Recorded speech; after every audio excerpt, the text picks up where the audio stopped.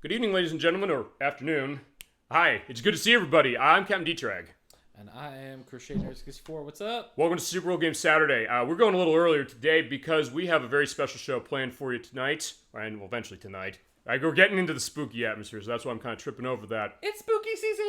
Yeah, so of course, the Crusader 64 is right here. It's great to see everybody. We're actually doing this on the idea of you, and I think this is actually a very good idea to be doing for this game, for sure. Because we have our Halloween block we do every October, and we got our next entry with another guest. We're playing, my friend. We're going to be playing the Dark Pictures Anthology Man of Medan. Yes, we are playing it on the PlayStation 5 this time, which is his, actually. Yep. It is also on the PlayStation 4, the Xbox One, the Xbox Series S and X, and the PC, and the Switch. Where it runs at 24 frames per second and is not consistent. No. It's still probably a better port to that console than Mortal Kombat 1, though, I think. And 11. 11 is a great game compared to how 1 is on Switch. You've seen 11. You've seen one on the memes. You've seen 1 on Switch. I've seen the memes. We just patched that a couple days ago, but fine. No patches can help that. We'll see. That's what I say about Pokemon Gen 9 as well. But yeah, fine. We can shit on that game later. But anyway, let's talk about this game. This is a kind of new game, so it's not necessarily going to be that super old. But hey, it's a name. It's a great name that Nikki came up with as far as it. I got an announcement when she and Edwack are going to be on the program next, by the way. We'll come out a little bit later. But today, we're going to be playing the Dark Pictures Anthology, the Man of Medan, the first game in a 8-game planned, so they said, series. This one came out on August 30th, 2019 for PS4, Xbox One, and PC. It got an upgrade for PS5 and Xbox Series S and X actually last year on September 27th, and it just came out May 4th on the Switch. It's from Supermassive Games. This is the team of people who made a bunch of stuff on the PlayStation 3. I don't know, what's your background with this company aside from the stuff they've made here? The only other... My first introduction was Until Dawn. Again, never played it. I have a hard time playing these games because the anxiety that it induces is a lot for me to play alone. You got a point for this one for sure. We're going to see that as it goes, which is why we're in Facecam case. Yeah. Hey guys, hey Leckford, so good to see you, and we are seeing you out there. Feasibly, we're fine. You're seeing us. Facts. So good to see you today. We're playing the Dark Pictures Anthology, the Man of Medan, for PlayStation 5. We're going to do Facecam on this one. You're seeing what we actually look like for it. I have my Make It a Blockbuster Night case because we got a cinematic horror game going on here. I got my Majora's Mask hoodie on because... Yep. It's a great game. We did play that last year. He was in on the show. So good to see you today. If you've heard any memories flow on anything horror, or if you played any of the Dark Pictures Anthology games, we're starting the first one. This is Man of Medan. It was developed by, as I mentioned, Supermassive Games. They started doing downloadable content for the Little Big Planet games, specifically 1, 2, and the Vita game. Oh. They actually did a lot of stuff not hard to start, including a lot of augmented reality games like Start the Party. And are you familiar with the Wonder Book? No. It is an accessory that I will have pictured somewhere here out of the view of where we are, as far as the view. So this is interesting. Like, yeah, you're seeing us in the center there. It's also going to be out of the way. Honestly, exactly how I picture you, Captain. Okay, I'll take that as a huge compliment, but I guess that's a good thing, you know? I mean, sometimes that's the thought, you know?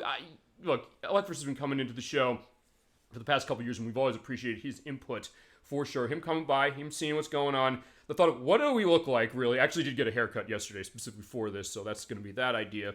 And I made sure to, get the clothing going on right, but that's going to be the idea. It is good to see you that way. Hopefully we didn't disappoint, specifically myself, because, yeah, we always aim to please on this program. We always give the viewer requests and all this stuff. It is also worth pointing out, we're not going to necessarily do Facecam for everything. There's certain games that we actually are going to be showing off. Actually, before I start, I'm making a walk away, because I want to show one thing as an example. There's some games we're going to have to show with us on screen. In fact, this is one of them. We'll get to the game. Babysitting Mama. This is for the Wii. This is part of the Cooking Mama series. Yeah, the Cooking Mama series, which is what Nikki loves. I said, this is a baby doll peripheral. I said, we gotta play this. You put the Wii remote in the back of this thing, and you start playing with the baby. Don't shake the baby. That is literally a line. He's not lying. Like, no, don't shake the baby. He's like, no, we're trying not to, specifically. Also, I'll throw this off. Don't worry, it's safe. Oh God! It gets captured. It's fine. It's in a safe crib. Yes, it's a compliment. Oh, I'm glad for that for sure. Like, I totally planned that as far as that off of nothing. Okay. Yeah, the reason why I even brought Facecam up to you was specifically for this game. Yeah. I was like, oh well, because of my anxiety response, it's not a good idea for me to be the one playing it because I jump so easily. Yeah. But I was like, I felt like it would have been funny for people to see Well, those yeah. responses. Hey, remember, it is a horror game. We're getting to that element of the Halloween season coming up, which is why we're doing these blocks.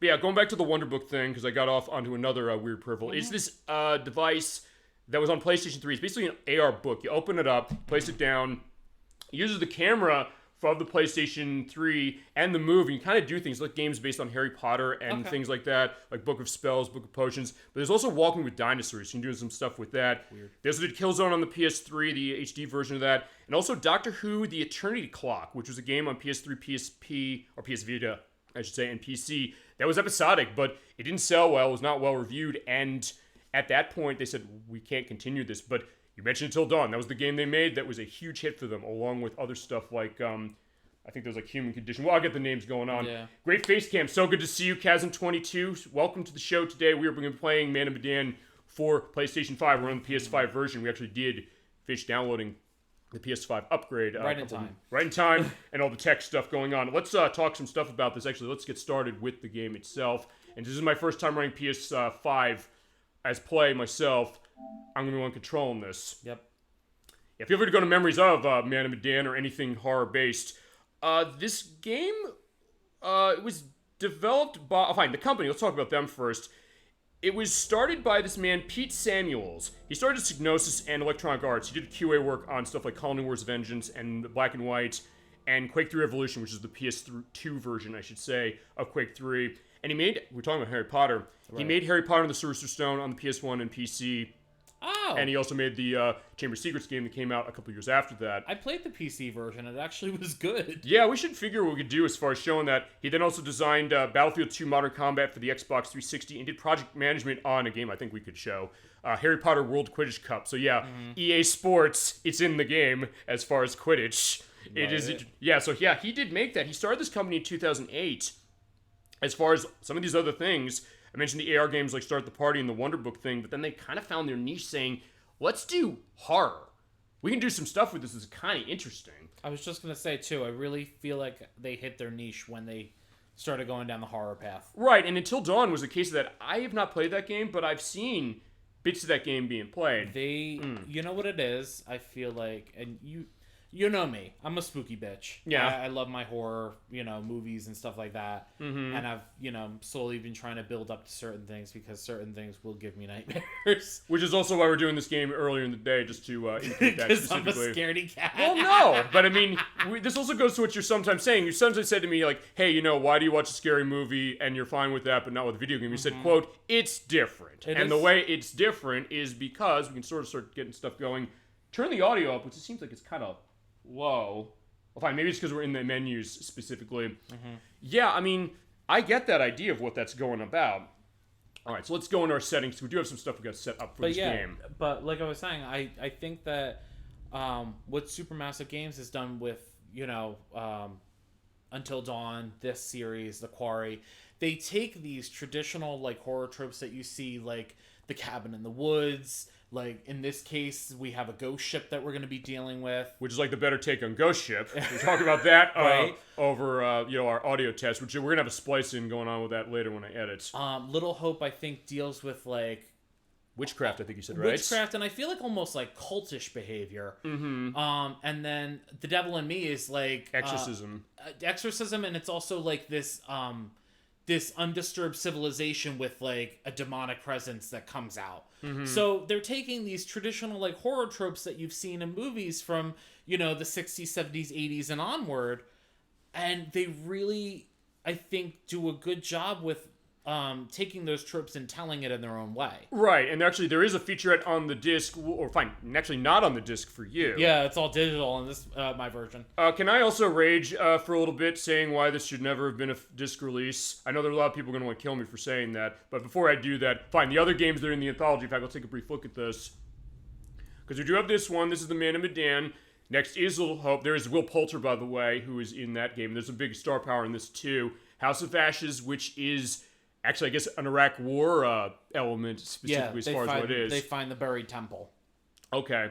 So basically the idea of like buried gold, perhaps. The Devil in Me, which is I guess, Blair Witch Project on top of, you mentioned devilish elements or This one is based off of it's. So if you know anything about like America's first serial killer, yes, first documented one with H.H. Holmes, he had his infamous murder castle that he built. Yeah. So he would invite guests in to stay, and then he would murder them, put them down into chutes. He would have people on staff who would be like really good at cleaning, so it would cover up the evidence. Yeah.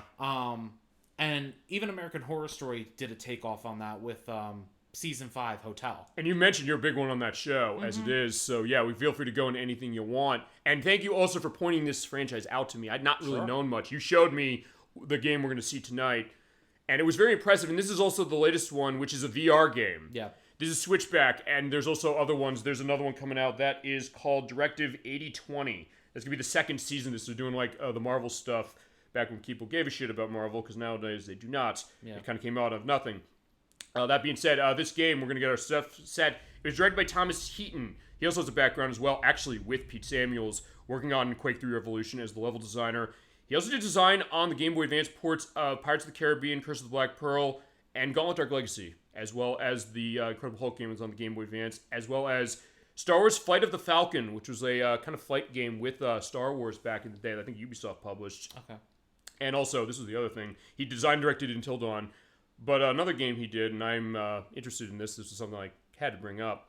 He was the lead designer on Herbie Rescue Rally for the DS. Remember Herbie the Love Bug, the Disney thing? Yeah. It is not based on the movie Herbie Fully Loaded. There's a Game Boy Advance version that's of that. Okay. That I don't think he was involved in. That was the one with Lindsay Lohan, right? That was the one that was Lindsay Lohan, okay. And I remember Roger Ebert famously saying, like, I'm so disinterested in this movie. I was looking at this and thinking, like, he falls in love with the female Volkswagen, but what kind of sex do they have? He was like, Bumper to bumper. That's what Roper said. That's exactly what he said. That is exactly the line he said as far as that. Where he's like, I don't know. That way. Yeah, this is a mature rated show as far as this game as it is that way. All right, so, yeah, that's going to be the idea what this game is. Because, yeah, this is an interesting one, and it's one that I would not have known of if not for the Crochet Nerd 64. He is up there in the corner, by the way, so, hey. Good to see you. I'm going to be playing the game as it is, but point is that we're going to go through this. There's special features. Well, we might be able to show it. Okay, gameplay recording block because you paused your other block scene. Okay, I guess maybe we can't show these. You do have to beat the game to do these. They give you, like, history stuff of anthological horror, playing the creation of the curator here, which we'll see in just a few minutes. Probably because they're, like, pre-recorded, like, little movies. Yeah, or it's also that bullshit on the PS4 where anytime when a new game came out, you played, it's like, hey, because you have box up that says, like, hey, streaming stopped. Yeah. Everybody was showing off Sonic Forces and came up with Sonic. Was like, hey, I was smart. I bought an Xbox One. It's like, fuck you guys. As far as you have to deal with that shit on that console, including the fact that, well, I guess we should also tell the experience we had to get this set up, because this is our first PlayStation 5 game on the program. And in order to show that, we did need to turn off the HD copyright protection. Oofa. But we figured it, and we're all set to go. And we're also going to get in our settings, because the stuff we want to set up specific for this game, because we want to be ready. Yeah.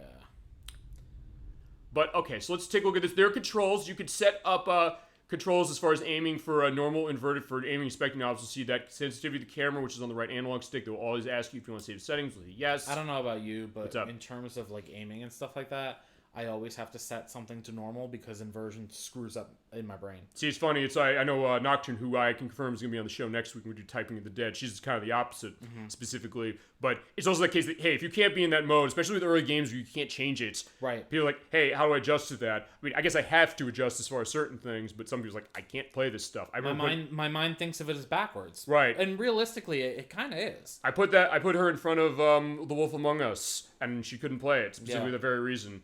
A game I'd like to show, but I think I might have to off-screen that because there's nudity in that. Not in this one. This is a mature-rated game, but not for nudity specifically. Too many people are dying in this one. That's right.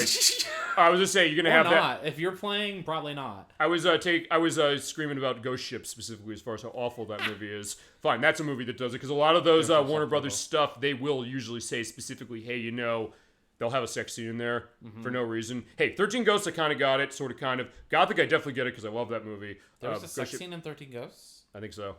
I don't remember. Every one of those Warner Brothers 2000s movies had that. That, Fear.com was another one I think was like that. I don't remember seeing one at Fear.com either. Okay, I haven't seen Fear.com, so maybe I'm wrong, but I remember... I saw that one, I think last year I watched that one. Oh, so recent. Yeah. To celebrate its 20th anniversary. And then 13... Who knew? Well, you know I don't pay attention to that stuff. But... And then you mentioned, I tell you, hey, good job and doing then 13 Ghosts I watched last year too, so I don't remember a sex scene in either one of those. Maybe not 13 Ghosts. I know with Ghost Ship. But either way. Yeah. Okay, so we have our settings as far as our audios. You can do presets if you want. We're turning subtitles on. You can also turn minimal for Arabic dialogue, so it says, but it's only giving me on and off. I don't know why it's doing that. Sidebars, which is the information panel during interactions, we can keep that on. Yeah, those are important. Audio language, English, you can also change it to Francais, Deutsche, Italiano, Espanol. Russian, thank you. Which is actually, Electrus gave me that indication when we played the House of the Dead remake last year, and the text language of English, French, Russian cool. again, You could change German. the audio language, though. Yeah, the fact they'll have that as well as Espanol, and I think... That's Arabic. Arabic, Italian, Brazilian Portuguese, Spanish... Neutral Spanish, I should as say. As opposed to Latin American. Korean, Japanese, Chinese, simplified Chinese, or actually, no, I think it's simplified Chinese and non-simplified Chinese, I believe, and English. We're running English on this baby. And you saved that. Just want to make sure I took the subtitles, because we want the subtitles on so we can have that going.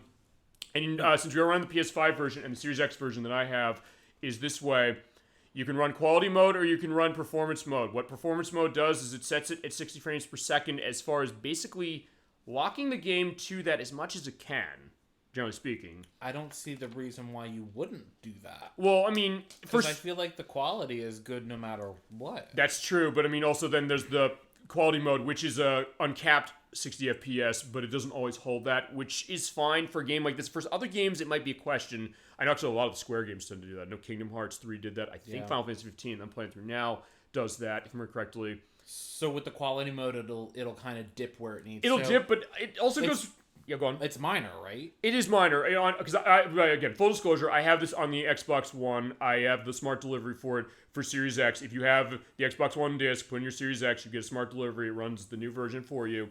Same case with PS4. As far as if you have the PS4 version, it goes to the PS5 version. You run it on this console. I don't know if I guess it was free. You had the PS Plus premium version that gave you. I had the PS Plus version, and then they were like, hey, here's the PS5 version, which I thought I had downloaded, but we found out today I hadn't downloaded it yet. It was sitting in my library. It's fine. The audio recording we did as far as the tech check will show it actually being downloaded, and also a trophy earnage for him. We're also online with this because otherwise you can't get trophies, which is stupid. As is the end-user license agreement that I have to scream about when I will, and I will when I edit. And also the disc release, because on the disc, that is 45 kilobytes of data on the disc. It is an unlock code only on that disc. They are hiding the fact that it is, you have to download the rest of the game, which is like 25 gigabytes, not counting the updates. And also goes to the fact that this is published by Bandai Namco. Fuck Bandai Namco, quite frankly. Even though I'm going to be buying Tekken 8 from them in January. This year, they pissed me off so much. I'm sorry. I just find it funny. Tales of Symphonia Remastered, which I didn't buy. You bought that, but you at least have the good version, which is on PS4. Sort of good, at least. It's the serviceable version. Wheel of Katamari, Rory Roll plus Royal Reverie. I was upset about that. Actually, Edwack was more mad about that. He's the resident apologist for Pokemon Gen 9. Even he said, you know what did they do to Wheel of Katamari, including taking out the kid who says origami, to which I was like, when we playing on the PS2, and also, fine, we're going to show that version off later just because of how that operates. And questions on Baten Kaitos, because I don't even think Baten Kaitos runs frame rate as decently as this game does. I will let you know when I finally put it in my system. Yeah, I mean, yeah, we love you, Bandai Namco, as far as some of the good stuff you do, but get your act together, for Christ's sake, seriously. Listen, everyone's allowed to have a bad year. Yeah, this is not their year. I mean, honestly, That's it. Let's put it this way. I think they're maybe more scummy with some of that stuff than either Square or Sega is. Remember, I had to have my piece of Sega when it came to that Sonic Origins Plus.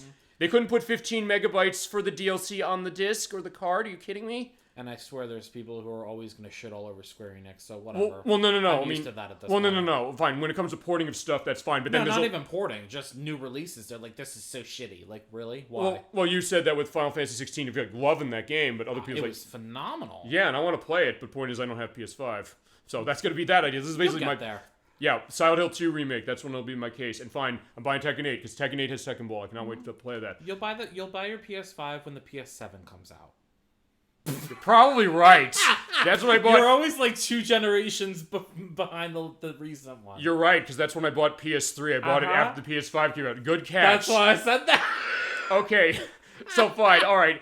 Good thing we're getting to that. So this is also the idea of what the show is this way, as you're seeing what we actually do and like what the couch looks like that way. Yeah, we sit down and we bullshit the whole time. It's fun though, you know. It can be, and also chat. You know, the best chat on Twitch. There they are. I'm looking over, like, hey, he has a camera that way, which is how we're doing this. I'm looking over to where chat is. I'm also looking where I'm gonna have to mute dialogue at some point or mute the game audio. We'll do that in a little bit because there's licensed content.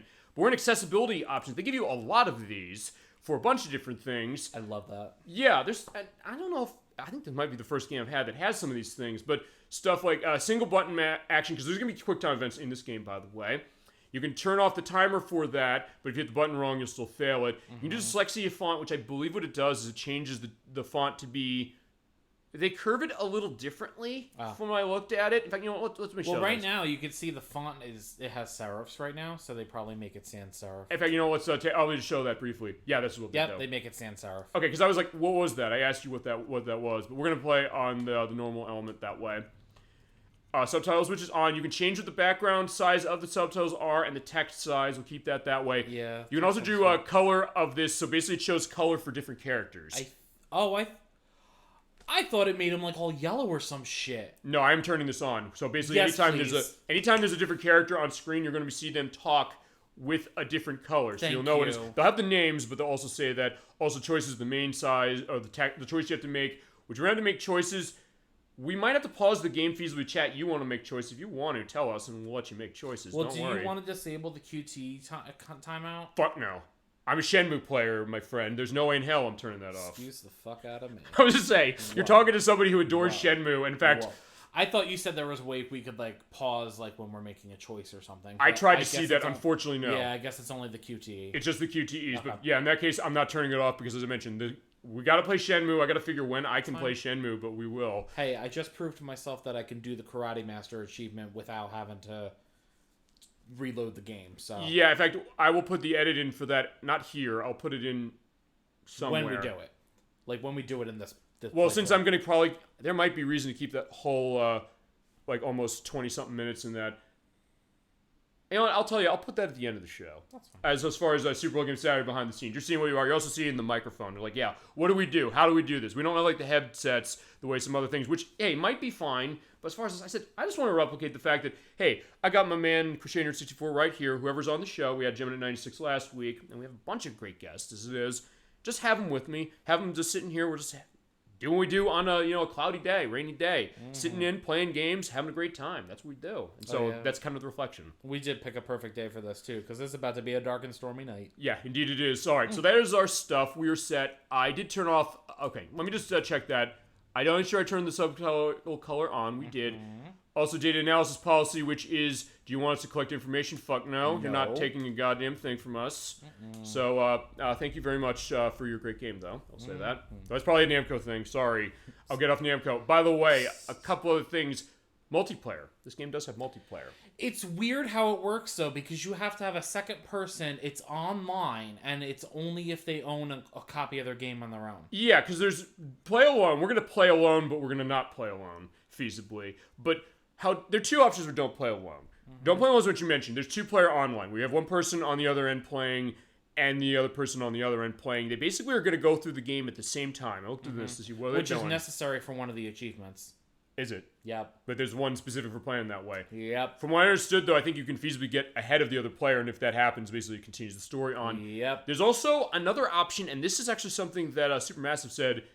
You mentioned Until Dawn. They saw a lot of streams going on that game. They saw a lot of cases where people were saying, hey, they're playing this game online. They said, you know what? Hey, I want to make a choice. Let me give you the controller. So they said, you know what? Let's turn that on. So actually, it is a local multiplayer. So you have each player up to 5 who can be assigned one of the characters that we're going to see in this cast. And whenever it comes to making a choice, pass the controller around. And especially when there's a wireless controller like this, it makes it really easy to do that. It's like, hey, you know what? I made my choices as, we're going to see Alex later, for example, but you can also make choices as Brad, perhaps. We could do that. But the way we're going to do it, I think we're going to do it as a play alone specifically for this. Yeah. Input from me, input from the chat. It'll be great. Indeed. Okay, so here's how this also works. You could start a new story if you haven't played this before. You do have a save point. We did that when we did our audio check. You can also do load. If you've done scene selections, you select scenes specifically for this. I'm going to do new. There is also something they added as downloadable content semi-recently, actually, when they patched this for the next-gen version. They made it so that you can run Curator's Cut mode. What that is, it's a second playthrough. It's like a new game plus sort of in that you go through the game again, but you have different perspectives of characters. So we're going to see two characters at the beginning of this when we first start. We're playing as one, but you play as the other one from a different perspective with different choices when you use that mode. Which I didn't know, because at the beginning there was a thing that happened. You're like, no, it doesn't happen. I was like, in this version it does. Yeah. Because I'd never played Curator Cut, so I had no idea. And you have to beat the game in order to get that. So in that case, since he does not have it beaten, I'm going to be playing this way, running new stories. So let's get going. And you have your option of difficulties of forgiving, challenging, and lethal. Which translates to beginner, normal, and hard. Yeah. So survival expected if you're running forgiving. We're not going to be forgiving. Nah. Death is inevitable on lethal, or I always think of Halo, where they say, like, your enemies laugh in their native tongue at your feeble attempts to survive. This is suicide. Not the way we're doing it. We're going to be tested, so we're going to be challenging as far as this. And chat, feel free to let your memories flow on what we got. Also, I do the notebook. So, like, yeah, just to show you the fact that, hey, I have an actual notebook. I actually ran out of pages of the one you gave me, but I got a year and a half's worth out of that thing for sure. And thank you so much for the case of that. I like the new one, too. It's very witchy. Hey, fitting as far as this. And Right. it's one of three. It was in the 3-pack. I said, I got to find one that's specifically like this. When I went to Staples last week, I said, what is this going to be like? It's like, none of these felt right. It was in the aisle for like 5 minutes. I love that. Okay. Go with what you vibe with best. Okay, and here's the other thing. Also, I think the best chat in Twitch as well, I think they also understand that, hey, we'll do this stuff. We'll give a little more of a element to this, because it is our element. We'll go into the guts of stuff that might go with show. But yeah, we're going to get going on our nice little boat there. Yeah, we're going to have a nice ship time on the dinghy. And you're going to save element. So yeah, there's his we're going to save a new one. Oh, I was going to say, you can go right over the other one. Nah, we'll save a new one. All right, so let's get going. Also, I have to mute the mic, by the way, in just a second, because there is a song by the Ink Spots on this soundtrack. We Three, My Echo, My Shadow, and Me. I know where to have to mute that. And what I'm also going to do is I have my my TV remote at the ready, because it does not have an automatic mute button, and that sucks.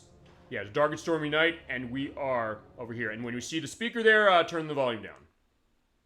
You are not hearing that Ink Spot song. I will put a link in when I edit this showing what it is, so yeah, when you play along, you hear that song.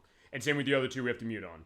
But just this part, and then when they get the casket draped in the American flag, set in the chapel, there you go, get ready for the chapel, and that way we turn everything back on. Yeah, it's our way of avoiding copyright element, but as you mentioned, The Quarry, which came out later, there are licensed songs by, you said... Ariana Grande. Ariana Grande. In the beginning, they play Moonlight. Yeah. And I noticed in the options there, they actually have a streaming mode, which I love that these games are including it nowadays. Yeah, so we don't have to do that, but hey, we'll do it. As we're seeing Joe and Charlie have a nice drink as they're on shore leave during World War II.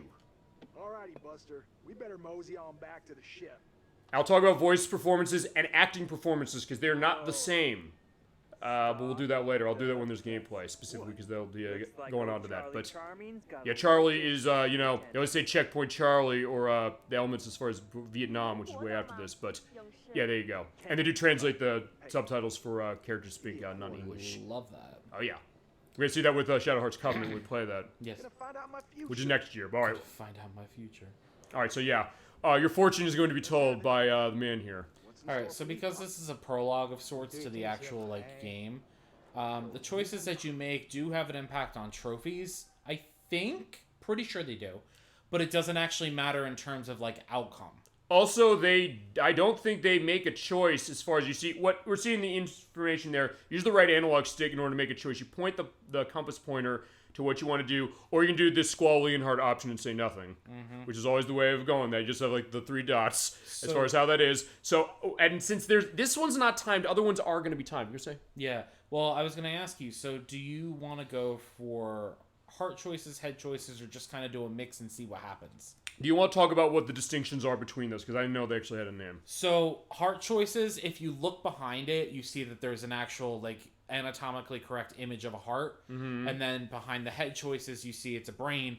So there are specific trophies, I forget the names of them, but there is literally a trophy that is tied to selecting all heart choices when humanly possible, and vice versa for the brain choices, for the head choices. Oh, so basically you go the whole game saying like, I'm just gonna keep doing this. Yes. Is there a Squall Leonhardt option of saying nothing to everything? So here's the other thing too. If there is not a heart, like say you're doing all the heart choices, right? And say there's not a heart choice available, say nothing is also a valid option. Okay. It does not impact it negatively. Okay. As far as how I'm going to play this, I'm probably going to pick what I'm thinking. The other thing I'm going to do, this is not timed.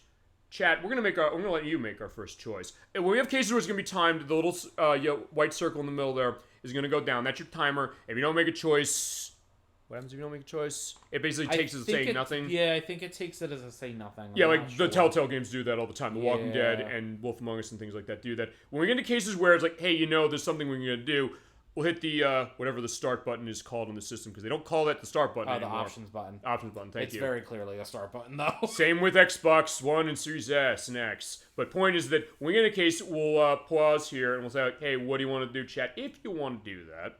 Or if you want us to make choice, it's either choice. But yeah, for the case of this, I'm going to actually leave it to chat, in fact, for the decision. Take a drink of water. So yeah, the water bottles are real. They've been legendary. So like, hey, I'm drinking water. Is that real? Yes, it is. I have 4 of them underneath the table here. Ready to go, because hey, can't shut my damn mouth, but I guess everybody likes that. Hey, it always gets a good laugh out of him. Let's talk a little bit about the performances while I wait for that. Or if you have an idea of what you want to do as well. Like I said, the choices in the prologue, while they have an impact on trophies, it doesn't really matter what you pick because you get the same outcome. Okay, so before we got in here, we saw Charlie. He is performed by Jonathan Bertreux, who modeled David in Little Hope, this game's sequel, as well as Jonathan Finn in Hidden Agenda. That's the other game that's by Supermassive Games, as far as it, as well as modeling of Joey in House of Ashes.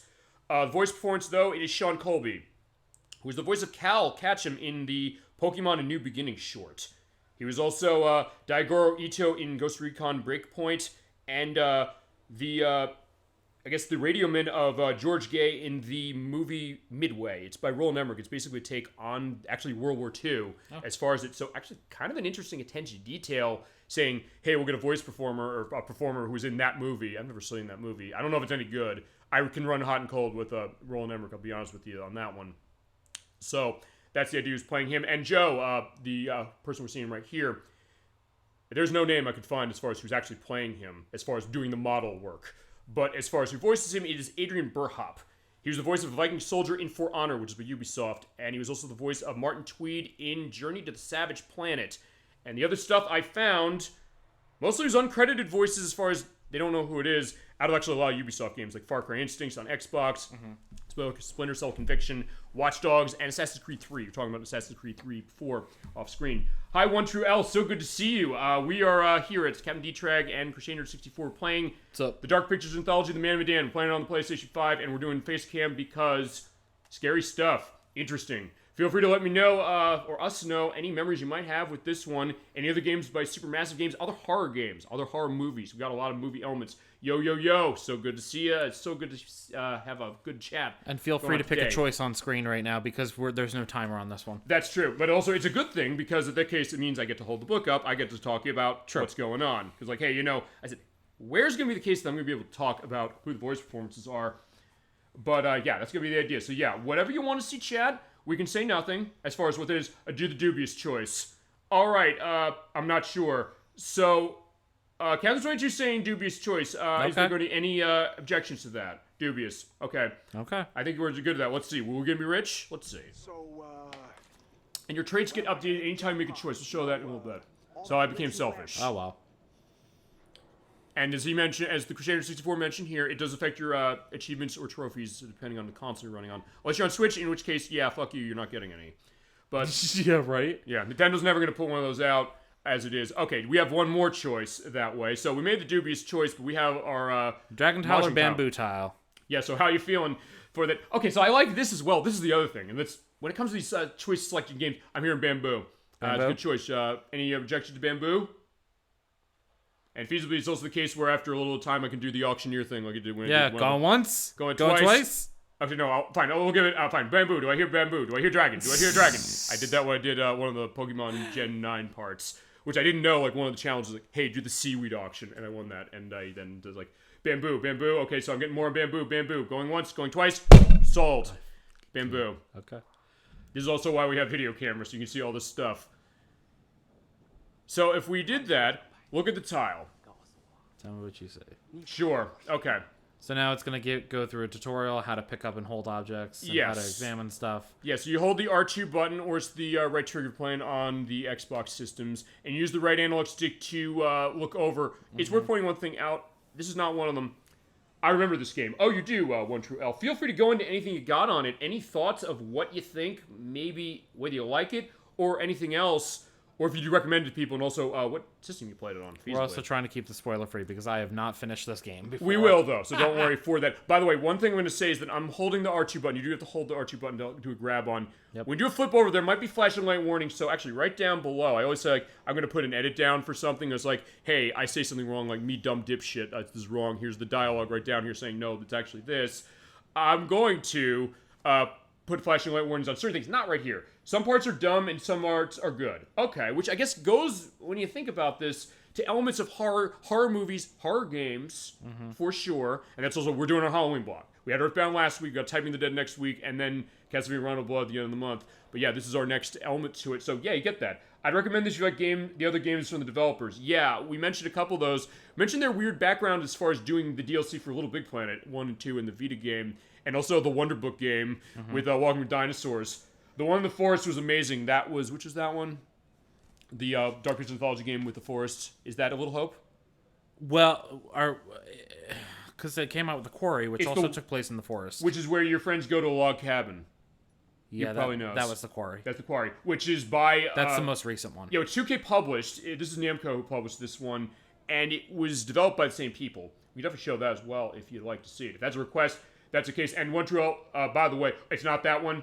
Okay, because there's as I mentioned, it's old as far as, Until Dawn. Yeah, you're right. It probably is that one. That's what I mean. There's multiple games by this developer that take place in a cabin in the woods. So I'm like, okay, fair enough. But I mean, hey, we're getting there. I said, feel free. If any of these things are requests, feel free to say it. Yes, it's that one. Yeah, okay, there we go. Fair enough. We get there eventually. The one with Hayden Panettiere. Yeah, the game that's not Kingdom Hearts. We have shown Hayden Panettiere on the show so far with that game. Yes, it was the good one, the one I really liked. Okay, I've heard it's really good. Yeah. And we can definitely show that. If that's a request, feel free to let it flow. We can get to it. I'm also working on Tomba. I know he asked for Tomba. She... One True L asked for Tomba specifically. I'm working on that one. We will figure that. I actually have Until Dawn on here. You do? Yeah, I also got that free with PlayStation Plus. Okay, you want to call dibs on Until Dawn? Well, we can do that. All right, so fine. We'll play it by ear. We will. But either way, let's see like what is underneath the bamboo. It's a fish. Looks like a fish. Yeah, Joe is right. It is a fish. So in that case, yeah, we can just put it down and see what's going on. Is death. Might come from any direction. Yeah, learn to sway like the ginkgo flower, but when the wind may blow. Yes, he's looking at a proverb. Death and doom are sure to follow. Yeah, there you go. Yeah, buddy, that's what we're doing. And your traits are updated. I will briefly show this. Hit the R1 button. You see the elements of the character you're currently controlling. You see where their elements are. They might be reckless, altruistic, insecure, or selfish, or guarded, or eager. Depends on the person. You also have stuff of pictures of secrets. You unlock secrets by doing stuff with selections. And also finding items. And bearings. We'll also talk bearings later. We get to the main story. This is a prologue and pictures of things when you see them. Doom? Wait, what? Yeah, I love that game. What does that mean? Hey, what does that mean? But he's like, uh-oh, reckless. It means you're gonna die. Yeah, I guess so. We'll see. Okay, so if you remember Shenmue, I love my Shenmue to death, where you do the punching of the, like the warrior guy in the arcade. Let me another quarter. In Dobuita in that game. This game has an element of it too. I get to control this. And you also see when I edit this, him getting the trophy for this. Yeah. Because we're going to see trophy pop-ups, because he hasn't gotten them on the PS5 version, which is one we're running.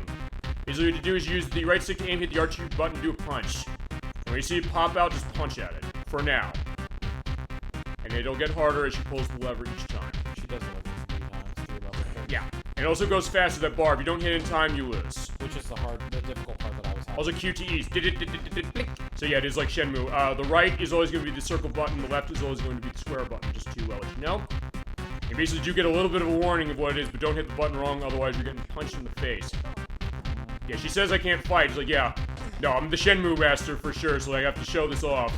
And also see if I can't edit in, at some point if I get through this perfectly, the Shenmue wind music for that thing. I think I can.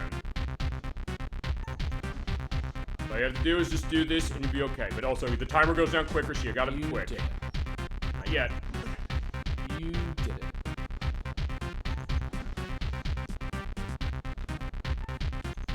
Okay, now you did it. Yeah, you're right.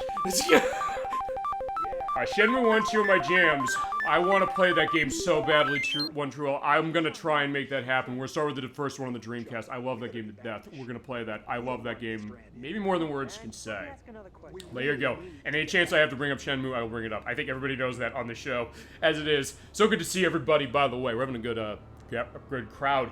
Yeah, people really love, what they're seeing tonight. And hey, that's the idea. Like, they want to see the show. Probably also want to see, like, what the hell do we look like? That's going to be a king stream. Yeah, no question. And it'll definitely be a king stream the way I'm going to run that game. I definitely want to... I'm going to prepare for that one for sure. Or is your speedrun cheater? No, we're playing the whole game. And I'm running on Dreamcast specifically, so we're going to be running all 3 discs. And I'll show off everything in that I can, and same we'll get to 2, and eventually 3, but that'll be ways down the road. And in your case, I know you have the Shenmue games, but you're also big on the Yakuza games as well. Which actually, I have a couple of those that are pretty damn good, too. Yeah, Yakuza was like the spiritual successor. Yeah, holy shit. I guess the idea of, yeah, you got this. Alright, I think we do. Alright, so yeah, we were going down as far as this. So yeah, there was a bit of a laydown as far as cargo, but yeah, it looks like it's poison. I was gonna say, I'm gonna guess that they marked him as poison. Yeah, back in the 40s they would. I don't know if they like the picture. You remember Mr. Yuck? No. I have a picture of Mr. Yuck. Where's my 50 cents? Yeah, which went really far, as we were mentioning off-screen in 1940, because that is when this is set for now. But yeah, come on, guy. I find it very odd, right? What? That, like, they were walking towards the ship, and seemingly fine, and then all of a sudden they get on the ship, and automatically they're, like, this drunk. I don't know, maybe it hit them later. Sometimes you drink, and you're, like, later on, you're, like, you can sort of feel drunk eventually, like, you get, like, the sense, like, hey, you know. And because they're drunk off their ass and the sergeant punched him, he's going to the medical ward, he's going to the brig. I'm gonna be very honest, I find this whole opening very odd. How so? The sequence of events is very odd. I have something to say about that later in the game, I will say that. So you might not be wrong. And Chad was mentioning that as well. As I say, if it makes more sense later in the game, sure, I'll sit and I'll wait. But right as of now, it's just very odd to me how it all kind of shakes out. Right, but it was a dark and stormy night. Facts. Enter the ooze. Yeah, I was mentioning the Sega Genesis game to you, which is definitely an interesting one. But it's not quite that. So pretty much the whole thing was Frankenstein. Yeah, I guess so, and like, something's leaking out. This game is odd in the beginning, but it made me curious. And I guess that's the thought, because when I came to this game, he first showed me this before we did one of the Majora's Mask parts last year. Off-screen before we did the show for that. I was like, look at this scary shit. I looked at it, I was like, this is awesome, let's talk about this. And you said, I want to do this for the show. I was like, and here we are. Yep. But yeah, we are in the... sick bay. Yeah, we're in the sick bay. And you're seeing the detail, yeah, but with the PlayStation 5's power, you're definitely seeing how this runs. Also, it runs with much better load times, and none of the stuttering that I had on PS4 or on Xbox One. So yeah, if you can run this on a modern system, do it. And in Switch, unfortunately... It runs at 24 frames per second like a movie, but it's not consistent, which is the problem of going against. If it was consistent, I'd be okay with it. But, alas, no. But yeah, it was a bad dream. So here's Joe. He's in the sick bay on June 22nd at 1:36 a.m. Well, we know what this means. Yeah, we have to start walking around. So yeah, this is how we work. You look around using the left analog stick. You do some aiming also with the right. You just walk with the left analog stick. You get the X button pop up. You can do prompts. You can take a look at that. This is where the scary shit starts. Indeed it does. You have the same deal of doing grabs.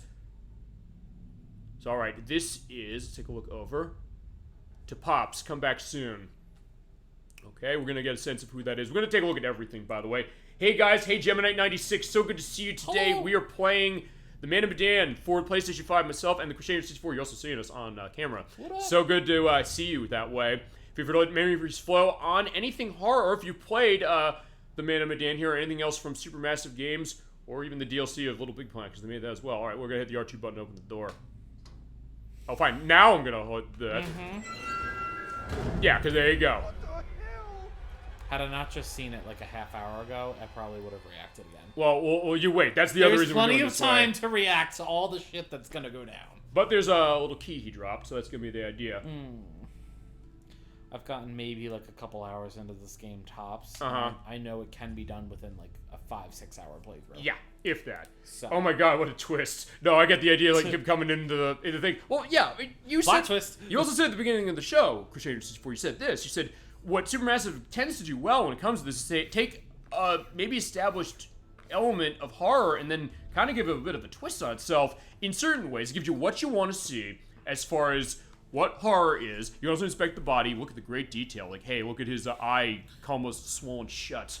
Look at all the bruising. The bruises. Yeah, this is next-gen gaming, ladies and gentlemen, for sure. As I remember, it's Super Bowl Game Saturday still. In some cases, this will be the element of that. And actually, this is a actually 4-year-old game now, as is. But also, what you do is when you walk around. It's weird to me to think about that. That's that. Yeah. Yes, yeah. When you see the little light blinking off, that means you can interact. There's not gonna be much, but I'm hitting every button. Unfortunately, there's nothing we can grab on that. I don't think you can grab the pen. Sometimes he'll make comments on something. Yeah, actually, wait, hold on, because there is something over here, I think, but alas, no. Okay, never mind. It's just the body. So fine, we're getting off the body. I think because you're still in the prologue, there's really not a whole lot to pick up. Yeah, not really. But as we go along, you will see that more. We did see that, so yeah, let's open the door. Boo. Oh, yeah, we're going to see that. And we'll see both of our reactions. Also, we get the Resident Evil camera angles. You want to talk about your element on those? This I feel like is what makes the game exponentially scarier. Yeah. Is using camera angles like this because it makes it easier to place those horror elements. I feel like. Mm-hmm. You know what it is? Like legit. Or like fine, that's how close you can get to the camera. Yeah, it's also not like Resident Evil 1 where you can actually shoot the camera and get like a crack in the in the lens. But I know that there is a YouTube channel. I forget what it's called, but they do a series called Boundary Break. Boundary Break. And I would love to see if they were to do a game like this, like what's hidden in the boundaries of the game. Okay. Well, down below when I edit this, you're also going to see in the link list that channel. Yeah, we always do that. So yeah, that'll be a case when we do the edit. The edit's only this one. They do a couple different series. They do a boundary break, and they also do a region break, and they'll examine the different regional differences between versions of games. Actually, I think I might have seen that for something specifically. But yeah, we have to take Charlie with us, but before we do that, we're going to take a look at what's on our notes. In that Private Charles Anderson on leave from duty to display intoxication on a manner not becoming of a member of the U.S. Army. Sort of, because he was punched out before he even got to anything. He was just pushed against the sergeant, and the sergeant said, like, yeah, fuck you, boy, you're getting knocked out. Private Anderson was engaging with another soldier in a drunken argument. It is the opinion of the arresting officer that this would lead to a public brawl, and steps were taken to ensure that both men would return to the ship. But we were already on the ship. Right. Which I guess goes to what Chad is saying, what you're saying, as far as the bullets look over it. So that's 10 days in the brig, approved by the sergeant. So yeah, it's basically going to be a little bit like an adventure game to start, really. And it's kind of going to have that consistency as you go through, including seeing the safe here. But yeah, we cannot open the safe, unfortunately. Would you say it's a choose-your-own adventure? Yeah, I would say that. That's what I love about this, though. So, I don't know about you, but when I was little, I used to read those kinds of books all the damn time. Uh-huh. And that's, I think, part of what was so intriguing to me about this game and other games of this type is it played out exactly like one of those books did. Right, and I think the idea of that. Yeah, you just got knocked the fuck out. So yeah, the Friday take. Speaking of which, Friday, Louis Brand is intoxicated, as well as David Davis and Arthur Miller. Not that Arthur Miller. That'd be interesting if it was that one. Also, if you do have extra dialogue on screen, you can use the left analog stick, move up and down to see it. So yeah, there's Charlie again. 10 days for that. But Joseph Roberts, he also had an element. Oh, so yeah, so fine. We're playing as Joseph Roberts, or Joe, who was private, and Charlie Anderson, or Charles Anderson, I should say. And there they are. So those are our two characters to start. So that's what happened here. He was locked up. It's like, let's go, but hey, we heard something weird. Let's go on. Let's all walk our way through the ship. Yeah, more of the camera. Yeah, the way they cut the camera there. That's what I mean, though. Yeah, that Joseph. is literally a perfect spot for some spooky shit to go down. Speaking of which, we're going to have that Joseph. Oh, yeah, absolutely. As we're going to have the heartbeat meter going. Get these going on. You hit the X button in between the indications in time with your heartbeat. And there is rumble going on the dual sense for this one. So when that line is in between, hit X, and you have to hit for each one of them. If you miss, this changes. You might get your ass killed potentially later. I don't think you can get killed here. No, I think you're kind of on the set track in the prologue. Sorta. I mean, yeah, different stuff can happen, but and we're going to show either elements way, of you're that still going. going to get the same outcome. Also, I wonder if there is also, I gotta wonder if there's button lag on the Xbox One Series S and X version. I don't know. That was smooth, right? Yeah, Joseph! I failed this every time. Oh, this is the part, huh? It's basically a tutorial. Yeah, that's true. Oh, okay. Is that like Heavy Rain? No, I think we gotta do that. Oh, I think he's saying this game. I know. I think that's right. If that's right, not right, Montreal, feel free to let us know for sure as we get the walkthrough on the ship and get the great atmosphere. Oh, shit. Fuck that game. What was that? Okay, they don't know it was a kid or what it was, but either way, we're gonna get going. Well, it was kid-shaped. Yeah, I guess so. Or someone very short, feasibly. Yeah, that's what I meant. He got me. Someone very short. Okay, so that's what Montreal is saying, that, hey, he missed it, and then he missed the indication there. And I think they scream Joseph as far as the sergeant, and then what happens is that here's something that goes off. But yeah, we can't go that way. So, let's see. Yeah, so there he is. So yeah, there was a glowing thing. You basically, for gameplay, you're not going to necessarily get lost, because you're pretty much going to look and see where is the glowing element. So you might think, hey, you're getting led by the hand, but as you mentioned, the great thing about this game, a lot of these games, is the fact they say, fine, we'll get around this by saying, we'll make your own choice. Do this. Not only that, but this game is very collection heavy. Yeah. So in that respect, even though you do have like a finite amount of areas you can go through, there still is a lot of potential to miss certain things based on the choices that you're making. So you do have the reason to also play the game again. So it is kind of this great amalgam of a bunch of things. And that was a quick time of me just hitting the X button rapidly.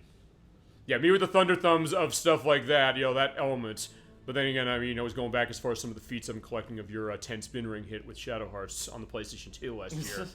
Oh, no, this year you did it. But we started the game last year. Which was quite a great thing. Yeah, I can't wait to put that as far as the feat stuff. But there is something on... Yeah, goddamn, another stiff. Who's the lucky winner? Let's see. Damn it. Buckley. Last time I saw him in the mess hall, he was fit as a... And there is his nice dog tags. I'm thinking two things. I'm thinking Final Fantasy 15, because I'm getting a lot of those quests you have to find dog tags for people. And also Metal Gear Solid 2, which we're starting in January. I can confirm we're starting that January for sure. I forgot about the dog tag side quest in 15. That's also because I've been kind of starting it basically afresh, so I've been playing that game almost like 10 so hours. I haven't played it in a few years now. But he knows of it. And like I got to beat that before we get to Shadow Hearts Covenant and all the RPGs I can, of which I've gotten like 3 as it is now. Either way, that shot. Love that shot. Yeah, look at that. Not a fan. Also, you have fast walking. You hold the L1 button to do that. It's basically pretty much hold the L1 button the whole time you play. It doesn't make that much of a difference. That's me not holding it. This isn't me holding it. But you move decently enough to not because, like, oh god, when are we gonna, it's not gonna drag that way. See, and I'm a full belief that like if I use it, I'm just walking that much faster into danger. If that's gonna be the case. But all right, fine. We are in the. God damn it! I was just saying, I was kind of that way too. Ugh! I've seen this part so many times, and I know where he is, and it still fucking gets me every time. That goes how well paced and well set up this game is. It still works. Under normal situations, it's like, hey, I see this all the time. I'm not jumping. Or you jump like fine once out of instinct maybe, but no, this game does it really well. And then afterwards, I get the heat. So it's okay, yeah, you was getting scared. I get that for sure. That's okay. Yeah, Mario Golf. Get over here. Since you said that thing, I guess I gotta mention that. I also have to have you recorded just saying that, so when I play Mario Golf, I'll just put that in. It's just gonna be on the that's his reaction. You'd rather get a bullet to the head than play that. Just a sound effect on the soundboard. I can do that. I should do that. All right, fine. We're taking our guns because there's some bad shit going on down here. Takes a knife. Hey, may as well. It's something. Who throws a shoe? Honestly. You fight like a woman. Yeah, we did mention that. Just don't look up what that performer of Random Task did. You're gonna be in Mega Man Legends Rob Smith territory. Yeah, you're talking about the scary things. There you go. You're probably gonna see me like kind of shake a couple times on camera just because. Yeah, the reason I'm playing it specifically, he said, "Hey, if I get too scared, I fear I might throw this in the television." I didn't say into the television. I said it would go up. Up, up there. I would fly out of my hands. I don't know. I don't know. Have you ever had a case like that? You get a case like you drop controller that way. I mean, I've done it on the show. Not a controller, my phone. Okay. So like, if a spider shows up on my phone, I immediately go to like throw it down. Okay, no, I get that. So that's why I'm like. Oh God, no. Charlie. I'm not a controller thrower, so. Okay. It's just or by accident, like hey. I just don't even want anything to happen by accident. So I'm like, I don't want to see what the fear response will do. All right, we'll see the fear response. It's easier to just have To the kid. What the fuck? Wait, this is different. Right, because the decision we made. We'll show the other way. All right, fine. You know, we're just shooting through this. The one with at the beginning. We made as far as what our fortune's gonna be. That had to be it. That dictates this? I think so. Oh, I didn't know that. I dropped my phone drunk plenty of times and it broke. No, I've been there as far as elements of that, but there's Kitty. No!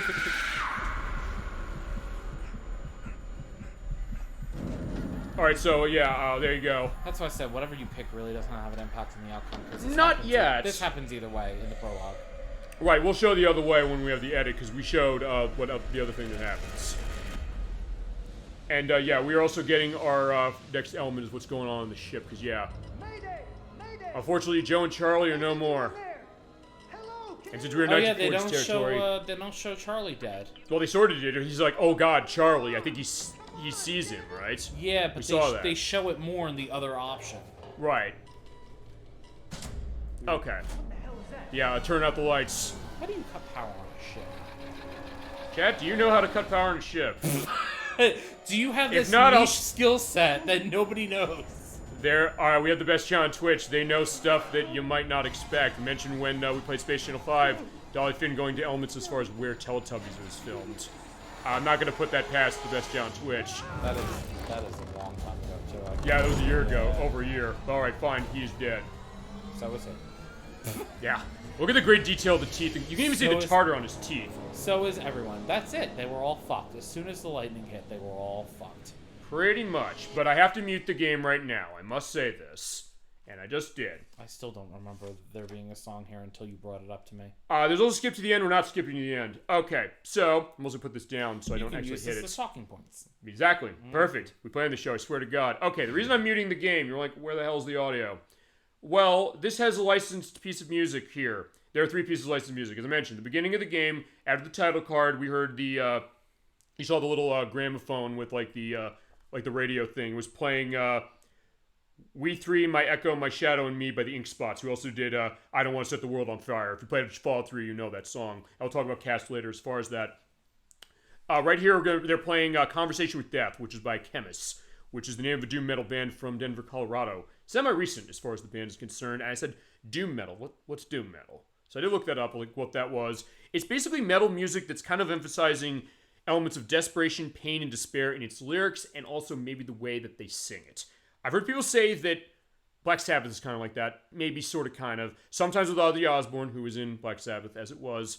But also I've heard Witchfinder General, which I've heard that name before from the Angry Video Game Nerd. He loves I it. feel like it's very similar to black metal. A little bit. There's and so Pentagram, many, another one, there's too. so many offshoots of music at this point Yep. that there's so much overlap. Sure. But point is that we can't hear that because of the fact that it is licensed to track. But we're also seeing the person who's going to be guiding us through this game. This is the curator. Mm-hmm. He is acted by Tony Pankhurst as far as the modeling, who played Lieutenant Colonel Jake Cornell in Fantastic Beasts and Where to Find Them. He was also a police sergeant in the movie Mr. Holmes. And he was a christening guest in the movie The Theory of Everything, the movie about Stephen Hawking, which, by the way, I hate that movie. I'm like one of the few people who hates it. And we'll talk about music as well, because the music's awesome. He is voiced, though, by Pip Torrens, who played Dr. Carlyle in Remains of the Day, the film from 30 years ago, as well as Captain HMS Bedford in Tomorrow Never Dies, the James Bond film from 1997. He was also the Major Tompkins in Warhorse, the Spielberg film from 2011. And we are getting the story, by the way, again, so we turn this up. And we'll turn up some nice, mood candle lighting. Hello. So, hello, everybody. And he was also Prince Scherbatsky in the 2012 film of Anna Karenina. And he's currently Tommy Lascelles on The Crown. And actually, he's in Elden Ring. He is the voice of Radon and Vare in that game. It's got quite the resume. Yes, it does. Also, I just want to point out, in that hallway as he was walking through, they were actually showing you little clips and bits and pieces of the other games. Yeah, the other ones that they were planning, because this is going to be an 8-game series, as it is, and he is the curator, telling the stories of love, death, love and hate, greed and beauty, and life and death. And I'll quickly mention the element of the music as far as who did it, because I do have the name as far as who it was for the score of this game, which was done by... You see, this tale I just have to find it because I know that I have like my 5 pages of notes. This is what happens when you do this live. It is Jason Graves, who's the composer of the game based on Hobbit from the GameCube, PlayStation 2, and Xbox, as well as the GameCube game Dora the Explorer: Journey to the Purple Planet. Yeah, he did the music for Man of Medan, who knew? As well as the music for the DS version of Rayman Raving Rabbids. Imagine Party Babies with a Z on the Wii. Fear, another horror game. Horror first mature if you ever played that. And did the music of Until Dawn as well. And also the PS2 and GameCube game based on Curious George, the film from 2006. Yeah, Curious Little Monkey, and Dora the Explorer, and Imagine Babies on the Wii. Doing the music for Man of Medan. As the Cure is telling us, hey, our actions have consequences. So if you ever played a game based on anything as far as, I guess, well, fine, in this franchise, we're going to say games on the Sega CD, whatever, the FMV thing, all talkies like, hey, don't screw this up, kids, or something. It's like that, but he's not going to get involved. We're going to play this game. There's no such thing as a game over, because as David Cage of... what's the name of the company that makes Heavy Rain in Detroit? Quantic Dream. He always says game over is a failure of the game designer. I don't know if I go that far, but the point is that there's no game over. I don't think. No, there's just horrible, horrible consequences. That's all for the moment. Yeah. Again soon enough. We'll have the opportunity to. And he's going to check up on us periodically, by the way. We'll talk again after you fucked up enough, and maybe some people have died. Yeah, there you go. Yeah. Whatever mess you made. We'll see. We'll see what messes we make. It'll be a beautiful mess, regardless. Beautiful looking, beautiful sounding, and maybe beautiful as far as the horror. As we also get to our cast. I'll talk about this probably when we get elements of stoppage, because, geez, we got a lot of characters I got to introduce. Unless you want to read my chicken scratch and feasibly do that, but it's either way. Enter Brad. All right. Why is there always a Brad? I don't know. You know what? Fine. I'll let this play. When I get to the play stuff, we'll talk about that. This is Brad. He's the brother of Alex. Alex is over there, by the way. He starts off as innocent. He looks like he's innocent. Yeah, because he looks like me. He has like the glasses and like the short haircut, and you know. I'm sure it'll change over time. Maybe. And this is Alex. He is the brother of Brad and the boyfriend of Julia. He's motivated and insecure. Who's Julia? Like your stereotypical jock. Well. Think we got enough? If we run out, we can always call for backup. Well, they do have the booze, so yeah, if you're going on a boat, you better bring some booze. Never been down there before. Down. The water, diving. Yeah, so Alex likes diving in particular. That's what that goes on. Brad's never done it. Yeah. I mean, But, fine, Brad's never done it, but Alex without has. taking any lessons. Yeah, you ever take lessons, my friend? My brother? Kind of. No. Also, you do have a choice. I don't know. Do we want to ask Chad on this one, or do you want to take a choice? I mean, Fine, I'm going to say no, I didn't. I had to work, dude. They're both hard choices, Just too, so it didn't doesn't have really time. matter. You know, I had to work. So I'm eager. Fair I was like, enough. okay, fair enough. He understands it. And your relationship updates. And when you go get relationship updates going on, you can get trophies for that. Super Look, expensive. bro. Yeah, and of course, yeah, like we are with the tech. Because, like, yeah, don't touch the tech, my friend, because that stuff costs a lot of money. Super fucking loaded. But they're super fucking loaded, as I mentioned. Yeah, this is a maturity game, as we mentioned. Don't make me regret letting you tag along. Like, yeah, you know what? Hey, dude, I was invited, remember? Tag along? Seriously? I thought I was invited. Julia wanted you to come along. For real? Julia? Yeah, man. Oh, so I kind of mixed it up. I wanted her to see how cool you are. As far as the arrow, because you see the arrow going green, it means your relationship goes up, it goes down with a red. Yes. All right, amigo. Cavalry's almost But the here. cavalry's already Sorry, arrived. I'm a little snappy. I'm just... You're a little nervous. The new medical school would be stressful. Yeah, bro. he's in medical school. And man, So yeah, you say the jock perspective may be a little bit sort of kind of, but he is in medical school and he's had a tough time himself. Also, by the way, The two are not I don't know. Do you mutually want to make this choice on this one? We want cynical. cynical. It's been like 2 weeks. Next choice, Chad's gonna be yours. huh? I think. Yep. Right on cue. What? But I will have to stop the game for that because you're seeing there's a timer on that. I guess I keep these in an undisclosed location. Yeah. Don't tell us where that is, my friend. That's why it's not disclosed. Well, no, I was thinking another reason. Hey. Well, So, Okay, that's not what I had thought. like Okay. I said, Conrad also what? comes off as a complete douche in the beginning. kind of a big Yeah, we'll deal talk to about make that when we decision see them in a about. bit. Okay, so he wants to make a decision. You know what? This is a big enough decision. I'm gonna let chat make this decision. It's just kind of a... I'm gonna make a big life choice, okay? I don't know what's the right What's thing the to right do. thing to do? So, give it some thought or go with your gut. I'm pausing the game right now. Or say nothing. So, Chad, this is going to be your choice. This is a big, big decision that we have to make. So, he should be a little patient with it. Should he just go with his gut and do what he thinks he has to do? Or should you just give him the squalene heart treatment, as I mentioned? Like, everybody's mentioned that, but I'm getting on the Act 2. So with that, I will stop for this. And as I said, this is the reason I have to do this, because otherwise the timer will go down, and I will not be able to do that. When we get to the Telltale games, just to give an idea of this, I will do that for the big decisions. I know exactly where those all are in that game, or in those games specifically. So I will only probably do it on those. Sort of kind of same thing with this one, but in the meantime, I can also talk about who voices and plays these characters. Alex. He's performed by Go With Your Gut. That's what Gemini96 is saying. All right, I'll give him more time, give chat more time to go into this, but in the meantime, I'll also go into this. Alex, he's played by Tom Weston. He models Brad as well, actually. He modeled George Hawthorne in The Inpatient. You ever play that? Which is by the same people.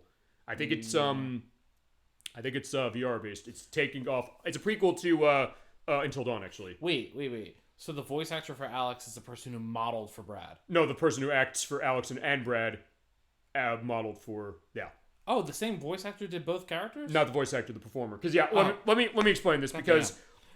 fine, I'm sorry, I maybe went too fast with this. For some reason in this game, the people who voice the characters are not the same as the people who did the motion capture for the acting. With one exception. Actually, the person who plays Conrad, we'll see him in a little bit.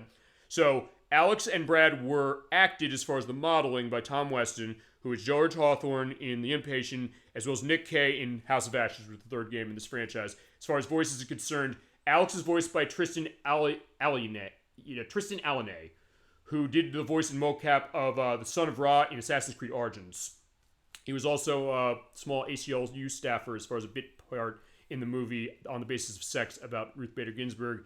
He was the corrupt police officer in Need for Speed Heat, so that's going to be one for Surrender Antonio in particular, because I know all this Need for Speed stuff. He was also Monty Fastbeck, actually, in the Hallmark Christmas film Marry Me This Christmas that came out 3 years ago. So yeah, you want your Hallmark Christmas movie stuff. We went out with Mega Man Legends. Yeah, Corey Seaver voiced Mega Man in that game. He's in a bunch of those, so you can have the crossovers of Mega Man Legends fans and Dark Pictures Anthology fans and Hallmark movie fans that y'all wanted. And then Brad here, he is voiced by Chris Sandiford, who's the Theo Parnell in The Division 2. He was also Mosley in the movie Moonfall, another Roland Emmerich joint, that one that made like no money when it came out last year. Howard Tutt on the TV show Shelved as well. He was also in some holiday movies, but not for Hallmark, for Lifetime, television for women as it was. Specifically as Greg in Love by Christmas, like an inn, like a hotel. And Raffi the Guardian Angel in Angel Falls, A Novel Holiday. Yeah, if you're familiar with Lifetime. In my case, I'm familiar with Lifetime because when I grew up, Supermarket Sweep and Shop to Your Drop on that, and I was on that shit when I was like 8, 9 years old. I wanted to look it up because... who the voices are and all that? Not only that, but I also know that for some of the character models in the game, they do base it off of what the actual actor looks like. And that's, I think, what they did here. One thing, since I heard Go With Your Gut, I heard no objections. We're doing that. Thank you, Gemini96, for the selection. You'll know. It's all right. If you know, you know.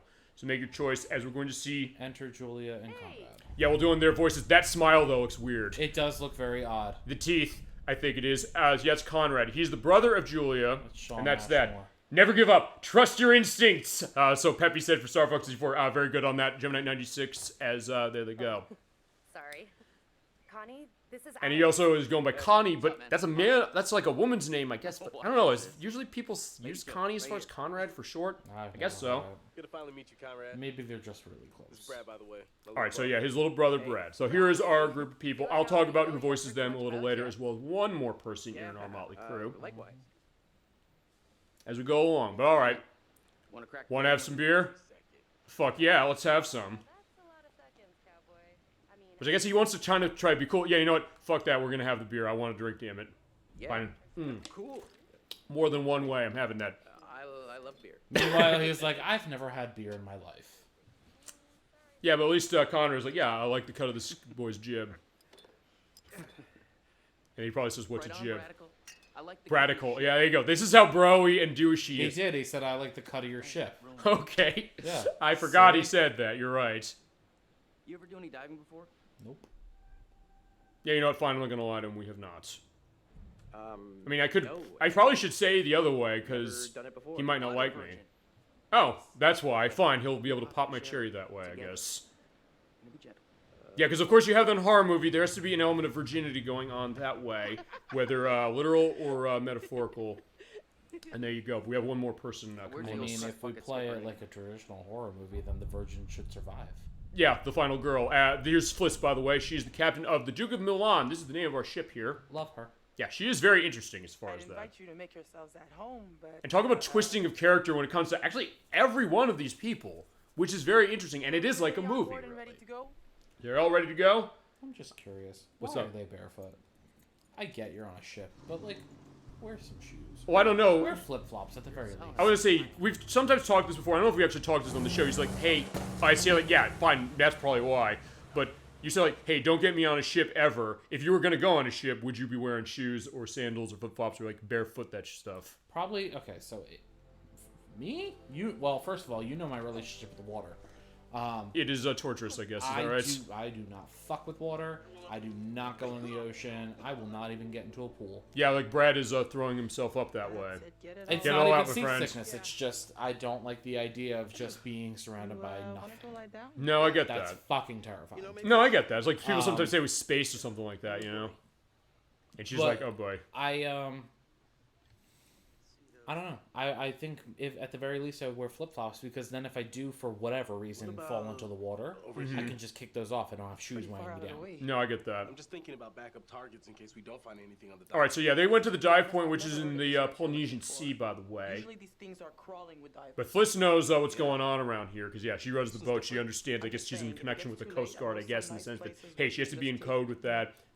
She doesn't know, like, where the ports of everything are. But, you know what? I trust Brad because he is very nerdy that way, so his calculations are not going to be wrong. Promise that. My other thing, too, is, like, regardless of the homework done, listen to the fucking captain. Oh, yeah, you're right. So that was a bad choice that way. Not a bad choice. I feel like in general it was a poor choice for them to be like, let's go to this undisclosed location. Listen. That's a horror movie, Elman. That's you know what that. I mean. Like, let shit fucking stay where it is. I guess here's the question. Has there ever been a horror movie or horror game at all where they've said specifically, hey, they've taken that element as far as like, let's just do the normal thing, and then just people start dying just because it's normal? I'm trying to think. What do you... Well, when you say the normal thing. So instead of coming out to yours like, hey, let's go find this stuff, like, let's say home. Are you sure you don't want to? I don't know. We like Scream, perhaps. But also, Scream was a parody of horror movies. yes. exactly, and it was done so knows, well. we were just diving. No, yeah. So that's what I mean. Like, well, and honestly, the only reason why it worked so well is because you had Brandy, who was the voice of reason, and was like, Sure. "Hey, I know what's up. Don't fucking be an idiot." Also because they've seen all the movies, so they know what all the tropes look like. It's like, every time somebody says, I'll be right back, they're never coming back. It's like, let me go get a beer. I'll be right back. But it's like, no, don't do that. Rose McGowan. Yes. Rose McGowan in the garage door. I'm trying to think if Rose McGowan's been in any video games. If so, we can have her on the show that way. Because I know we mentioned last year, like, where's Tim Curry? He's been in a couple of things I know we can show. Only thing I know of Rose McGowan is she was in that, and she was in, Charmed for so many seasons. And also Planet Terror. Remember, she had the machine gun on her leg in that. Remember that? No. It was the one half of Grindhouse with it was Quentin Tarantino made Death Proof, which is the first half of it, and the other half of it was Planet Terror, that was by Robert Rodriguez, who made the Spy Kids movies and El Mariachi. Yeah, the only things I ever saw of Rose McGowan were Scream and Charmed. Charmed. No, I'm glad to get that element. Okay, so fine, since we have a stoppage and play going on, let's talk about the other performers specifically. Julia. The motion capture was done by Zara Sparks, who did motion capture in Forza Horizon on the Xbox 360 for the first one, as well as modeling of Linda in Bravo Team, which is, I believe, is also by the same devs as this, and Catherine Hope in Hidden Agenda, which was also by Supermassive Games. Voice performance of Julia over there is Ariel Palick, who did assorted voices in Deus Ex: Mankind Divided. She was a motel neighbor in this 2019 movie called We Had It Coming, which is about sex trafficking. Talk about things that have aged weird, even just a couple years. Also, she was Kelly in Echo Boomers, which was a heist film that actually starred Patrick Schwarzenegger and Michael Shannon. I never saw either one of those. She hasn't been in much, but she does a good job as far as Julia. And then Conrad is the only person who is actually voiced and modeled by the same person, is Sean Ashmore. Yep. As you said when we were at work the other day, what else has he done?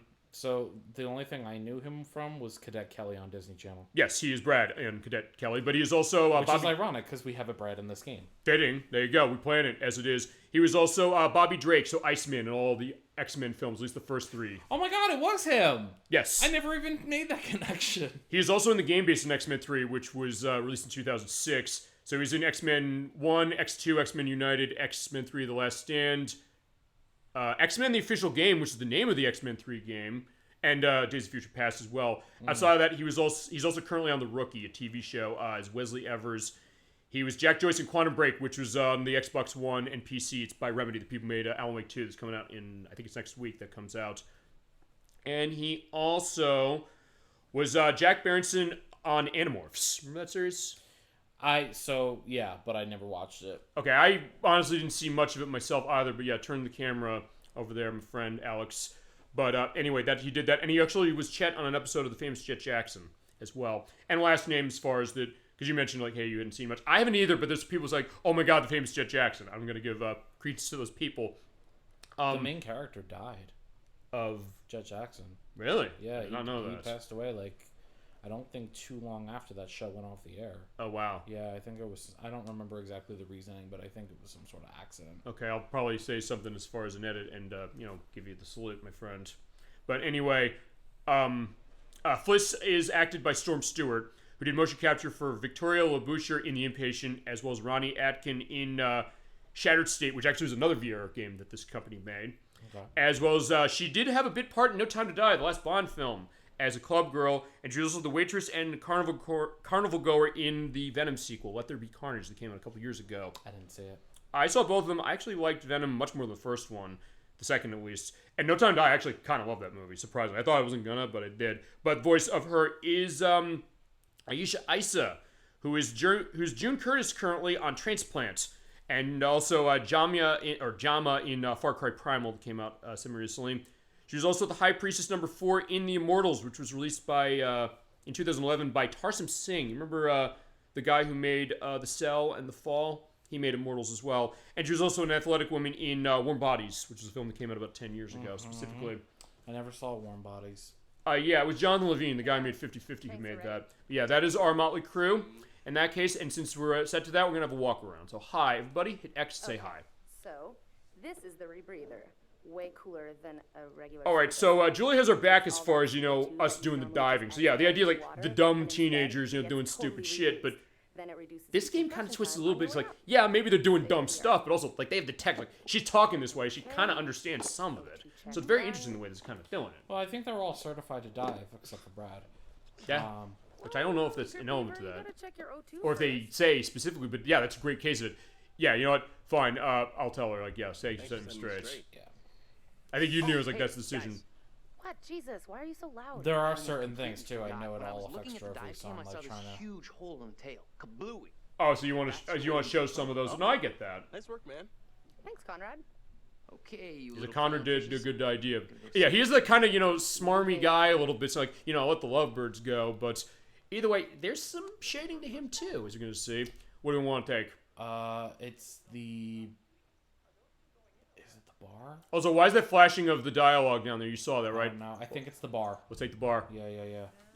I was going to probably take the bar anyway. And you get bearing points. I'll show bearing points. Yeah, when you do an element of that, it shows that on the top of the screen over there, what your bearings are. So you have elements, and it says, like, hey, here's some of the choices you made. Like, you took the bang stick. I didn't know what it was. Yeah. And as chat mentioned, Gemini 96 in particular leading us on this one, follow his gut. So Brad said. And these will come into play later as well. And you can also see, as mentioned, going through on each character what they got. Yeah, bang stick. I heard that about you. I was going to say, I was thinking the line about something like that in Bad Santa. Fine. I guess let's talk Julie. Let's make the smart choice, I guess. Romantic. Yeah, I was going to say, let's get it on. Maybe we can fire it up again tonight for our private post-die special. Are you gonna bring your bang stick? Which one? The cabin is gonna pop its portholes. Oh my god. I was gonna say these are. I'm not in touch with what the kiddies are saying as far as the cool sexual euphemisms nowadays, but I had never heard those before. I'm not gonna lie. If I heard the fuck stick thing with Bad Santa, but that's the element of that. Can't believe some of the skin details in this. It's game. incredible, isn't it? It's like fucking insanity. I mean, even on the last gen version, it still looked really good, but then it also had elements with stutter, which was a problem. But especially when running new systems, man, it looks nice. Yeah, now it looks even better. Oh yeah, look in the water. Damn, look at this. It's beautiful. It's absolutely gorgeous. Whoa. You good? So going down there, you just feel like you're right in the water. What's up? My fucking worst nightmare. Going in the water? Yeah. Oh, that. Okay, the shark. Oh, just fucking look. You can't even see anything. No, I get that. So yeah, if you don't like going Why in would the water, anybody willingly do that? Chat, do you have an answer to what the Crusader 64 is saying? Why would you willingly go diving? Convince him the idea if you want to. Not that he'll necessarily do it, but just the thought, like, where it is. Because, hey, he loves the defense. He loved my defense in Mario Golf, and so, like, fuck this game. I don't want to play it. Listen, the reason why I love shark movies so much is because I know I'm never getting in the fucking ocean again. Uh-huh. Ever. Yeah, take me to the abyss. So says AJ42. So good to see you, AJ. Good to see you on the show for Man of Medan for PlayStation 5. If you were to go to elements of horror or diving, or what your experience might be with this game by Supermassive Games, or anything else horror-based of gaming or movies or anything. As Conrad is, trying his moves on Fliss. You are not my second in command. Yeah, she's like, yeah, I'm not taking any of his shit. She goes third in command. You're well-paying, dashingly handsome, seafaring. But just kind of switches, like, fine, I'll say a frosty amber liquid. That's another one. Sure, why not? Yeah, fine, let's do that. I was gonna say, yeah, we're getting drunk today. Everybody else is getting drunk, whether we actually drink or not, with our UM beer. I don't know. It's actually, I don't even know. It's not an actual beer, I don't think. Maybe it's a foreign brand. I don't think it actually is a real beer. Where'd you get the cash? Okay, where we get the money? It's a long story. Yeah, I did tell her that. I did make the decision saying we're gonna do a long story. It's complicated and it's really difficult to explain. Well, Try I'm a us. complicated guy. Try me. I love when he says that. Like, I don't know. Do I believe that necessarily? Signing of big stacks of paper with large numbers on it. So you took out a loan. You know, you're smarter than you look. If you're Yeah, this is the idea. Was saying like where Connor's kind of twists himself around. But of course, he's rich. So if you want help, Appreciative? you want to do that? Why not? All right, let's try appreciative. Let's see. I think it would be cute for their relationship to kind of. I suppose we could have that conversation. Like potentially blossom. Yeah, you can do Maybe. that, and you can do that. But I think it'll be helpful later too. You Yeah, know what? perhaps. I better spend some time keeping because it it does together change. and This is just- changing what's going to happen in the plot for certain aspects of the characters, which is what makes it really interesting. It's a great calm before the storm, as we do have Fliss. So we'll go walk around. We can take a look at our diving computer. In fact, we will do that. Hit the R2 button to press the button. I like that. Like, just press the on button. There you go.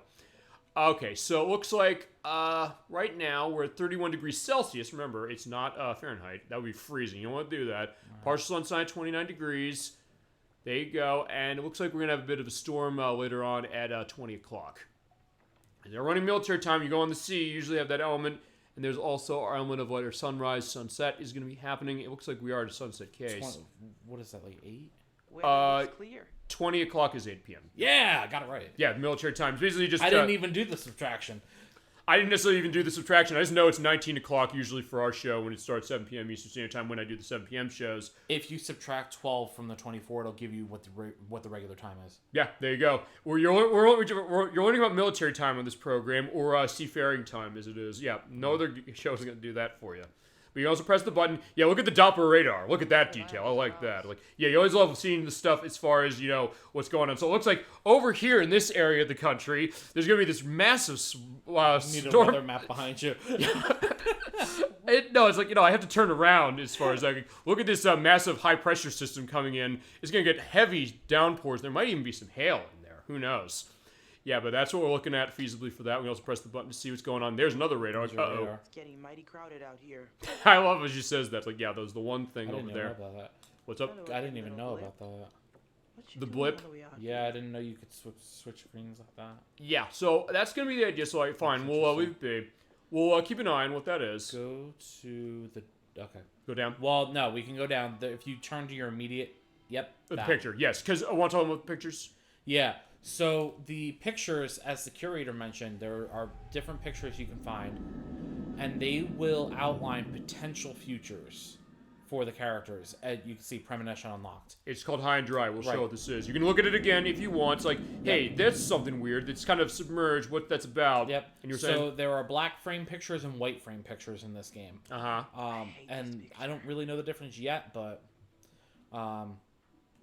I know you can go talk to Brad. Yeah, and we will go talk to him in just a second. I'm just trying to see what's around here, because that's the other thing. You can just kind of explore. You can say, like, hey, you know, if you're going to be going on a ship, just come down to the galley. It's a nice area. It's like, yeah, look at our nice living space. And also see, like, hey, maybe there's some stuff around here. So have to hit the X button on and open the drawer. So, yeah, pull down. I love that. You pull down on the right analog stick to do that as looking at the bank account. So, yeah, as... Okay, no. I want to put that back. Sorry. No, we are going to take that out again. Sorry, Fliss. We do have to let the nice people at home see... Well, the letter from your bank saying, like, yeah, the Pinkertons are coming by. So her actual name is Felicite. Yes, Felicite Dubois. So this letter is a formal notification that you are in default of your obligation to make regular payments on your personal loan. Loan holds a remainder of $24,783 with a sum of $3,481 payable by 1st of August 2019. This amount has been overdue since that date, and you appear to have ignored multiple requests for payments or a discussion to reconsolidate your debt. Until the outstanding amount of $3,481 is received by 30th of August 2019, we will have no choice but to begin the foreclosure process against your collateral, namely the marine vessel, the Duke of Milan. Please act accordingly. Yours sincerely, Charles Saran, Senior Account Manager. So yeah, in that case, this does look exactly like a number your bank, a letter you'd get from your bank saying, like, yeah, we're going to repossess your boats. Facts. I was going to say, also, in fact, she even has like stuff written down saying, like, hey, here's what this is. Let me call the bank. Let me cancel my cell phone. Like, wait a second, hold on. Yeah. Also, like, how much do I spend a month as far as this? What can I do? Let me sell the laptop. Eddie's fishing trip. Yeah, there's no element of Eddie, but it does give a little bit of a background. I don't know, maybe there's elements in other games that might tie to this one that way. I don't know, because I've only played this one. He's played all of them? I have played a couple hours of this. I've played a couple minutes of The Quarry, and that's it. Okay, so you're as far as this one, that's as well. All right, yeah, fine. I forgot there was a black frame picture. In fact, we can show as far as what the difference on the black frame pictures is. We'll try and get everything we find. Have a nice relaxed element, so there you go. Until this. Well, yeah, there's a fucking gun. It's like, wait, hold on. That's a premonition. Why do I keep these around? I like that. All right, so that is a premonition, so it also gives a sense of like, hey, there's something happening. What was that thing with a gun? That might be in case later, perhaps, or maybe it's nothing. I don't know. Maybe Fliss is going crazy because, like, I owe this money. Hey, I want to go in that room, by the way. Sometimes you get stuck on stuff, but not massive. It's not too bad. Yeah, let's take a look at what we're dealing with. All right, so you like, you know, your nice perfume. Yeah, Eau de Perfume, which costs $150 an ounce. Oh, okay, yeah, fine. We didn't talk to him then. Look, there's a boat. I think it was time sensitive. I'm not gonna lie. I think you're right. It is. All right, fine. We did get the element as far as like what the relationship is to start, but yeah, there's a boat coming. But that ain't the Coast Guard. That is not the Coast Guard. Yeah, she knows. So we're not under arrest. How should we handle this? Good question. Be quiet and let me handle it. Yeah, I was gonna say. Yeah. We are not doing anything.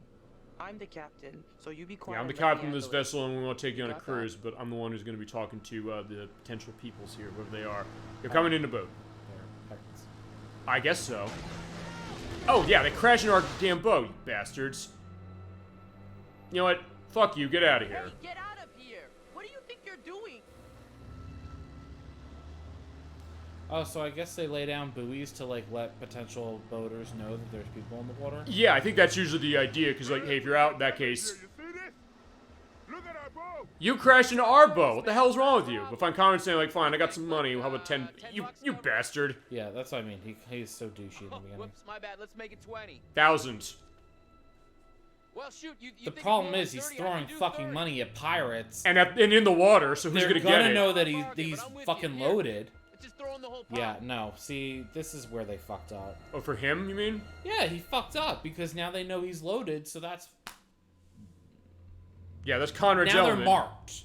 Yeah. They're now marked. Oh, so you're also getting advice from the Crusader 64 side. Yeah, don't flash your bills when you go out feasibly, ladies and gentlemen, because, you know, you might potentially take advantage of, or you can make friends. I don't know. It depends on where you go. The crowd you hang out with, perhaps.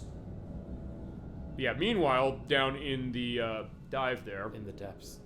Yeah, the depths. I do like as far as what this is and how this game is going. Yeah, of course, the skeletons, because, like, yeah, you know, you're going down here. It's like, it's an old shipwreck, so we're going to investigate it. You ever looked at pictures of a shipwreck online? In some cases, I have. It's fucking awful. Well, how so? It's just terrifying to think of how many potential people died. Right. No, I get that. Like, think about it logically, right? The ocean is just one big gravesite. Uh-huh. No, I mean, like, the stuff that James Cameron always does with the Titanic as far as going back that way can be an element of that. But be careful of... Swear. I was gonna say shit. I gotta pay attention now. Yeah, otherwise, I was gonna say she's gonna get punctured by that shit if I didn't hit square button. Well, that too. Unless she had it yesterday, in which case she'll be fine. Ladies first? Yeah, I guess so. That's one way to go. Alright, so now we are in the depths of the ship, or whatever this is. Couple things that you can Yeah, so find. you're doing scuba diving. If you ever play Dead Space, it's kind of like that. And actually, there is elements of Dead Space a little bit in this one. I know there's like a bullet shell you can find or something. Yeah, let's see if we can find it. He's not like, yeah, don't waste time. It might be in the second screen. Alright, let's take a look. So yeah, just going in, yeah, you're telling me about taking me to the abyss, or, I don't know, drag me under the water or something. Here you go. Oh, there you go. There's something. Bingo. I knew something was down Here's a picture. Ooh! there. Oh! What, is she having a heart attack? No. I know what that is. Actually, I never saw that one, I don't think. Devil in the Deep. Did she survive your playthrough? I don't know. Is it a spoiler to say now? Yeah. No. I probably know why. Because of that? Uh-huh. Actually, yeah, I missed that, so that might be... Although, then again, here's the question.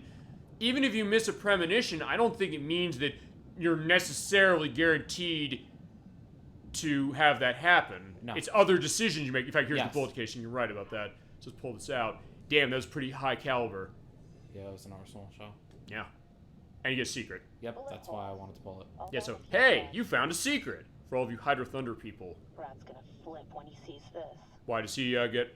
Oh, does he... Oh, no, he likes, like, the history stuff. You're right. I think he said that. I do love this. Look at the way the lighting is concerned. Yeah, I'll tell you, there's like three ways you basically can show off the power of your graphics engine or of your console.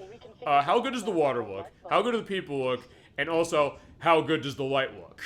And this game is kind of showing all It three does of all them. three, yeah. Yes, it does. So it's like the trifecta. We got another secret. Nice. Using it? Let's see what else we can find. So we are surveying this wreck, no question. Oh, and you took the camera too? yeah, wait a second. Because we took the bang stick, but wait a second. Did they just take everything? Chat, do you know? They did take everything. Or fine, maybe it's like, what is he... Well, wait, he said he's taking the bang stick. We made him take the bang stick, as we're seeing this guy. Touch him. Yeah, let's touch him. Good point. I don't want to, but touch him. Okay, let's touch him. Ugh. Yeah, the skeleton. Skellebones. He's holding something. Yeah, I want this. Alright, so that looks interesting. Looks like a nice locket. It's mine now. Yeah, I was gonna say. Wow. But what happened? What the hell happened here? Yeah, I don't know. You don't want to know. They knew they were goners. I don't know. He seemed like he was strapped in. Oh, actually, yeah, you're right. Yeah, he's got a point. Okay, there is something as well. We do need to go through. Let's check it out. So yeah, it is a bit linear is what you're doing, but there's a lot of interesting things to find. And so we do have the bang stick. Basically hit it right here and get that in. Boom. So yeah, basically I think it's like an almost explosive thing. Is that what that is? I guess so. Basically it's a pressurized stick, I think. Something like that. Yeah, it looks like he was packing heat. But don't worry, I think it's... Oh, shit! I think I jumped more on that one than you did, the eel. I was anticipating it. You saw my hands start going? I was anticipating that shit. I was like, wait a second, hold on. Thank God we're on video now. I knew it was coming. Okay. As I said, how far into this game did you play, then? I'm on the ship. in You're on my the ship. playthrough. Okay. Well, I was before I deleted the PS4 version off the system. Because you got this better version. Yeah. Yeah, if you have something better, you have something better. Absolutely case of that. But let's see what's going on here. But yeah, I knew that fucker was coming. I forgot that he was coming, and I did this a couple months ago. Okay, so let's drive. So yeah, let's go. But yeah, I was like, yeah, be turning that. Yeah, keep pulling harder. Indeed, that is what she said. But Don't touch anything else, please. no, Alex, we're touching everything in the ship. Sorry. Touch. Don't touch. Yeah, I'm touching everything. In fact, I'll touch. Oh wait, we touched him already, didn't we? He's holding something. Yeah. Yeah, we already touched this. So okay, fine. Yeah, fine. Oh, wait. I was first like, wait, hold on. Yeah, keep going. You just have to go the way. Yeah, because you were just going on, say that. Okay, so that way there, but how about you? Nothing there. What? You got something to say? He's looking, he's like, hello. You talking to me? Well, who else are you talking to? I'm the only one here. Okay, that's not true. That's that. Oh, wait a second. I'm stuck. Yeah, so you have to kind of turn around and then just go forward, kind of. So you have to kind of move your way, but... Hold on, wait a second. You see me, right? Yeah. There you go. Okay, that's the right way. I did play through this whole game. No, I think you have to go back to the entrance. Oh, yeah, I think you're right, because There's nowhere else to go from here. Yeah, I'm stuck. It's not bad when you get stuck. It's just like, hey, sorry, yeah, she's not good with doors. Ah, crap. She's not good with doors. She's not good with doors, she's not good with anything. We already saw this, so fine, I guess we'll go. Alright, so I guess we've seen everything here. Let's blow this pop stand. Oh, yeah, you're right. There you go. But there's a pull coming on our line, damn it. Uh-oh. Oh, okay, so that must have been what happened when they hit the... Yeah, when I said I want to get into my inner, pilot case of turning the wheel. Get the book, get the book, get the book. Let's get it. Get the book. Oh, shit. The shark. Oh God, Alex. But he got the book. Yeah, and he also is, courageous and like, yeah, fine, that's shark. But he knows his stuff. Like, yeah, he's not going to come after us. Actually, I guess here's the question. Is there any aquatic information you might have on this, like when we did the Freddy Fish games? I don't know where they are. They're in the Sea of Polynesia. I don't know where that is. It's not like Hawaii. It is... Okay, fine. This is going to be another decision. A big decision. Do it! Do it! Do it! I'm going to ask chat this. He's proposing. This is what the big decision was, going with your gut. Does she accept or no? So yeah, that's going to be chat's decision. I'm pausing right now. I will also get your answer because I did take down what this game actually is based of as far as its... I'm also looking it up online. It is based... Yeah, it's in Indonesia. The Dutch East Indies, that's where they are, in Indonesia, in the Straits of Malacca. That's what this is based on the urban legend of. So they're in the east. Yes. Which explains why they're, seeing, they're in, I guess, a Chinese populated area as far as at the beginning of the game. Well, they were in Manchuria in the beginning, so yes, where is that in relation to where they are now? I don't know exactly where on map specifically. If you want to pull up that map whilst I'm waiting for Chad to say that... Find out. Yeah, so basically, Chad, it's your choice. Julia, does she accept marrying Alex or not? I'll leave that to your decision. I think I know what their answer is going to be, but I'm going to put it to that vote anyway. Sure. Specifically, also, I'm going to see... Okay, actually, going back to... This is where the Dead Space thing is, because I forgot one of the credits of Jason Graves. He did the music for all the Dead Space games. You ever play those, by the way? No. No, on Dead Space? No. I have the first one, and they remade the first one semi-recently. I liked what I played. Actually, going through that kind of reminds me a little bit of... And they did the Callisto Protocol, which is just a clone, pretty much. Oh, how was that? I don't know. Okay. If I won't play Dead Space, I ain't playing the Callisto Protocol. Is it the space thing? Because they're like, hey, the sea is a problem. It's those big ass fucking monsters who were just I saw enough clips of that. Chasm 22 wants to refuse him. Of course he does, because he's an agent of chaos. Rejection. Uh-oh, I think chat wants to... Really? Okay, we got more than one for rejection? Yes, we do. Gemini 96 said reject. Also an agent of chaos. Okay. Yeah, is there going to be... Actually, I'm going to... That's fine. Actually, I'll be honest here. I've never seen what happens when she gets rejected. So I haven't... I know there is a trophy, though, if you do accept it.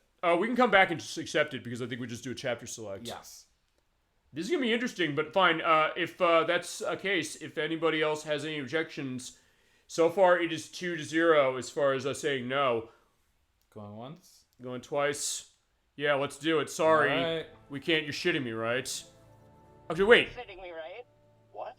Like there's a hidden camera Oh. here or something? Okay, come on, guys. She just got real bitchy. Uh-oh. Julia, I'm serious. Well, fine. We're saying no.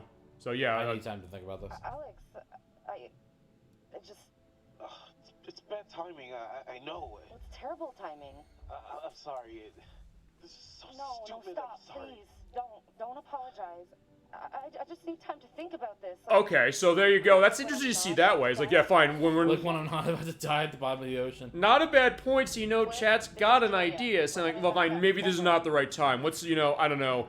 Let's have a nice moonlit dinner, and then I'll go up to the mountains or something, let's say. But wait a second, what's this boat? Yeah. Right, thank you for that decision, Chad, because we always have said yes. And you get an achievement or trophy if you do that. But shit, oh crap. I don't know if we saw, I don't even know if I saw that the other time I play, like exploding. What do you want to do? I'm gonna be cautious. Okay. Yeah, okay. Decompress. We're not gonna, you know, rush up there without... Never seen this either, so... Actually, this is the choice I made when I played it. I said, even though it's crazy, I'm gonna, you know, do this. You can also keep saying, it's like, fuck it, I'm going. I'm gonna hold. God, this is taking We're holding to so this. long. We held to the idea with chat saying no. I'm holding to this. Okay, now, go, go. Okay, now we're good. Fantastic. No. That was very helpful. Wait a second, it was a false alarm. I think. Cool, man. Everything's all right now. Yo, yeah, they went to barbecue. That was what's going on. And the money! Go get the money, damn it! Oh, nothing. Your brother just took it upon himself to blow up my grill. Yeah, and throw away the money that we were gonna use to repair it. Yeah, why? Yeah, I'm gonna ask that. Why are you paying the ocean? So why are you Your paying the respects? ocean? A group of fishermen came by and damaged their boat. Well, they got caught on the dive line. Oh, that's what happened. Yeah. So then Ambassador Conrad figured the best move is to show him he'd rather throw away his money than give it to them. He was trying to give it to him. Yeah, I'm not gonna argue there. Who cares, right? What I want to know is, what'd you guys find? Well, Hey guys, Tony Shmurda, so good to see you on Super Bowl game Saturday tonight, or today. We're playing the Dark Pictures Anthology and the Man of Medan, myself and the Crusader 64 here. Hello. We are deep into the element of the story of our cast of characters in this choose-your-own-adventure horror game with cinematic flair. Hope you're doing well. Thank you for stopping by, and feel free to let us know any memories you might have on any of the Dark Pictures Anthology games, any horror games, any horror elements, as we see the curator. So, like, yeah, well, how was our story going so far? So you're here just in time. I made him download this so we could get the co-op trophy. And Okay. We haven't done it yet. Okay. You're getting to know these intrepid adventurers then. Sure are. Don't get too and his attached. Little brother Brad, trying to swim with the big fish. Both seem out of their depth. I see what you did there. And Julia, Yeah. the love of Alex's life. If only she felt the same way. Okay. She felt the same. Yo, see, he does recap in certain parts, like what's going on. What about Conrad? A bold fellow, you might say. Yeah, I might say. Or maybe you'd say arrogant. For now. Mm-hmm. And then there's Captain Fliss. Strong, forthright, stubborn. Mm-hmm. She appears somewhat immune to Conrad's charm. Kinda, sorta. So far, at least. There's still Let me time. reassure And you get unlocked specifically. I believe it is they'll value some of the later on. behind-the-scenes stuff. You're doing well. Oh, good. So yeah, he does have our back as far as what that is, and even like the way his skin was going again, like he's doing the crinkles now, like, you know, you're doing well. Yeah, it is nighttime here on our nice How boat. was Worst there- time was to the be on plan? the water. Brad, If it there was ever was one. insane. It Mm-hmm. was like traveling through time. No shit. Well, it was like traveling through time and accidentally ending up in a dimension where the past is underwater and everything is covered in barnacles and sharks. We found a lot though. No shark. But with just one Oh, shark. no, there's one. Just one shark. Actually, no, there were two sharks. We had one when we were coming on the way down. That was the same shark. Oh, you're right. It's Wasn't fine. Fair Conrad enough. gonna get us some more beers after he helped Fliss? Maybe he decided, hey, I'll drink some, and then he got drunk. And since he was drunk, he forgot to bring it to us. And he just kept on drinking, and he drank all of it. Sounds like you've had some experience with this kind of phenomenon. Yeah, I've been studying it for years. I'll go look for him. All right, so fine. Brad's going off, saying like, I know when I need to. You'll give them some alone time. I left it below deck if you want to check it out. Do I? Yeah, I guess he's turned on by that, feasibly. Hey, as mentioned, we don't kink shame on the show unless it's Can illegal. I ask you why you said no? Okay. So then why did she say no? Right thing to do or wasn't thinking straight since Chad did make the decision? I'm going to put this to them as well, specific. So yeah, in that case, Chad is going to live with the decisions they're making, so... It's gonna be your fault if they die. No, it's not. Not Yes, this it time. is. Well, no. This is going to be the question, which is, I don't know if saying you probably can beat the game with Alex and her, you know, dying, or not dying when you make the selection, or fine. Julia, fine. Alex and Julia. If you, whether you're going to get married or not, you can probably get through the game fine, regardless of whether you say yes or no. But again, just to give an idea what the choices are, is the right thing to do, or was I was not thinking straight? So chat your choice, and since I guess it was Chasm22 and Gemini96 who were the ones who were leading us on say no, why are you saying no? So there you go. And I like the idea of what this is. And I guess also the fact that, hey, I get to sit back and kind of have a little bit of a relaxed element. Also, I get to see if there's anything on those notes that I did not cover yet. I just like the fact that But I don't the think weight of so. the choices does not always fall to me. No, I mean, actually, then So it's your fault if they die, guys. I was gonna say, actually, to that then, let's talk about some other like choice-based games, like the Telltale stuff, like Until Dawn, like Life is Strange being another one, which actually for that series will be a little easier because every single decision for that is not timed. Usually, with a couple exceptions. There are exceptions. The major ones are timed. Some of the major ones. Some of the major ones. So we can actually probably do that a little easier for that. I don't know what your take is as far as those things. Do you feel that pressure to that situation? Do you like those kind of games? And same to Chad, as Chad has also asked, saying it had to be done. I like it. I just playing it with another person is hard because unless they know the choices going in ahead of time, then they I tried to play the first Walking Dead game by Telltale with my mom, and I was like, okay, make the choice, and she had to take the time to read everything. I was like, no time to read, just pick one. I was going to say, especially because in that case, you're like, yeah, if you do something that way, because that game does have game over. You can get game over, unlike this, unlike Heavy Rain, unlike, I don't know how I'm trying to remember if Life is Strange I don't think that has game over. I don't either. I didn't have game over when I played through it myself to start, as it is. That game is actually what got me into these types of games. Life is Strange is the one? I had never really played anything that was like crazy choice-based. I had played the Walking Dead one, but even then I wasn't like fully sold on like this type of game. I guess technically the first game I played like this actually was not exactly a game like this, but it is a game that's celebrating its 20th anniversary this year. It's one, I don't know how I'm going to be able to show this for a couple of reasons, but it's Star Wars Knights of the Old Republic, which is by BioWare, where you do have, it is an RPG, a kind of a mixture of like turn-based and real-time. But what it does is, because it's Star Wars, you have the choice to say, like, hey, you're going to go the light side or the dark side of the Force. You can do that. You can play that game any way you want in terms of the plot. Yeah. It will change the outcome significantly, even to kind of make it easier. So I'll say, like, hey, we're going to Dantooine. There's a docking fee of 90 credits, but I can use the Force dominations. Like, I don't have to pay the fee. Maybe you don't have to pay the fee. And you can just use that in, like, a Bastille, your apprentice, like, you know what? Stop doing this. You're going down a dark path. You can't do this. Stop it. But then you can also say, you know what? Fuck you, Bastille, if I want to. But you also have your motley crew of like droids and Wookiees and things like that, which are amazing for that. Have you ever played that? I haven't played any Star Wars games. I recommend that one. That game is awesome. It's not just... It used to be originally only on the Xbox and the PC, but they've since ported a bunch of places. They said they're remaking it. I don't know if that's ever going to come out, because there's been questions about what's going on with that for it, but the original is on a bunch of systems as it is. I think it might be on this. I know it's on Switch. But, okay, fine. I'm hearing no other objections to it had to be done, so here's the right thing to do. I just thought it was the right thing to do. Ooh. I don't understand.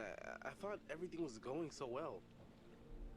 Well, maybe I haven't been honest or should have a better answer. So fine, okay. In this case, we're stopping this because of the fact that, hey, I'm curious, though. We're already this far down the rabbit hole. I'm curious at what happens if she completely destroys a relationship. Okay, so yeah, in chat, you have the power is yours to go to the element of Captain Planet. So again, maybe I haven't been honest or should have a better answer. It is your decision as we can keep going. And see, this is also the reason why I make a discussion program. People's like, wait, why do we make this discussion program? So we can have stoppages like this. Like, if people are going to come by and complain, saying, like, we're not playing through the games. Like, we're not playing through the game for a reason. I'm letting the best chat on Twitch make a decision on what they want to say.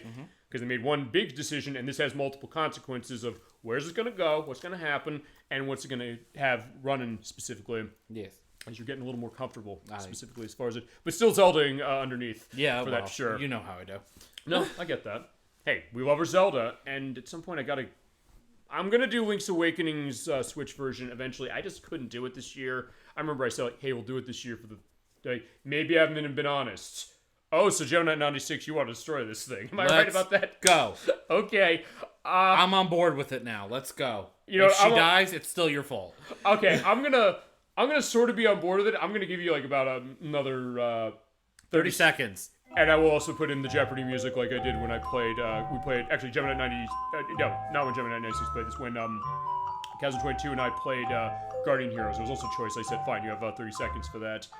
So at this point, I would think when I do the edit, I probably will have the Jeopardy music happening or done at this point, and Chasm 22 is saying do it. So yeah, Gemini 96's decision of maybe I haven't been honest. We're busting this relationship down. We're gonna make it. Maybe that's my fault. Maybe I haven't been as honest as I should have been with you. Okay. About how I've been feeling. Oh boy. What's wrong with us? Oh shit, we have to keep going. So alright, fine. I love this. Wait, what are the choices now? The choices are not sure, I should be honest.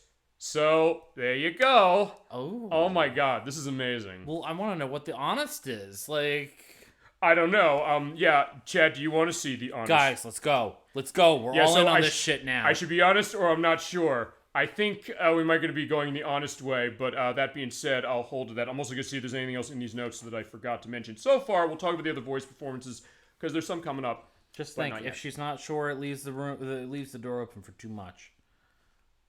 Okay. They can get back together.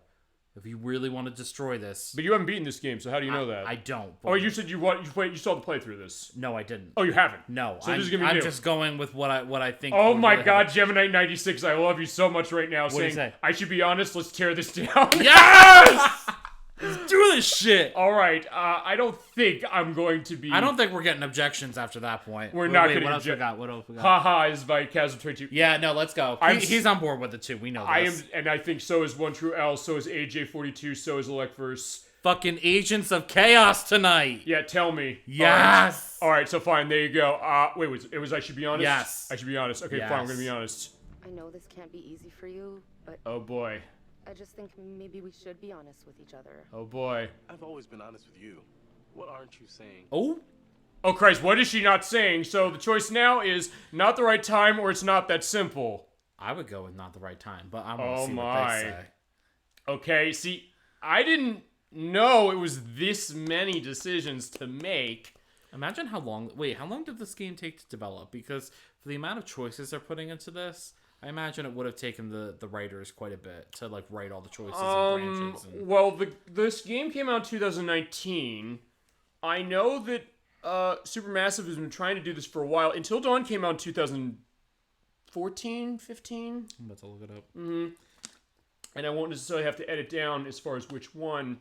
How long was Man of Medan? It would fine. I guess it would be whenever the Impatient came out. It's not that simple. So you're saying not the right time, or it's not that simple. Not that simple. All right, we're getting two not that simples as far as Chasm 22 and Gemini 96.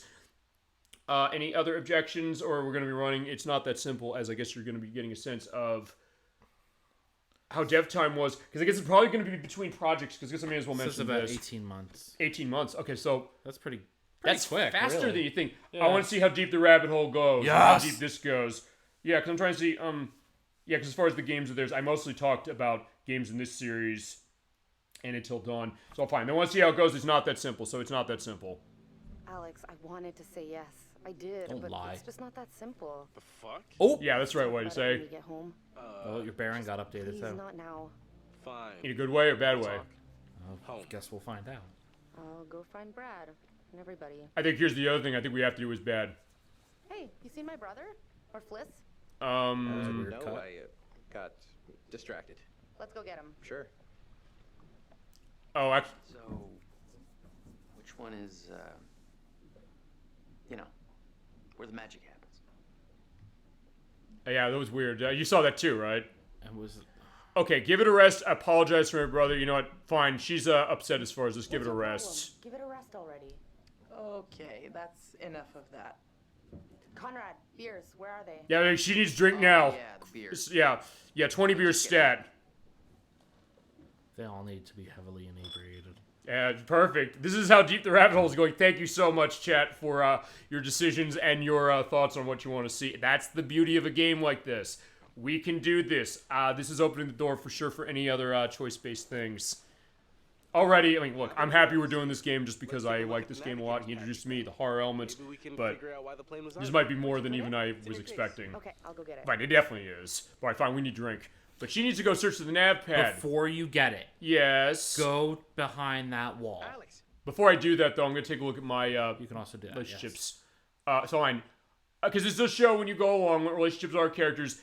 She's weirdly the worst with Fliss, which I would have thought...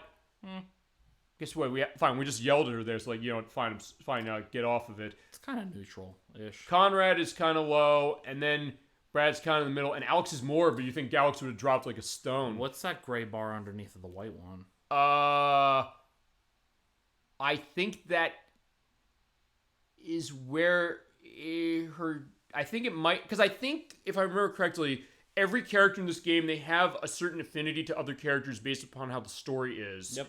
So I believe that it is whatever their original affinity was when the game first starts. Oh. I would think, which would make sense then, the idea that what happened with Alex there that So it hasn't moved with Brad and Flish yet. Okay, so fine. She's just kind of that way to Fliss just because, like, I guess the thought is, like, hey, we want to do our own thing. Yeah. Brad just met, just kind of in the middle, but was like, hey, I already feel like I know you, so whatever. Conrad, my brother, I have my element, but fine. Conrad's being an asshole, so I'm going to go down. And Alex, I'm like, he just asked me to marry him. And you turned him down. I know. Chat turned him down. I know. But also, I kind of am glad that happened, honestly. Mm-hmm. Specifically, so there you go. That's that element. You said go behind the wall. So where is the wall? Yeah. So if you go behind the wall, this and wall, you turn the camera. Right here? Oh, right there. Search, yes. Yeah, so who is Miss Dubois here? There she goes. She's born in 1983. There you go. Master Dive. But yeah, it expires at the end of the year. Also, you always tell me how I can point out typos in pretty much any game that we play. We have another one. There are so many. Right here? Mm-hmm. What's on the screen? Diver number is spelled incorrectly. Height is spelled incorrectly. Oh, you're right. Shit. Instructor is spelled incorrectly. Every game you said it. Mm-hmm. Every game. Yeah. Also, designate should be designated. So that's what I'm just saying. I just want to point that out to everyone. Well, no, actually, I realized it really does happen every game I'm on. Actually, I realized I said, hey, we didn't have something with the Freddy Fish play. Actually, there is one we didn't show. Fine. Before we take a look at that, I'm gonna take a look at the radar. I'm right over here, my friend. No, you took too long. Oh shit. Either way. Almost time for barbecuing. Got the pad yet? Sorry, I got distracted. No worries. That's always the answer. I got distracted. Well, hey, after what's going on for that. How the hell were you supposed to get all the way down there and then back up? Probably because I was looking at the typos, but I'm glad we looked at the typo. Can we talk about what just happened? Okay, fine. No. No, we will talk about that if there's a decision we made. Before he dies? No, if there's a decision we made that goes with that, I'm going to put that to chat. I'm going to say, hey, chat, this is your choice. You're going to make that decision. Y'all started this mess. I'm glad it's so glorious, isn't it? Okay, because I was going to say, the Freddy Fish play. Technically, there's one thing we didn't show. All right, everyone. The idea of Freddy Fish being female. The game does have a piece of dialogue that says Freddy's male for some reason. It's the only piece of dialogue in the game that's like that. We didn't see it. So technically, there is sort of a typo in that game, too. So you're right, every game so far. And I know there's stuff with Shadowheart's Covenant already, I think, so you said. Probably. It takes a couple hours if the weather stays steady. Wow. You find anything else? All right, so we got something coming down. Yeah, a plane. Yeah, so we went down there. We did the dive, and there was something that crashed in the sea. Full of life rafts. Must have gotten shot down before they could. And I think this dialogue changes if you don't find everything. But since we did find basically everything. Excuse me? Yeah, what? I told you to leave everything down there alone. Oh, come on. We've been through this already. Okay, this is why she's kind of got a thing with Fliss. Yep. They were respectful. No, you did whatever you wanted. Whatever you took, it was too much. She's very much about the. What do you say? You gonna apologize? You gonna say be dismissed? I would apologize. Fine, okay, he's apologizing. She's very much about the cultural, and I get it. That's not me. I'm sorry. Yeah. Also, okay. it boosts your relationship. Maybe. Yes. I don't know you. Yet. You should have never gone down to that plane in the first place. It's bad luck. You think you can scavenge down there and it makes no difference. There's also a bit of a delay when it comes to some subtitles they put down at the top. I just saw that. The Xbox versions do that as well. I never thought. I don't know if the Switch version, PC version do. I would think they do, but I'm not maybe sure. I never heard about such cool ghost stories. They're not cool ghost stories. Not like for fun. People You mentioned the idea like the cultural element. She knows this. Like you have to respect the resting place, as you mentioned, of the shipwrecks. Which is why she didn't want to come out here in the first place. But she's getting paid, so she's gonna take it. I heard a story. Well, we saw she's right in around debt. here too. So she's like, yeah, well, that's what times call for test measures. But yeah, we need a good chill of our story. Yes? Sure. Yeah, let's hear the story. Let's hear it. I bet you can spin a good yarn. It's kind of messed up, actually. Yeah. We love messed up. This is what we need this time of year. I know. Okay, here goes.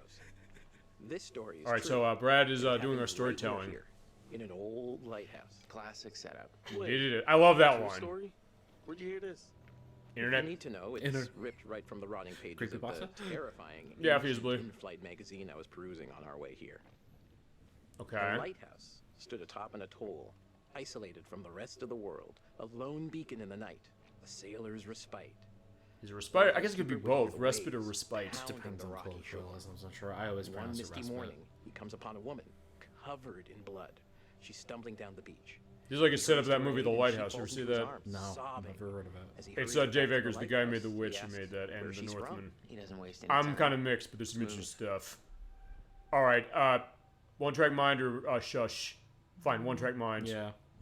He of the one-track mind. We're gonna keep this messed up story going. I live here. So the woman lives in the lighthouse, My apparently. It parents was are like, upstairs wait right a now. second. Twist. Of course, the lighthouse keeper says, that isn't so. Of course, he's lived there alone for years. She died. And the woman becomes hysterical and insists her parents are upstairs. So, they go to the top of the lighthouse, and there, splayed out on the floor, is a man and a woman brutally murdered with an axe. Always an axe. I mean, do people even use axes anymore? Okay, fine. Then it was a meat hook. No, I was like, hey, don't change the story just because your brother is shit-talking it. Brad, have some balls. Come on. Changing the murder weapon? Damn right. Wait a minute. We're into the story. 90s? I thought this was a true story. There's a lot of blood, a lot of carnage. Who's to say how it was done? Okay. You can tell by the wounds. So, Yeah. who did it? So, the woman, she's still Anyway. He is dedicated to the narrative, I'll say that. Who? And he's Brad, a little bit. Oh, I thought you were Except talking for about that. me. I was like, what? Well, we are. We are too. Yeah.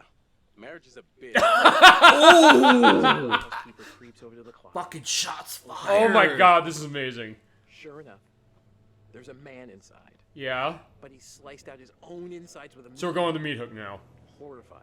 He looks Slice him closer out to see the with- dead man's face. Well, I don't know. You could if you try hard enough, I guess, I maybe. feel like it's too thin of a point. Okay, so now fine. We're giving the criticism of the story. So like, no, you can't actually cut something And then like its that. eyes bulge out and screams.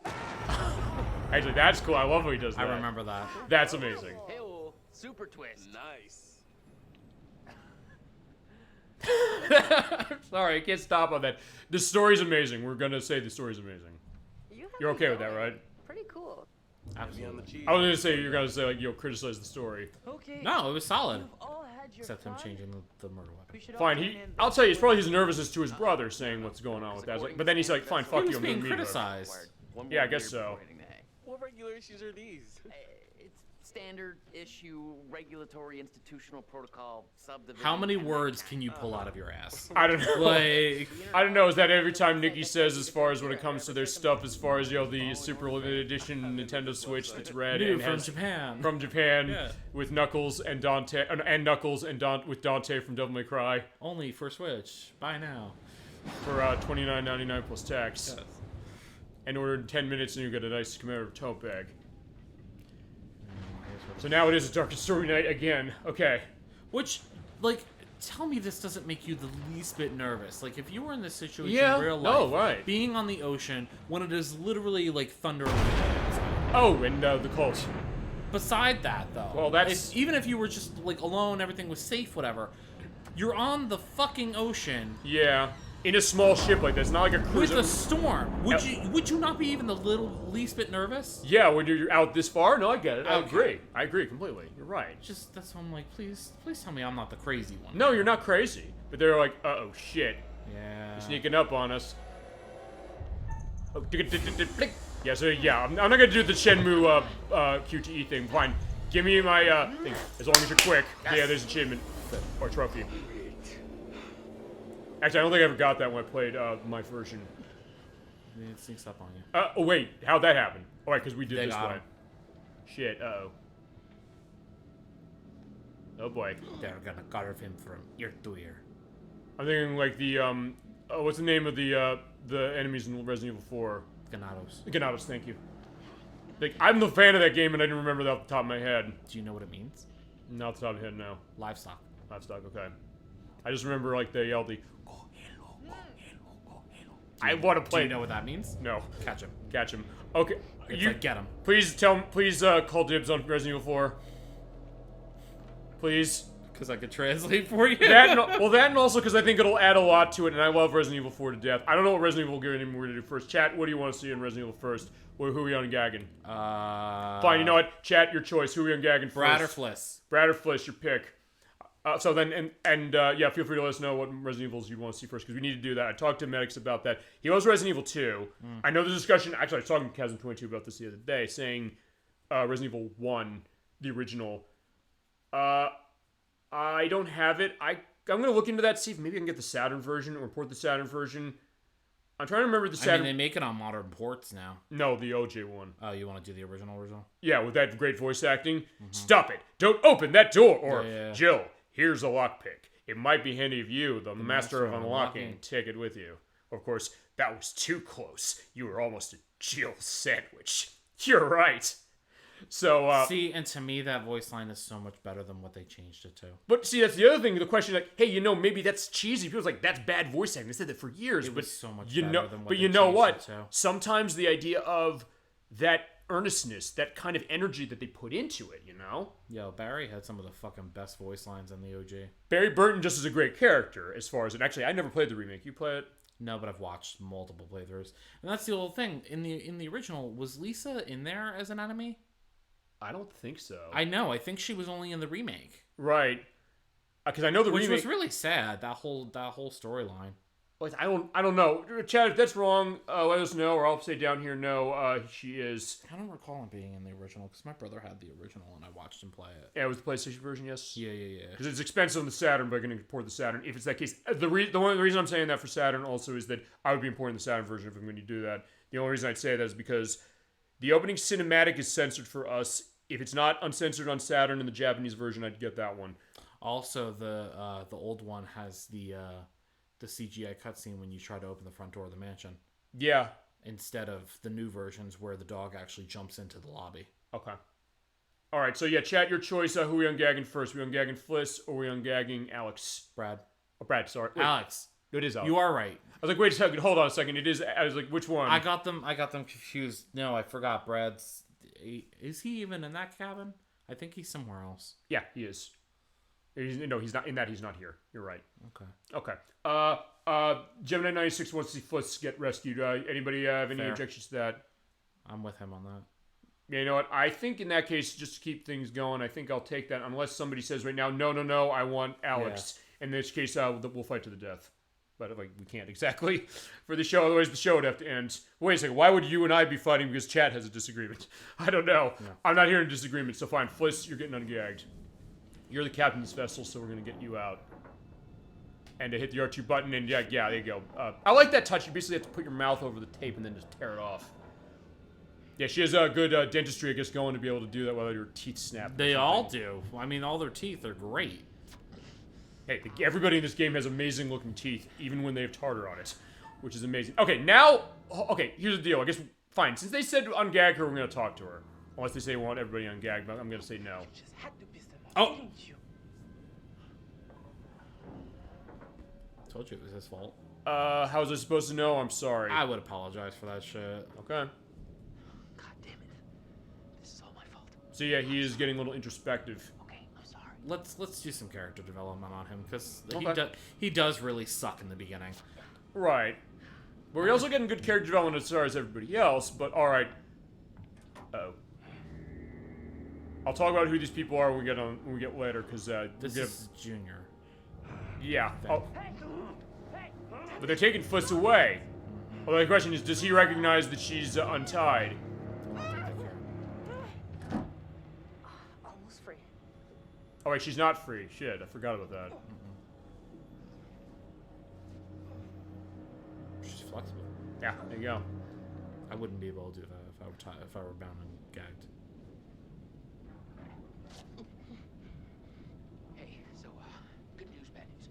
Bad news? I don't see how this There's a can trophy be coming worse. up, too. Bad news. Oh, you want to try and get that? Maybe May as well. Try to get whatever we can. Also, because it's not if it's going to anything about their relationship, chat's gonna have to answer to that. But that being said, you'll do that.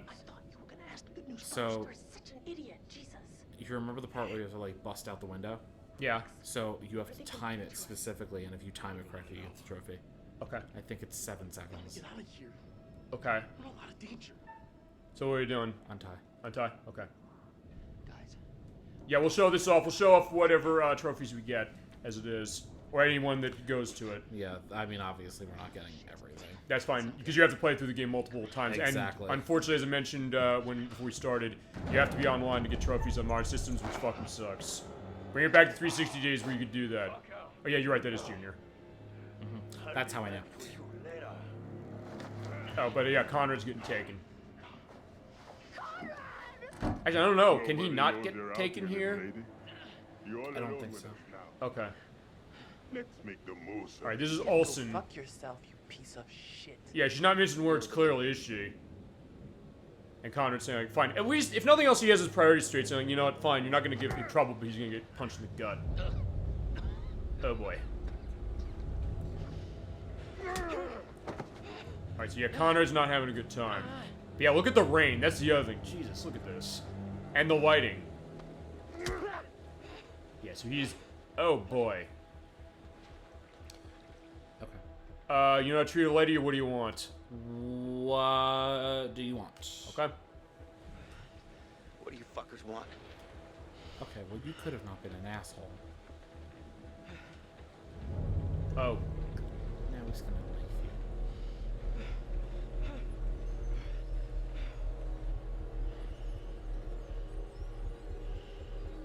Slow down.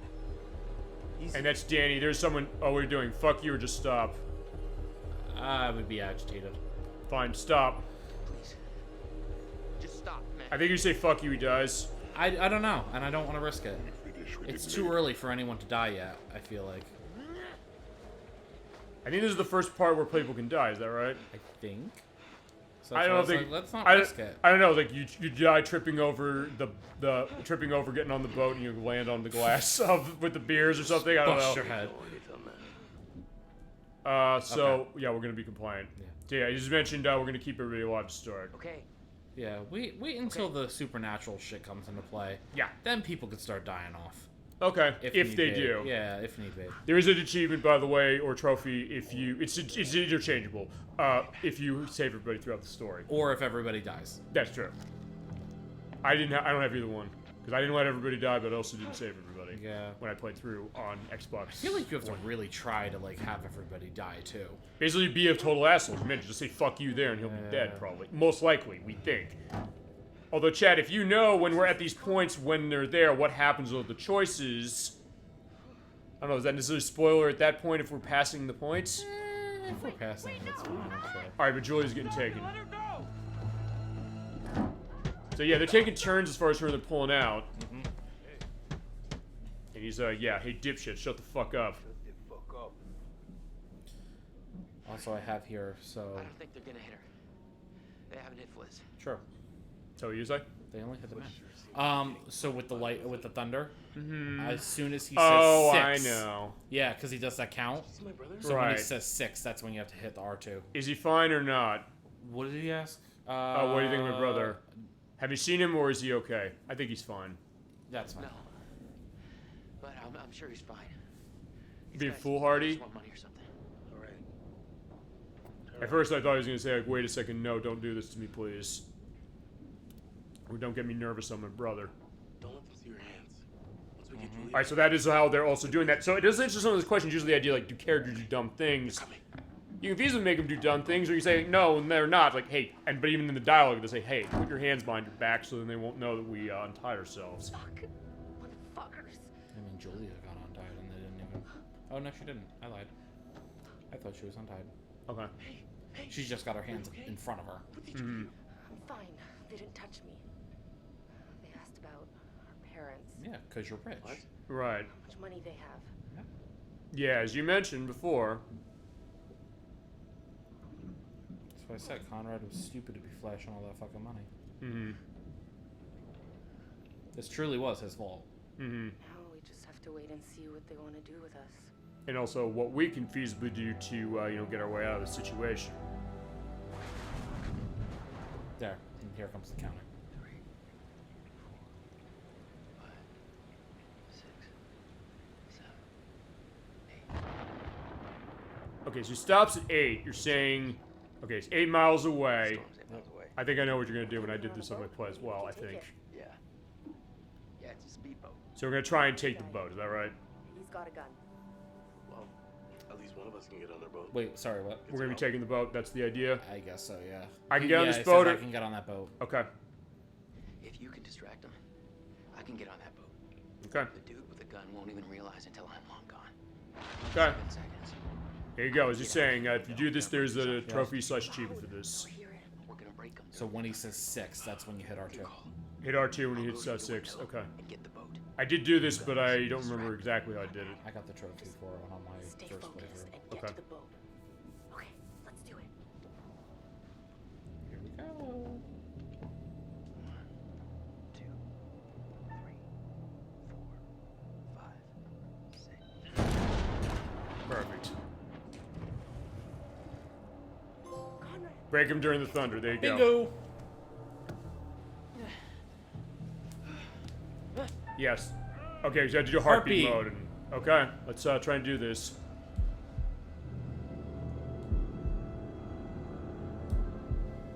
Go fuck yourself.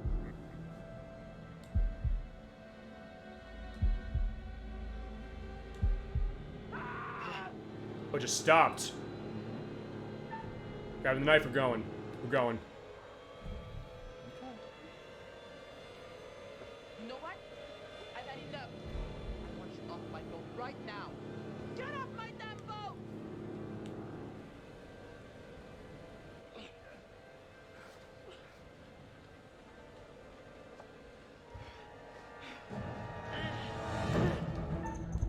Alright, so yeah, we have to QTE this baby.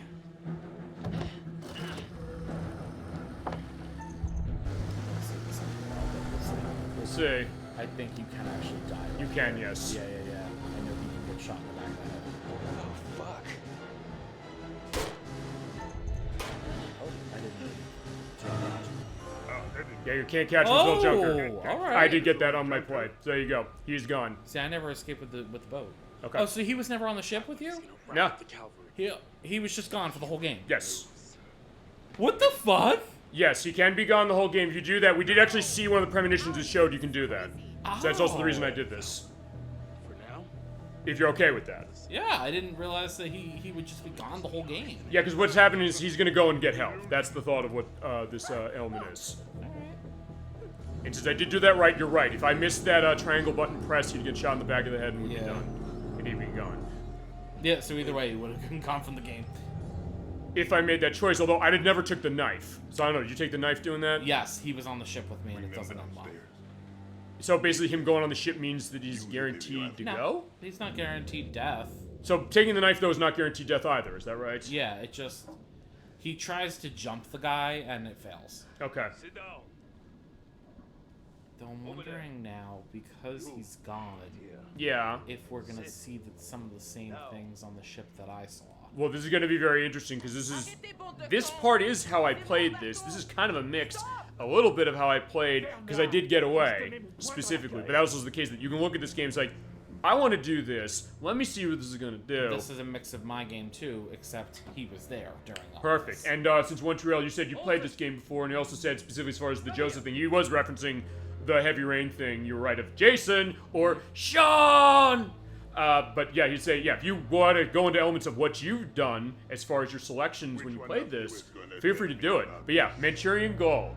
So Olsen is familiar with this. We'll talk about who voices and acts these people. There's some famous people who voice them, especially the guy who is. Fine, so we're going on this. The guy who is. I won't say who's playing him yet. Danny. The person who plays Danny is a very famous person. Maybe the most famous person in this game. Maybe.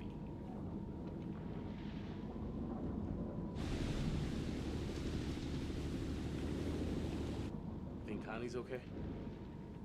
All right. Shut the fuck up.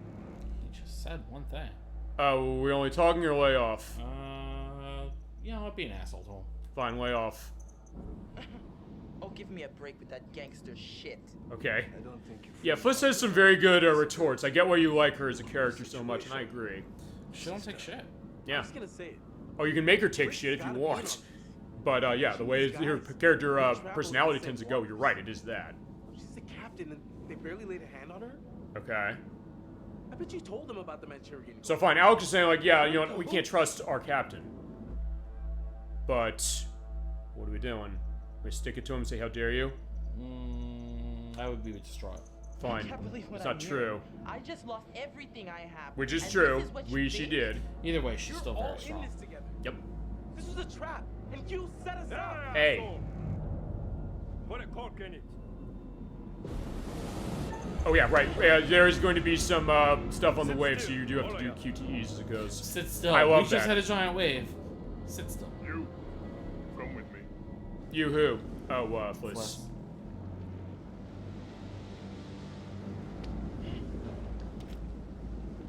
Find out how long the storm is gonna last. Okay, I think I'm gonna put this one in chat specifically. You try anything fishy, and there'll be consequences. I think fishy around here is the way you smell, buddy. Get it? Uh-huh. Or his eye. Love that detail. Like, yeah, he has no pupil. Duke of Milan requesting weather update. Yeah, you're right. Over. Okay, so we're on the line with the Coast Guard. Here's the question. What are we going to do? We're going to say ask for help, or we're going to ask how bad the storm is? I'm going to leave this to the chat. I don't know if you want me to, but either way. We can. I want to see how our agents of chaos are going to handle this shit. That's the great way to say it. We love the chat on the show. I've always said the idea of, like, why do we have the best chat on Twitch?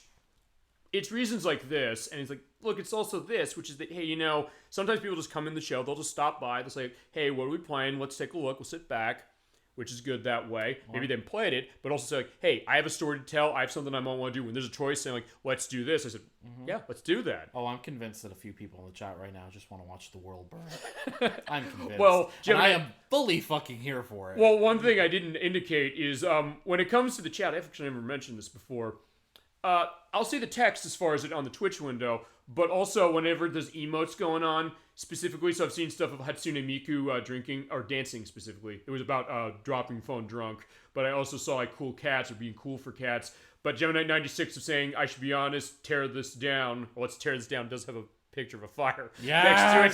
So I should have mentioned that. Told you, they want to watch the world burn, man. Yeah, some people just want to see the world burn, so we can be either defiant and say, you know what, help us, or we can say, like, play it cool, so, like, just, how's the weather, even though we know it's, like, a bad storm is coming. So, Chad, is your decision that way. I love that this is how this is working, and also, as I said, because of the fact that we run discussion this way, it means that I'll work as hard as I can to make the show not boring, even when you're like, hey, game pause, like, why are you stopping? It just makes for a more dynamic playthrough. Right, and I guess it's also the case that, fine, since we both played this game, it's always going to be a different case of seeing what other people have to say. Well, yeah, I mean, already it's very different from when I played through it. Okay. Because when I played through it, I was going for the trophy for all heart options. Okay. So it was very rigid in where it was going. Okay, so while we're waiting for chat's input on this one, when you play, because since we are playing on PlayStation 5, this is his PlayStation 5, by the way, it's worth pointing that out. When you say, like, you love trophy hunting, specifically. I know you've said that. Oh, I'm a trophy whore. No, I get that, for sure. There's cases of that with achievements on 360 and every other Xbox console after that for me in some cases.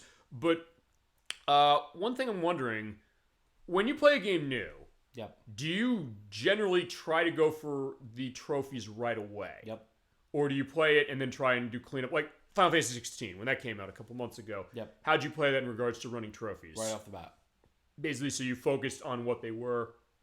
It didn't. So for me, and I know everyone's different and they'll have different experiences, but for me, trophy hunting, I don't feel like detracts from the story in any way. I know some people will be like, oh, just play through and enjoy what you can, you know, going through normally. For me, that is a normal playthrough, and I can experience the entirety of what the game has to offer at one time. Okay, wait, what are the choices? The choices are ask for help or how bad is the storm. Or you can say nothing. That's the other thing. I actually never asked them to say nothing. So I can't imagine that would end well. By not saying anything? Well, the guy has a knife on you. Okay, so basically we can ask for help, we can say nothing, or we can ask how the weather is, because then that means we're going to be playing it cool, and we're not going to tell them, hey, we're being, shanghaied. Specifically. But so I don't feel like it detracts from the story in any way. So, like, 16, being the example, I went through, not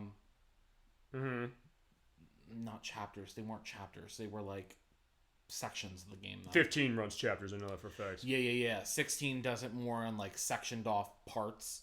So I had a guide up that went part by part, and it would literally point out to you all the, like, important things. So, like, any sort of, like, collectibles that you could get, it pointed out to you. And it had a description of where to find it in the level. Gotcha. If there were any sort of trophies that you could get, it would point it out to you what those were and how to go about getting them. Any sort of abilities, it would point that out to you. So I tend to find very involved and detailed guides when I go and play these things. Persona 3, another example that I'm playing through right now, playing through Persona 3 Portable before the remake comes out. Right. And I found a very detailed guide that goes day by day and tells you exactly what to do, how to maximize your stats, how to make sure you get the trophies and everything like that. Basically balance it out that way so it's going. By the way, chat does have a decision. Oh, okay. What's up? What are we doing? We're being defiant. Of course we are. Gemini 96 is saying, yeah, let's be defiant unless anybody else has a element to that. So yeah, he was on for Earthbound last week. Never got a sense of what that is, but sometimes that's the idea. That's the thought of a game like this. It can sometimes put you in that mindset, specifically saying like, hey, you know, let's be defiant. So we've never seen this. Neither one of us have done this. No, correct? I think I was going along with him on this. Okay, I did go along with him as well because I said, actually, I'll tell you before I take this choice. So that's what we'll do unless chat says no. I actually did the same thing as you because I said, I want to go along with this, but also my play of this, honestly, above anything else, was basically keep everybody alive. Not even for the achievement, but just because I wanted to kind of get through this alive. Except one point when I didn't let somebody live. But fine, we might have them not live now based upon our defiance, but we're going to be defiant. Sorry. Listen to me. I love the look of her face when she does this. She looks dead And she's getting slapped. Although, it is going to be interesting to see what happened. It might have been. You know what? Fine. You'll be caught. I guess I should ask chat this way. Please don't or you'll be caught. So what are we going to do? We're going to beg for mercy? Or you're going to basically say, like, no, you're going down, my friend. I think it's going to be, you're going down, my friend, but I'm not going to... Tell us if we're wrong. Tell us if we're wrong, chat, that way, because, like, well, we're not going to assume specifically, because you know what they say about assuming. We're going down the chaos road right now. I guess so, which is a unique way to play a game like this, especially because they're reckless. Especially because there's not a game over. Because look, if there's a game over on this game, we probably couldn't do this completely to certain degrees. Yeah. Although, even then, I mean... Well, it's like when you play Contra Hardcore and you're like, which choice do I pick? And I picked the wrong one for you. Well, I remember, we told the story of that, which was that... I also don't read Japanese. Well, I didn't remember either, because we got to Colonel Bahamut near the end of the game. He's like, pick the bottom one. Like, what's the bottom one? And he said... Game over. Yeah, you said, is this a game over? I was like, no, it's not a game over. He's going down. We've come too far now. Okay, Gemini 96, you got it. You motherfuckers won't get away with it's always the quiet ones you gotta watch out for. The police is gonna hunt you down. Okay, let's see what happens. It's a giant burial ground. QT. I was gonna say, QT. Yes, they moved the headstones, but they didn't move the bodies. As far as like the ancient burial ground. Actually, I guess if I missed those, I'd fall in the ocean. Or you hit your head. Oh, you're right. It would be even worse. Oh, there goes our beer. Not the beer. I was gonna say, of all the things there, like this is what they have to pay for the most. Uh-oh. Save the beer. I think he's saving the beer. He wants it. All right, here coming up. They're taking on water. We're gonna help him. Okay. Fine. This one, I'm taking the initiative on this one. So yeah, we're balancing this off. I love this way That's it. There's some things we have to balance out.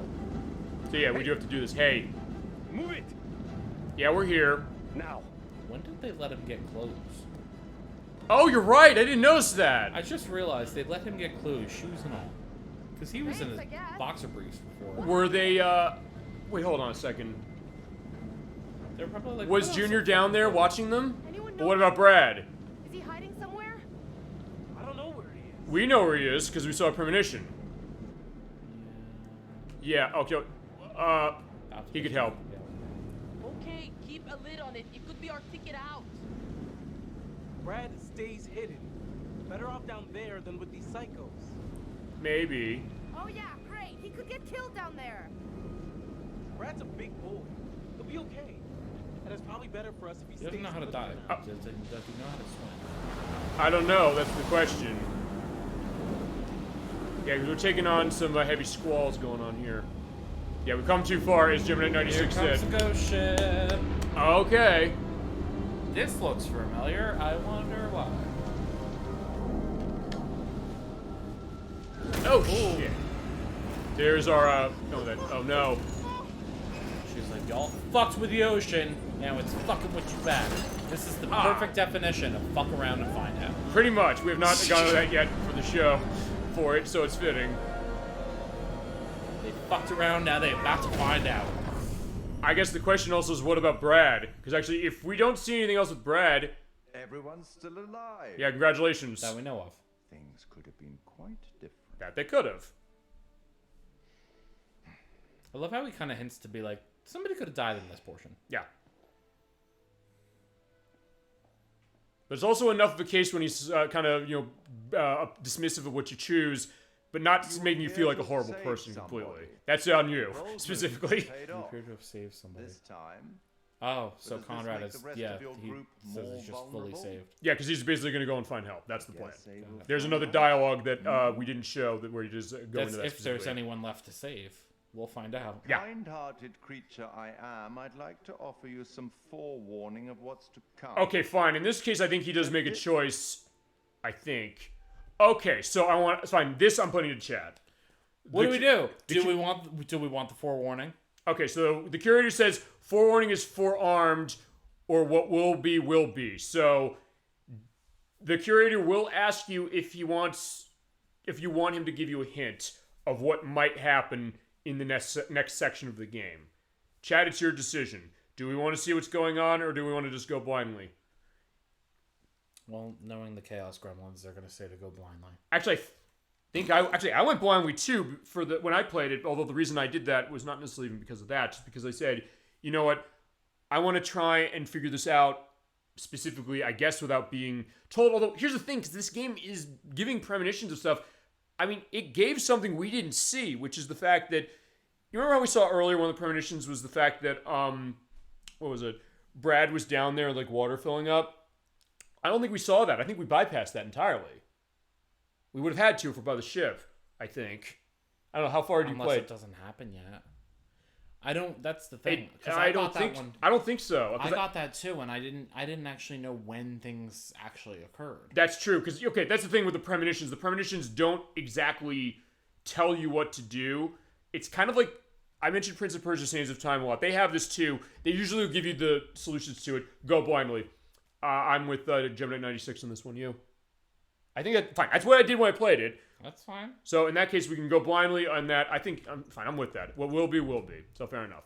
Like I said, the first time I played through, I went strictly off of what I was trying to get a trophy for. Right. So Gemini 96, you're independent, admirable, and maybe foolhardy, perhaps, but we'll see.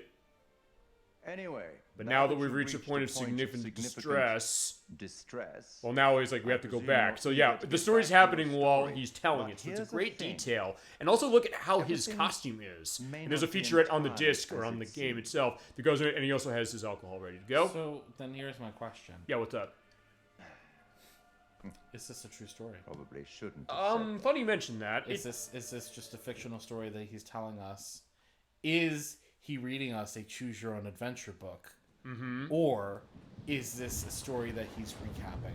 Yeah, I mean, I don't know if they explicitly state. As far as the element itself, this is based on the legend of the SS Orang Medan from the 1940s, specifically. The idea that the ship disappeared, that's the thought. It's never been confirmed whether or not. They took that as the jumping point for this plot.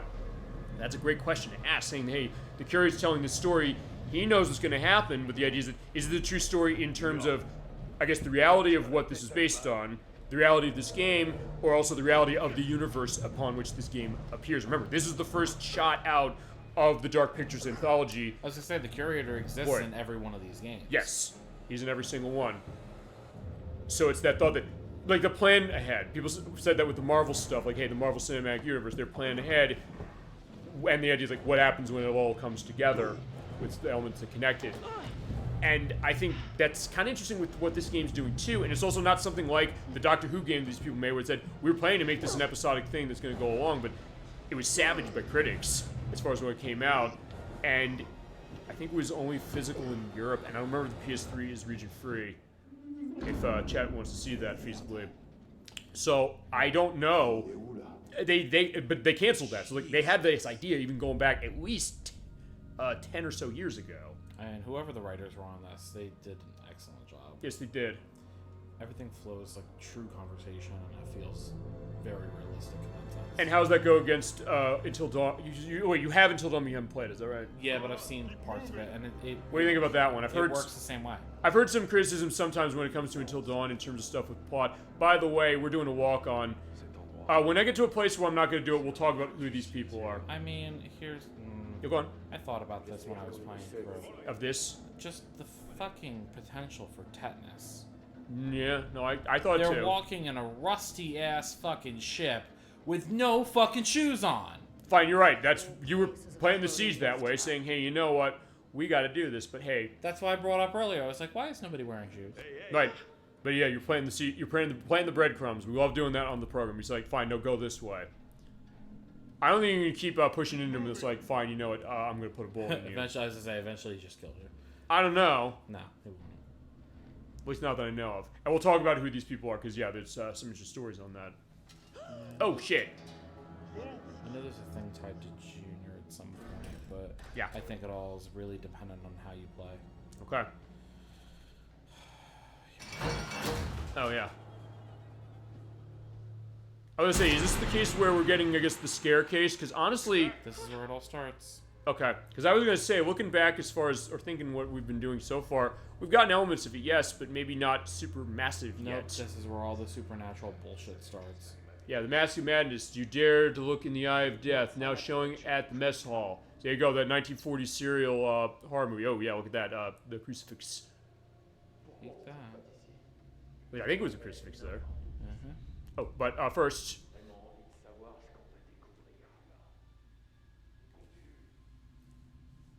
Alright, Miller. Are these guys gonna do with us now? Oh, they're gonna post in those things, probably. I do love the atmosphere of here. Like, look how dark it is. Look how atmospheric. And the shadows and the lighting. My god, it's terrific. And if you're running this version, my god, it looks fantastic. Even more so than it already did when it first came out. But, yeah.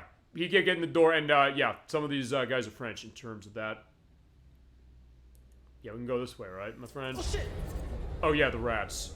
Fine, that's always what has to happen when you go into something like this. You get a mouse coming on, so only a rat. Mm-hmm. Alright, so there's a memorandum here by the Army.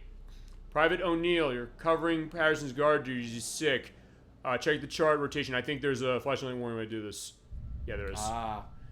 Third time this week. Notice like it down here. Patterson, just buck up. Get on it. And it does save your notes. So it's like Resident Evil that way in particular. And they did say, I believe, that they were inspired by... Fine, they'd have to be inspired by Resident Evil, I would think, if you're doing a horror game this way. But also, how are they going to do it? Set itself apart from that and other games like even Until Dawn they made. Okay, all of you, into the room. Alright. In fact, this is going to be a good place to talk about voice performances as far as the villains here.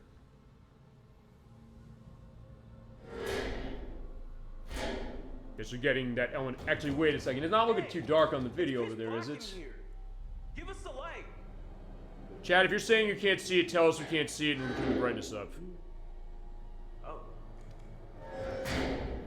Thanks.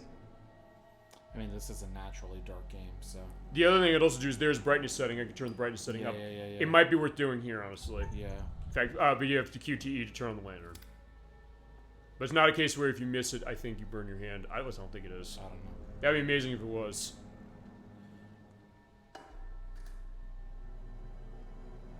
Alright, so yeah, come on, and then we'll turn the brightness up. Well, we heard about the Manchurian Gold, I'm gonna say that. It asked to have something to do with the Manchurian Gold. Yeah, because that's what they said they wanted. Maybe this is the ship that was carrying the gold. Yes, it's a possibility. Yeah, maybe not. We can't just sit around. We need a plan. Let's get back to our boat, get the hell away from here, and never step foot off dry land again. How's that for Yeah, I was like, that's the Crusader 64's plan, I think. Let's take something out of the boat. Distributor cap makes the engine work. Okay. The Duke of So Milan we're is a stuck. floating brick without it. We need to get it back. All right, so we gotta go While those distributor guys are cap back. panning for Manchurian gold or whatever they think they're gonna find on this floating coffin, we gotta take advantage and look around for a way out of here. Okay. Fliss, I just wanted to say that I might have gotten things kind of wrong back there. Excuse me? I may have kind of prematurely come to the conclusion that maybe, you know, you're working some kind of side deal with these guys or whatever. But I mean, obviously that's not true. They're being just as bad to you as they are to us. So, yeah. Allow me to translate. He's saying that he's sorry. I was gonna say. Well, your apology is kinda accepted. Cool. Yeah, her sass is amazing in that. Cool. All right, so we're in two things to do. We're going to turn the brightness up a little bit. Yeah, you go into No, you don't go in graphics. You go into... Display. Display, thank you. I should know. I practiced this last night. But all right, fine. What you do usually is you basically put it until the middle image is barely visible and the right image is clearly. Yeah, we're going to have to pop that up like where it is now. 78. Okay, let's do that. I think that's solid. Okay. Just to get a sense, because, yeah, it's getting a little darker here. And it does look a little darker naturally on the screen there. Yeah. I could say, fuck it, we'll go to 100. Okay, but now that we're trying to get out of the room, I'm going to go into specifically I will be right the back. people of that. Okay? No problem. Okay, so let's talk about the voice acting of our crew. Let's see. So, Junior. He is played by Michael Otto, who did modeling in Forza Horizon 4 for the Xbox One, I believe. No, yeah, it is on the Xbox One, because I have 5. He's also the model of Tom Mosley in The Inpatient, and the Net-a-Porter Delivery Man in the Absolutely Fabulous movie. And also, he was the fit-looking guy in Last Christmas, which was a movie by Paul Feig. Unpopular opinion time. The only good Paul Feig item of any kind, if you ask me, is the movie Simple Favor. He's voiced by Chimwemwe Miller, who is Lachesor in Assassin's Creed Rogue. He's also an architect in the Darren Aronofsky movie Mother. You want to talk about things that are fucked up. There are things in that movie that are so fucked, I cannot actually describe them on the show. It might potentially shut the show down just by me even going into some of the things that are that way. It's that much of a case of that. But also, he's the voice of Zellert in Monster Hunter Stories 2 Wings of Ruin, which is a game that Nocturne's going to be on the show next week. She's been playing a lot of. As well as Elias Chicane in Deus Ex Mankind Divided. And he's currently in Assassin's Creed Mirage, which came out last week, as a character who's he's currently unknown. And it's fine, yeah, Fliss, you can sit there while I finish this off, because there's only a couple more people. Olsen's the leader of the group. He's performed by Winston Thomas, who was Jerome in The Getaway on the PlayStation 2, and he did the modeling of Andre Tanguy in Shattered State, which is also by the same developers. But as far as Olsen's voice, he's voiced by Kwasi Sungui, who is the voice of Shredder and Agula in the 2007 TMNT film. Okay. Interesting enough. Mr. Pym, he was also Mr. Pym on an episode of Are You Afraid of the Dark? We were talking off screen about, Goosebumps. Mm-hmm. So I don't think there's a Goosebumps connection I found with this one. No, Are You Afraid of the Dark is, it was a Canadian TV show from the 90s. Yeah. The Midnight Society, throwing the dust onto the campfire. Do you know what that was? No. Sugar. Okay, I did not know that. Sugar is what creates the sparks like that. Actually, now that I'm thinking about that, it makes total sense now that I'm looking at it. But also, we were talking Gothica before. He was a guard in that movie. Okay. He was also the Axe Sword in Sand Demons and Prince of Persia: The Two Thrones. He was one of the Persians in 300, the movie. I think a nameless one. Which one? The original one. The good one. The good one. Oh, depending on who you ask. Also, he was the voice of Anto in Assassin's Creed 4 Black Flag. Haven't played that one and yet. Garrick Blood in the Guardians of the Galaxy game. Okay. As I mentioned, Chimwemwe Miller was the voice of Junior, and he was played by Michael Otto, and he went through the credits of who he was. He's Chimwemwe Miller is the person who is in Assassin's Creed Mirage, which just came out last week. Oh. And lastly, we have... No, I did this a little out of order as far as what it was. Olsen? I did Olsen. Oh, Danny. you did Olsen. Okay. Danny is performed as far as the acting by Josef Auki, who is one of the Ronin in the 2013 film 47 Ronin, the remake of the 47 Ronin that nobody likes, the one that had, not Nicolas Cage, it had Keanu Reeves, but then he was in John Wick and All Was Forgiven, because that movie's amazing. All of them really are. He's also one of the common prisoners in the movie of Guardians of the Galaxy, as well as Victor Milgram in The Impatient, which is by the people who made this again. And also the helper of Yumiko in Mamma Mia, Here We Go Again. The Mamma Mia movie I liked. I hate the first one, but I like the second one.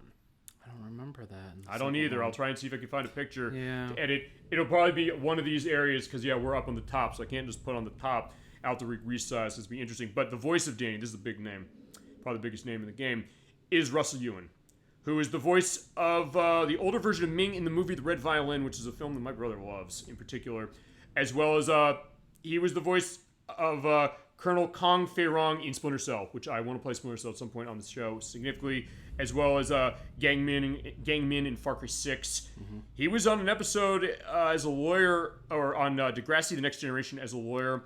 He also played Oliver in Adventures of Pluto Nash, which I might be the only person in the world who actually likes that movie. Not great, but it's decent. I mean, have you seen some of the other Eddie Murphy movies like Norbit and I don't know, The Haunted Mansion, for that matter? Mm-hmm. This is way better than those. And also, finally, he was also a waiter on an episode of, we're talking about Nickelodeon stuff.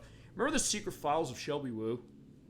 That came out when I was very young. I was going to say, that's a deep, we do deep cuts on this program, ladies and gentlemen. That was like 94, 95, which would have put me at 4 or 5 years old. And also, that's a case where, that show... Maybe 6. You ever see that show, by the way? I was very, very young, and I caught bits and pieces. So when I was a kid, and I'm sure a lot of kids are like this, they gravitate towards the cartoon rather than the live action. So anything that was live action with me growing up, I refused to watch. Okay. I was like, this is boring. And as I got older, I started like noticing like live action, and I was like, oh, okay, this is good. But I was gonna say, because it seems like a weird case like that, or The Secret World of Alex Mack. She turns. I never watched that either. The one where she can turn into like powers. Yeah, she was like Mercury or some shit. I would say it's like the Ooze. If they turn the Ooze into a TV show, it'd be like that. But actually, going back to Secret Files of Shelby Woo, that show is insanely dark in cases. There's like one episode where I think there's this woman who wasn't she like a spy? She is a spy, but the idea is that even though she's a young girl, she's like trying to figure out what's like this evil like person's doing to animals, and like she's arsoning places, and she basically is gonna trap her in and arson the building while she's locked in a cage. You're like, Jesus Christ, Nickelodeon was not fucking around, even as far as something that was for kids. And Flash Me Warning, by the way, there. As we're reading this love letter of somebody's like, I'll be home soon. We'll have 2 children, get married, be happy forever. That never happened, because when it comes to a movie, whenever you write a letter back to somebody at home, you're not gonna live through the rest of the plot. Especially if you just wrote it. But fine, they didn't just write it, they wrote it years ago, but yeah, they didn't get out of this alive. But then all the supernatural shit went down. This is very strange. Yeah, it's, I guess strange as far as her is like, yeah, what kind of glasses are these? I mean, yeah, fine, mine are the kind of thin-rimmed specifically, so it's not exactly that. I think I had those maybe when I was, big enough when I was like 5, I had that kind of thing. I never had glasses that look like that, thankfully. At one point I did have the Coke bottle lenses, though. No, I like Coke. It is pretty delicious. Especially when they put real Coke in it. I wish they would do that. That would be amazing. Everyone would be feeling real good. Yeah, I was going to say, note to all of you optometrists out there, perhaps. Oh, and it looks like the best in show, the ship mascot. Oh, he's a little Yorkie. Yeah, he is. And he's the best boy. Yeah. I'm going to spoil one thing. We don't see this dog, ever. So it's not going to be a case of, That's fine. For that. Because I know this comes up on the show. When it comes to stuff with like animals and things, we're gonna have to show some of that. I'm not gonna lie, we're gonna actually show that actually because of him actually with one of the games we're doing for the puzzle showcase. But it's either way, we're gonna show it. Oh, Little Misfortune. Yeah, I know what you're talking about. Nikki was very upset. I didn't actually notice that was a part of it. I was kind of blind playing it. Actually, it was Gemini 96. He said like, it kind of reminds me of Naughty Bear. I was like, you ever play that? Like, no, it just seemed like it's very bizarre thingy. But it was a good selection you had as far as the puzzle showcase. We'll go on that later on with the schedule. So yeah, she does know the legend that way, but Alex is like, fine. Even though he's a med student, he's like, fine, whatever. I don't know, does it feel right or Captain? Doesn't feel right. Alright, fine. If it doesn't feel right, say so. I'm not really sure what he meant. All I know is that I just get this... I also like playing their characters as I imagine they would naturally be. Okay. Like if we weren't controlling them. Sure, which makes sense when you think about that. Well, then I feel like it creates a more cohesive story. I guess then in that case, then that would explain, I guess, the thing with Conrad, which basically you have him as an asshole the whole time, I guess, right? So at this point, he does show his bravery. He goes off and escapes to get help. So, fair enough. Good point. Or it could have been viewed as selfish. It depends. Yeah, you're right. Because they don't know that he you're right. Help. And honestly, it could be viewed the way we played it because we didn't show the dialogue saying, "Hey, I'm going to go find help." It just said escape. Yeah, just escape. So he did escape, but he escaped specifically that way. So yeah, well, Fliss is giving the element of what the background is, what she understands. She probably understands it better than anything. If she's saying it, it's probably the right thing as far as the way the story is. What are the fishermen planning? Well, fine. We heard them say about the butchering gold, but I don't know. Do we want to die? Okay, we don't want to die. Back on the Duke, I overheard them. That's gonna be talking next about week the when it comes to the. Manchurian I don't want to gold. die. I really don't My think they had any of God. this planned until the gold caught their attention. They didn't. We need to watch them closely. All right. This could go from bad to worse if they don't find what they're looking for. Indeedo. So, what do we do? We have to get out of this room, but I don't know. We could do that or the radio. You could try the radio. I don't think it'll work. Or say nothing. Look, we need to either Fine, we're gonna find the way out out. of this room, or we need to be ready I to wonder make how a they move when find a those way out with fishermen 3 come people, back. because I know how it worked with all 4 of We're them. not going to do Gotcha. anything from in here. We need to keep I looking guess around does it and make try to find a way. fine? You said you didn't complete it, but it seemed like maybe it was. I made it past this easier. I don't know, because here's the thing: difficulty of this game, I guess, is more about do you live or not, really. Mm-hmm. Also, yeah, we can do a pull across on this. You do have to kind of pull the right analog stick to the left, kind of like I'm doing right here. And since I do have a Now you camera, I can can show kind of that. show it. Usually it's like, hey, you know, the idea like, what am I saying? I always say like, hey, you know, the Twitch window, which is over there, or the idea like, hey, there's links of other shows and things. We'll talk about something with the schedule about that later that you can't see, but now you can see that. Okay. So let's look at the newspaper. I wonder why they all left it behind. I think I flashed in the newspaper. Yeah, the gangland Ling of 1947, archaeologist missing a wreck, which I guess is nodding to House of Ashes. Is that the one? Possibly. I don't know what time period that takes place during. Oh, no, fine. It's Or this may have been a precursor to that. maybe it was, or maybe they have a detail in that game, which means that, hey, you know, there's going to be potential as far as looking at those other ones. Okay, by the way, you can't get out of the room. I may as well show that just because. In fact, there's Junior right there. You can also listen over. I don't know if that necessarily changes anything. No, but I feel like it is a good thing to listen to. No, fine. In that case, we'll listen to it. Sorry. Oh, did you cut it short? I sort of did.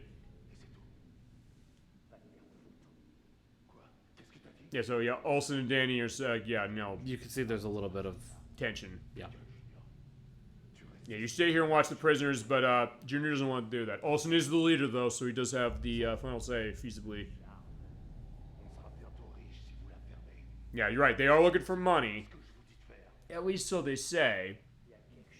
But even Danny's saying, like, wait a second, what's going on here?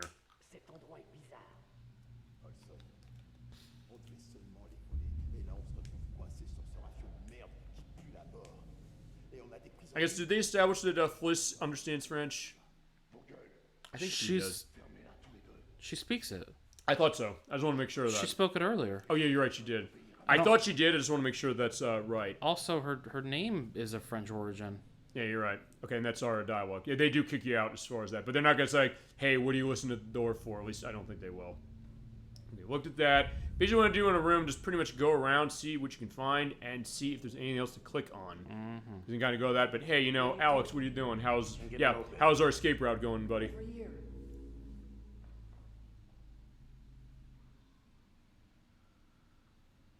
Yeah, you're right on the cuts. It's kind of bizarre. Actually, the end, I'm going to go into that. Maybe we can bend it open and get out of here. Okay. Is it done intentionally? Maybe. They might have to. Is the way out, we Yeah. I think they probably have to stitch it based upon the difference in choice, I would think. But then again, I just walked there. Like, we had to find our way out. We'd have to go this way, I think, eventually. I don't think there's another way out of this room. Someone should create At least I don't think there is. This is gonna be Chad, if you know there's another way out of this room, tell us, and we'll be curious to hear that. barricading the door instead. Though, then again, we also do have, it's worth pointing out, another potential rationale to come back to this game will show. We're going to barricade the door to distract them. I'm going to barricade it. You want it? Yeah, barricade. Alright, so yeah. Yeah, we're going to be courageous. Can she push it? Eventually she can. She just needs the help of Thunder Thumbs right here. Fine, that's a Super Gaming Brothers perspective. Or fine. You see, keep hitting that triangle button.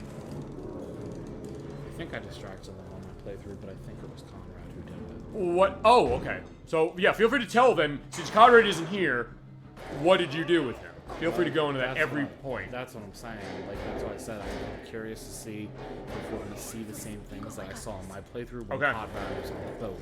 Because Conrad was one of the reasons, I think, why I saw certain things. Gotcha. No, feel free to go into that. I'm down to hear that. No questions. But we did get our way out. Oh, shit. Heartbeat. Yeah, just keep calm. Carry on. He just lets one rip right there. Thankfully, no. Thankfully, no. We're good. It would have echoed in the vent.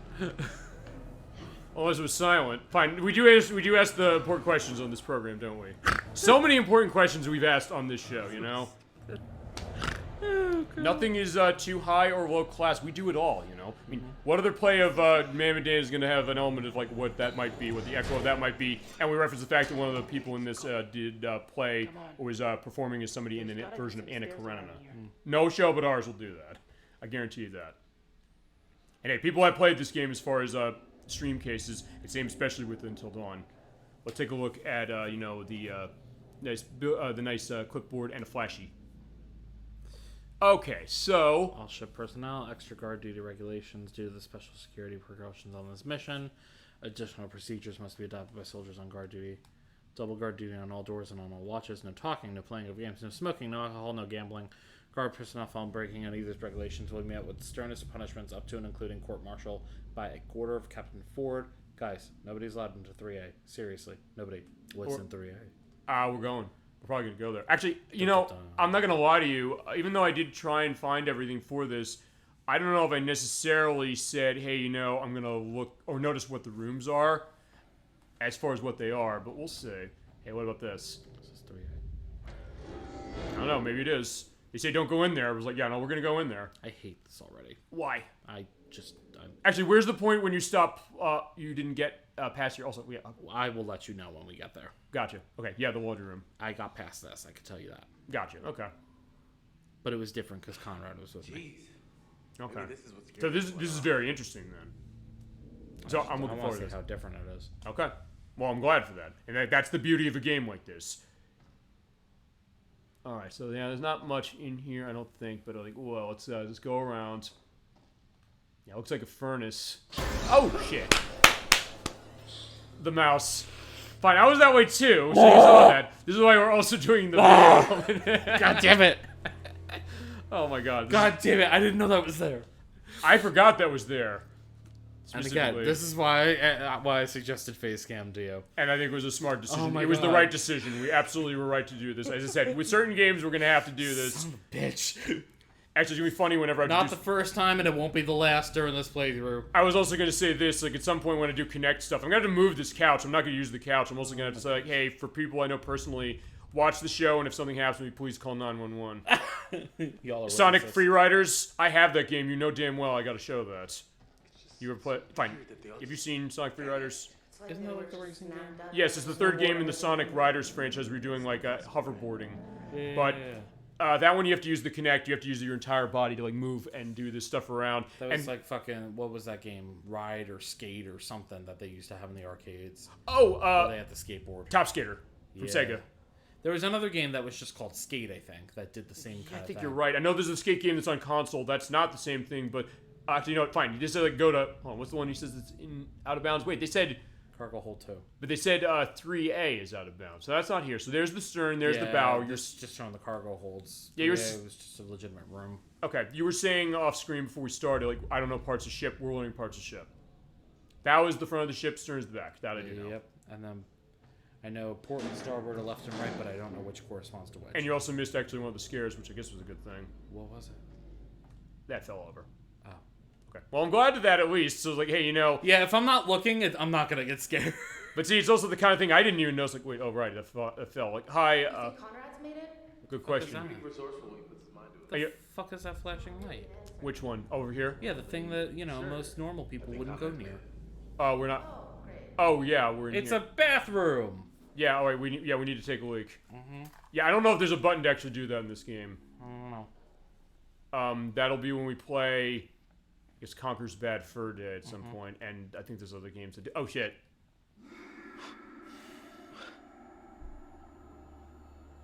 That's some Silent Hill shit. We gotta play that game, too. That's some I've been called for that. I know people who said they want to be in when we do that game, and we gotta play that. And I have two, specifically Xbox 2, original Xbox 2. I don't think I've ever been in this room. All right, we're gonna show you. Let's take the letter by Eileen Reed from Crawford Drive, Oklahoma. Dear Isles, I'm finally coming home. This is it, darling. One last trip across the Pacific, and I'll be back to you and the girls. I can't wait to see your faces. Tell Ned and Nancy to get excited. They're gonna see Daddy real soon, and he's got gifts for y'all. I'm sure to be back at sea. It's hotter than an Oklahoma summer out here on land, and there's no escape from it. I've been alright because I got your letters to keep me going. They censor them, which is probably for the best, because sometimes the others steal them to read, and I don't like them reading our letters. I know. Really creeps me out. He keeps telling me there's a little boy on board, and it sounds like Ted. I know he's just messing with me. There ain't no way we got a stowaway. Our ops guys are far too slick now the war is over. I bet they'll edit this bit out, but it shows what a place can do to a guy. I gotta go for now, honey. There's some commotion outside. That usually means I'm about to be real busy for a while. I'll write again soon. Robert. I would say that was beautiful as far as the accent that way. Thank you. That was not intentional, and I actually kind of slipped into it. I was going to say, you were kind of going that way. Also, question. I know. I didn't mean to do that. I'm glad you did. As I read Oklahoma, I was like, oh no, he's a Southerner. I got a question, though, for you. It says, like, you and the girls, Ned, is like, is that right, like a short for Ned for a girl? I don't know. Chat, do you know? See, this is why we're also going to ask these questions as well, which is, Nancy, I get almost Nadine. Yeah, or Ned or Nadine. I don't know. Maybe you're right. I don't know. To Chad, be honest, feel free to let us know. from what I understand, Ned as like a shortened form of a male's name is short for Edward. Yeah, I didn't know that until like a few years ago. It's like, what? I don't know if I knew that until actually you just mentioned it right now. Yeah, it's so strange. So that's what I'm saying. This is the security blanket for this playthrough. I'm sorry, I can't. Of the great Majora's Mask fucking game. Can't. Actually, then let's go back to the Majora's Mask thing briefly, because you're saying, hey, the scare element of that game, it wasn't like this, of course. No. But also, was there much of a scare element to you on that game? Stay positive. No, not really. Okay. It was like unnerving. It was creepy. It wasn't scary. This Big engine. This just plays on like primal fear of the unknown. Right, the unknown. You mentioned the idea of being on the ocean. Well, honestly, at this point, because we're in an unknown case, I don't even remember I'm on the ocean, which I guess on one hand is a good thing. Yes, but now you have fucking ghosts and shit to deal with. Potentially, yeah. Like, there's something. And also, because the graphic quality is so good, the way it's using darkness, we mentioned Silent Hill. Silent Hill is another game that does that terrifically. This really amplifies it much more. Anything we can use down here? Probably. Yeah. Just an old piece of junk. I just still Duke think has about a the newer fucking engine. rat. Yeah, I get the idea of the rat as well. Fucking rat made me jump out of my skin. Made me jump. Actually, no, your skin's okay. I think from what I can tell. They can see. They're fine. Yeah, I was yeah. They can. Okay, let's take a look at the book. Doesn't seem like there's anything interesting. Okay, never mind. There is. Let's take a look. It's yeah, a journal. All right. So on June 19th, they identified problem areas, the structural brittleness and cracks in cargo hold 1. Shipwright's going to carry out the welding repairs, but the bad weather is a problem potentially, because any aggressive movement could cause it to break its back.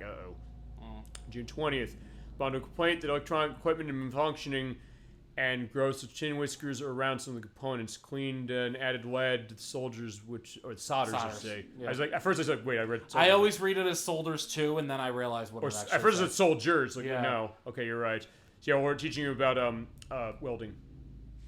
As I say, can you turn the page? Yeah, we can turn the page. You hit the left, the left on the right. Ah, right. Tell them about this. I conducted a thorough weekly engine room inspection of fuel, oil, and fluid, which showed lower levels of cylinder oil than expected. I reminded staff in the engine room to be attentive and vigilant with our hourly checks and alert an engineer if there's any loss of pressure. June 22nd, the ship was caught in a heavy electrical storm, which began shortly after midnight. The lightning strikes caused a lot of electrical arcing, traveling through hoisting cables all off deck, which has left damage. The grease has boiled up and destroyed some of the cabling. I've received reports that the main problems caused by the storm are with electrical equipment. At the moment, it's likely the tin whiskers haven't helped matters. Despite the rough sea, there have been no reports of any structural damage. However, I'll have to work through the night to make a full damage assessment.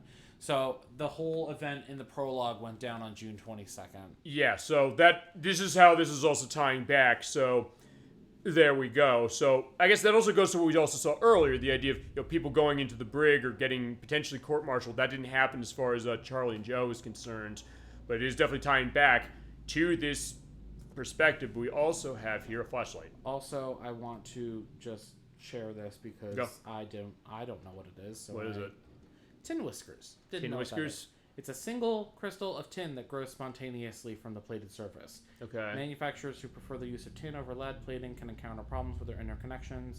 As tin whiskers grow, they can cause electrical shorts. Oh boy. And or can flake off, causing physical damage. Okay. So, just something I wanted to share because I didn't know what it was, so I'm sure that I'm not the only one. I would say for all of you budding electrical engineers out there, there you go. Had no idea.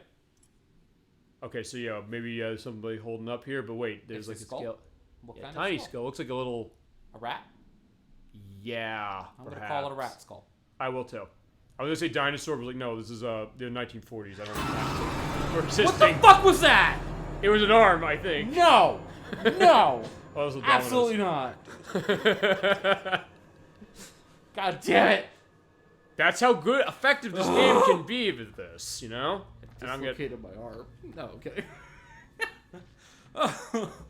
No, we'll be fine. Don't worry. We got this. You see why I said I can't play this alone?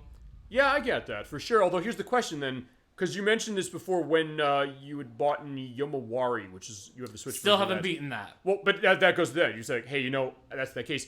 I don't know. Maybe, you know, you would want to like say, like, hey, let's just get through a backlog, a bunch of games, like have a bunch of people with it, you know? Is that the idea? I guess that's going to be the idea. Fine. I've sometimes said that going through the show... I'm going to be able to beat scary games. I've also said, like, hey, you know, the show can sometimes be a way of going through games that maybe I haven't completed or gone fully into, or cases where I make a promise specifically, which, by the way, I know the Final Fantasy 15 thing, but I do have to hold to the Skyward Sword thing. I still have to... Got it. Okay, speaking of which... Okay, here's a question. Yes. We're saying the whole goddamn trip... Are they spelling goddamn wrong? They technically might not be. It might just be... It's from the 40s, so I'm gonna... Potentially not. Yeah, I'm gonna give it. Yeah, the code, the booze, the trip. Yeah, we said the alcohol is important. We were right. The plot is saying it too. Right. It makes you realize how quiet the ship is. There's a fight between the dumb schmucks, Wilson and Anderson, after we sailed. Ferris nipped in the bud quick and has been quiet as a church. Okay. Got talking with the fellow to help load up the ship. Bunch of coffins on board. Okay, so this is going to what we saw in the open cutscene, specifically. What's up? No, I'm just recovering. Okay. At first, like, wait, no. It was like, we're just talking about the coffins coming on board. I know. Got me thinking, who could be in those boxes? Booze is a bum loss. Perez said he felt drunk after 4 cups. That was like dishwater to me, though. Or ditchwater. Okay. Maybe there's 6 to check out some hooch. Actually, I was talking in that movie, The Lake House. Not The Lake House. That'd be a different movie. I love The Lake House, actually. The Lighthouse, where they're trying to get alcohol so much, even to the point where we're going to basically take, you know, actual normal alcohol, like the unfiltered kind, and try and drink that. No. It's like Everclear. Like, yeah, don't drink Everclear, ladies and gentlemen. So here's the thing. Yeah. Alcohol at its very core, even when it's made well, blah, blah, blah, all that shit, at its very core, it is still poison. Uh-huh. So when you make, like, homemade alcohol, that's even more poisonous. I was going to say, it's like my brother always said, like, we have to start our own beer company, Blind Horse Beer, which our mascot is blind horses running off a cliff. You ever heard... Okay, so you've heard of people making, like, bathtub moonshine, right? Yeah. Like, in their basement and shit. Yeah. Literally can make you blind. Yeah, I've heard that. So, like, why would you fucking literally poison yourself? Okay. I mean, I guess... And they've confirmed that actually does make you blind, yes. Mm-hmm. Okay, good. I was like, there's something else you could say that they've said that, but that's not true. But either way, yeah, so going back, it's like, yeah, you know, there's some kind of flake, might be true. Mill's kind of a twitcher. What's up? Okay. What a twitcher He's a twitcher. Also, I'm scrolling down very slowly. The rest of the boys made more hooch. Too bummed out to sneak and try some, but what else is there? Would they make it in the fucking toilet? God damn. Probably. Well, I mean, that's how they make hooch in prison.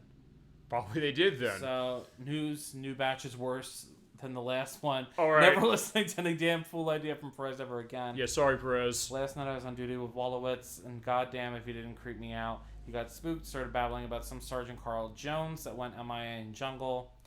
Reckoned that Jones and his crew were the ones in boxes traveling home just like us. Ooh, dying, feasibly. Oh, shit. Yeah, Jesus. Well, there were those coffins draped with the flags. So yeah. Is that not normally demonstrative of, like, fallen... Yes, they are. Okay. Yes, they are. I sneaked a look, and Jesus, there it was, just like the guy in the port had said, all laid out real nice, Old Glory over each one. Mm-hmm. If it's Jones in there, they've done him proud. Good old Uncle Sam wouldn't leave any of us out there. He'd make sure we all come. Okay. That's it. Oh, wait, hold on. Wait, no, go back. We'd all come, but I think that's like an incomplete sentence. Oh, no, that's it. No, that's right. where it ends. At first, like, wait a second. Also, you did see, like, his hand was glitching through the book there. That was also June 21st, right? I believe that was June 21st. Let's take another look, also, because I want to see his hand glitching through the left side of the cover again. Which means it's also the day before the electrical storm. Yeah, take another look at that. Yeah, you're right. 21st, you're right. There you go. Actually, also pay attention to the left of the book. Oh, never mind. I got on video before. Yeah, the idea I was say, it might have been through his just a hands. one-off. Okay, fair enough. At least we have it. It's also why I say, like, I'm glad we're recording. Can you open the lockers? Unfortunately, no. Okay. Fine. I'm thinking the Parasite Eve perspective, where I know I opened every single one. Or Earthbound last week. So, does it show up? And he's just kind of looking around, but alright. Show up? What? It'll show up. No, it doesn't Oh, show the up. mouse? No. Fine, we already saw the mouse. No, if you go back. Oh, nice find. I don't know if I found this when I played, but alright, let's see. Oh, speaking of the... Okay, maybe I did see that. Who was that? You want to look at it again? Yeah, who was that? That was Brad. Alex.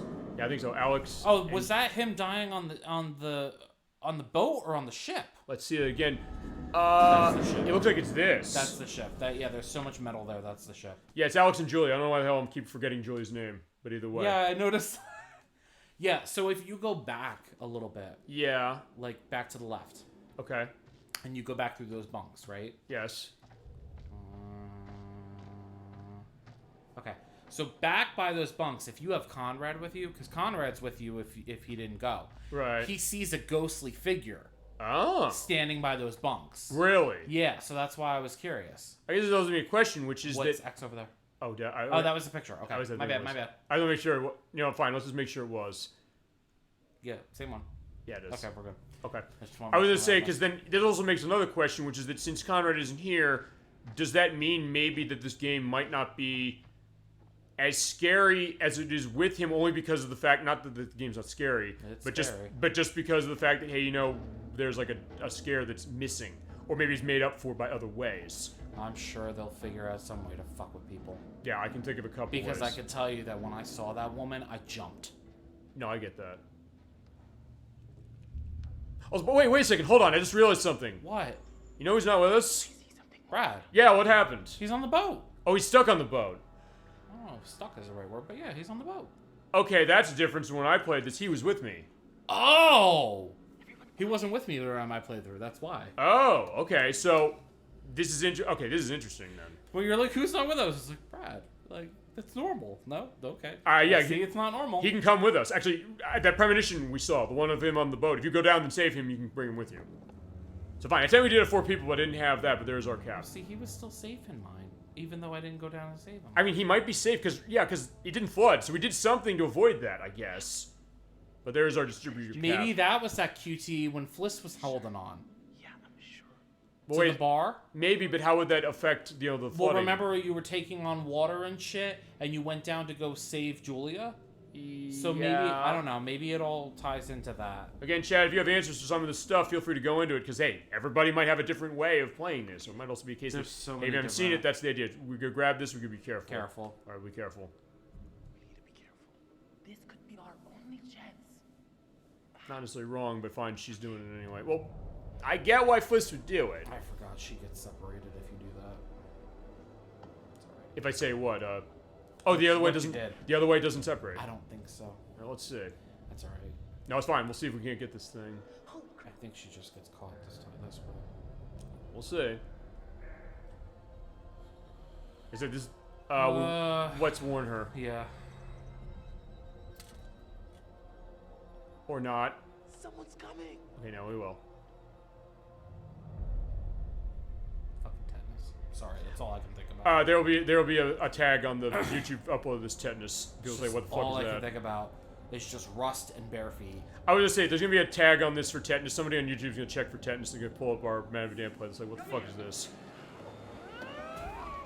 QT. Guaranteed. No? Oh, she gets choked. Oh, wait a sec. Oh, you saw what happened? He had her neck in his hand. What happened? Je crie pas. Ta gueule. Je veux savoir où sont les autres. Okay, this is what happened in my playthrough. Now Danny has control of you. Gotcha. There's Russell Ewan, as I mentioned, who voices him. Actually, fine. Okay, it's either fine. I said he's the most famous person in the game. It's him or Sean Ashmore. So yeah, of course, the most famous person in the game is off screen for most of it. This way we can get ahead of them. Or it's like, have you ever seen the movie Children of Men? The fact that Julianne Moore is not in that movie for very long. Or have you seen Oppenheimer, where it was like a bunch of people who were super famous, like in 2 minutes of the movie, specifically, which is very interesting that way. But all right, fine. We got to find where the others are. We got to I guess we find Brad. Okay, I'm curious then, without Brad, what's going to happen? Oh, now it's just you and Julia. All right, so I guess we have time for a chat to think about what they did as far as, their element being... Yeah, we'll see. Yeah, so chat, we have time, I guess, to build up the idea of like, hey, their relationship was on the skids. I love the fact that that's the thing. All right, so Area 7C has been converted to a chapel. He mentioned the fact that this is the chapel. Be sound respectful, which they were put in the chapel as far as where the caskets were put over there, the ones that draped the flag. Ah, is that what that was? Okay. I think so, and that might also be why we saw like the cross. The cross. Because remember also a lot of the ideas, like, I guess this is true to real life that way. The fact that when it comes to elements of this, they're religious that way, of Christians background usually. So I think maybe the thought then, not that it was always that case, you always got elements that was kind of a mix that way, especially when World War II was an element. But just the fact that, hey, that element, especially because they're tying into the plot, which is very interesting. Mm-hmm. She goes, what was that? And then walks towards it. Bitch! That is how people fucking die. I was gonna say, I guess we've kind of made her a bitch in this game, I guess, the way we've played. Fine, Chad, I guess you said, Chad, it's your fault, but we love you for it. Thank you for making the choice as far as what it is. I'm also trying to just walk around, see if there's anything. Fucking Agents of Chaos, man. Well, but I don't know, we've also made our choices, saying we're gonna do certain things, feasibly. Wait, hold on, there is a way over there. I don't know, oh, no, you're right, it's blocked, shit. That's the one thing as far as the way the cameras are concerned, because, actually, you know what? I'll tell you one thing I haven't been doing this whole game. Holding L1. But that also shows, if nothing else... Moving it slightly faster? Yeah, and I think some cases it doesn't even go faster. No. At least not... Okay, because my experience is the Xbox One Series S and X version, specifically. And it's a combo of One and X, or Xbox One and Xbox Series X for me, as far as the play. In your case, it's a combination of PS4 and 5. Wait a minute. We've been here before. Alright, so yeah, the kitchen. Or the mess hall. Think so. I swear we've been here before, Alex. Have you been leading us in circles? She's referring to another playthrough. Go to the... You want to take that? Well, see what the X gives you. Okay, let's see. Nope. Ugh. Okay. Soup du jour, mademoiselle? Of course. As if you know your way around a kitchen. Oh, Jesus. It's like the reverse case of what it could have been the other way. Alright, I know there's a knife somewhere in here. Okay. I don't know if it's beneficial to grab it or not, because it could end up being turned on you. That's true. I think the knife is on that back counter. Do we want to take it? Or chat, do you... Jesus. That one wasn't as bad. I was going to say, it seemed I was like... expecting that one. What is it? Oh, you were? I was. I don't remember it, but it's not. Do we want to look at this? It's nothing. Okay, fine. Just be nice. I was saying... Nothing. You don't want to know. What? What does that mean? Oh, boy. Why aren't you telling me? Okay, fine. Now... what are you going to say? So there's a map there, it looks like. Let's take a look at that. All right, so also it's it's also the schedule of what's going on. So Today's beef casserole. Yummy. so today fine. If we're doing it today, it would be cream whipped beef on cornbread and roast lamb with new potatoes and carrots. Okay, that sounds delicious. What makes them new? New what? It says new potatoes. What makes them new? Got them shipped in. I don't know. They were on shore leave. They found stuff that was new and freshly grown. Also, whipped beef sounds disgusting. I don't know what's. That's just me. Oh. I don't know what. How do you whip beef? You puree it or something? Don't know, but that does not sound appetizing. Fine. Okay. Chat to you as well, and to Crusader64. What here would you want to have specifically? I honestly I like the Saturday choice of roast lamb with new potatoes and carrots, whatever the new potatoes are. Well, that's for dinner. That's the dinner thing. Fine. You just wouldn't eat breakfast. Wait, that's a breakfast thing. Yeah, I know. That's weird. I mean, I'll go with the roast beef. Okay, the roast beef is good. And I guess the breakfast item, I probably would go for the bacon and scrambled eggs. I'd say probably the bacon and the hash browns. Or it also depends on cereal. But here's the question: True. What would cereal be? I guess what cereal would be in the 40s? I don't know. Cornflakes. Yeah, I was thinking that specifically. Like, would it be that, or I don't know, like. There's some cereal right here. The idea is like, it's Total. I don't like that. Don't talk shit about Total. Do we want to take the knife, by the way? Yeah. You know what? We'll see what happens. Go ahead, take it. Okay. I know if you have Conrad with you, there is a little exchange as to whether he takes it or you take it. Hey, easy with that. We shouldn't be screwing around right now. We might need it. Yeah, you're right. Because I would say we're going all in on this. Yeah. Big Man on Campus. I did get this achievement, by the way, as well, or trophy. Alex, you don't want to end up hurting the wrong person with that. You should What just the put it fuck? down. The Black Crows? Oh, is it? So wait, is that when you get a bearing or something? Because that's why I said it might be turned on you.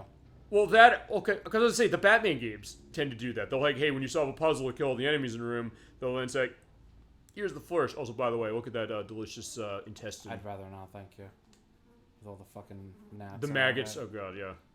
Yeah, I hate when that happens. As far as the gnats, or as I always call them, the gnats. In fact, they're always there, and I have to buy raid and shit. But it's either way, I get it done. Fine. We had this. So let's see how the bearing updated though. Yeah, let's do that. That is it's not start button. I'm calling start. Goddammit. So okay, fine. Flizz's relationship went down. You saw that actually kind of goes down in real time. Mm-hmm. So let's take a look at the bearing. So which one we'll take a look at? Kitchen knife. There's a whole thing surrounding it, so it's actually a big fucking. All right, so we found a kitchen knife. We chose to keep it. I guess for the purposes, let's show the other ones to see. So we took the bang stick. We used the bang stick on the cockpit. Alex's knife wasn't used on the dive. Yeah, you can use it. Conrad rushed to the boat during the kidnapping. He got on to make a break. Alex brought. Danny on. Wait, hold on. Did that happen? Wait. Yes. When? It did. Oh, that might be why with Brad. Wait, no, that's not right. It happened. I was about to fire Conrad. Alex hesitated. Yeah. Remember, he threatened him with a gun. He said, "Don't, Oh, you're right. You're right. Conrad was able to avoid Olsen shots. I just want to make sure I wasn't spoiling anything, but I didn't think it would play that. But fine. Brad told Alex to follow his gut, so Alex proposed to Julia. Julia said no. Thanks, guys. Chat said no. You done fucked up. When they talked about it later, they argued. Yes. And then on the bends, let's see. We did we did compress two more than one before surfacing. I think she'll be all right. Okay. Unless something else happens. We'll see. Because I know that that's like a guaranteed. It's really not spoilery because the bends will fucking kill you if you're not careful. Okay. If you choose not to decompress, she will just die at the end of the game, no matter what. Really? No matter what. Okay. I did not know that. Let's take a look at the notebook, see what's in here. Yeah, fine. It's not my notebook, but it's either way. It could be mine. Open the book, my friend. I should get you one that looks like that. Yeah, well, I'm not fine. That'll probably be my Christmas birthday gift at some point. Either way. Wait, we don't know. Hey, they don't know whatever I'm planning for them. Mm-hmm. We haven't been at sea long, and I'm sick of the damn food already. That muck we ate tonight was a joke. The cooks do their best with what we got, I'm sure. But man, I'd kill for something fresh. First thing I'm going to do when we get home is have me a tall glass of cold milk. Yeah, it's the 40s, all right. Oh, yeah, no question. Yeah, the thing with the milkman and everything. Well, while they're at war, the wife be screwing the milkman. We mentioned that with the Chicago thing. You're right. Yeah. Thank you. I was almost going to say that. Every fucking time. Hey, it is a through line in this You've been doing the milkman? Yeah, I was like, and then he ran into my knife, which, I love that. Mm-hmm. Okay, so fine. Everyone in the newspapers is talking about the massacre in Philadelphia. Okay, so is this something... This must have been something that happened in the 40s in Philadelphia. I'm trying to think about that. Crazy thing out here traveling the world to try and keep countries safe and people killing each other back home on the streets. Here's a beer after eating about home, but the captain's issued a ban on it, so yeah, we're going to be sleeping instead. Let's see. Okay, so they had a wrestling competition on the 20th. Wagner knocked me out. I judged him to be qualified because of his size, but no. Take a whole crowd of people to pin him down. He's not even the rest of us are the same way. And the cargo hold. Jones added a legend about room full of solid gold statues of Manchurian child emperor. Wait, what's going on? Sorry. You're looking as far as the Philadelphia thing. June 21st. Heard a legend about room. Oh, so that's the Manchurian gold. Got it. Right. Got it. That also might give it ideas like what was the freaky children? Maybe. Probably. We'll see. So they'd be cursed, but it sounds like a load of baloney.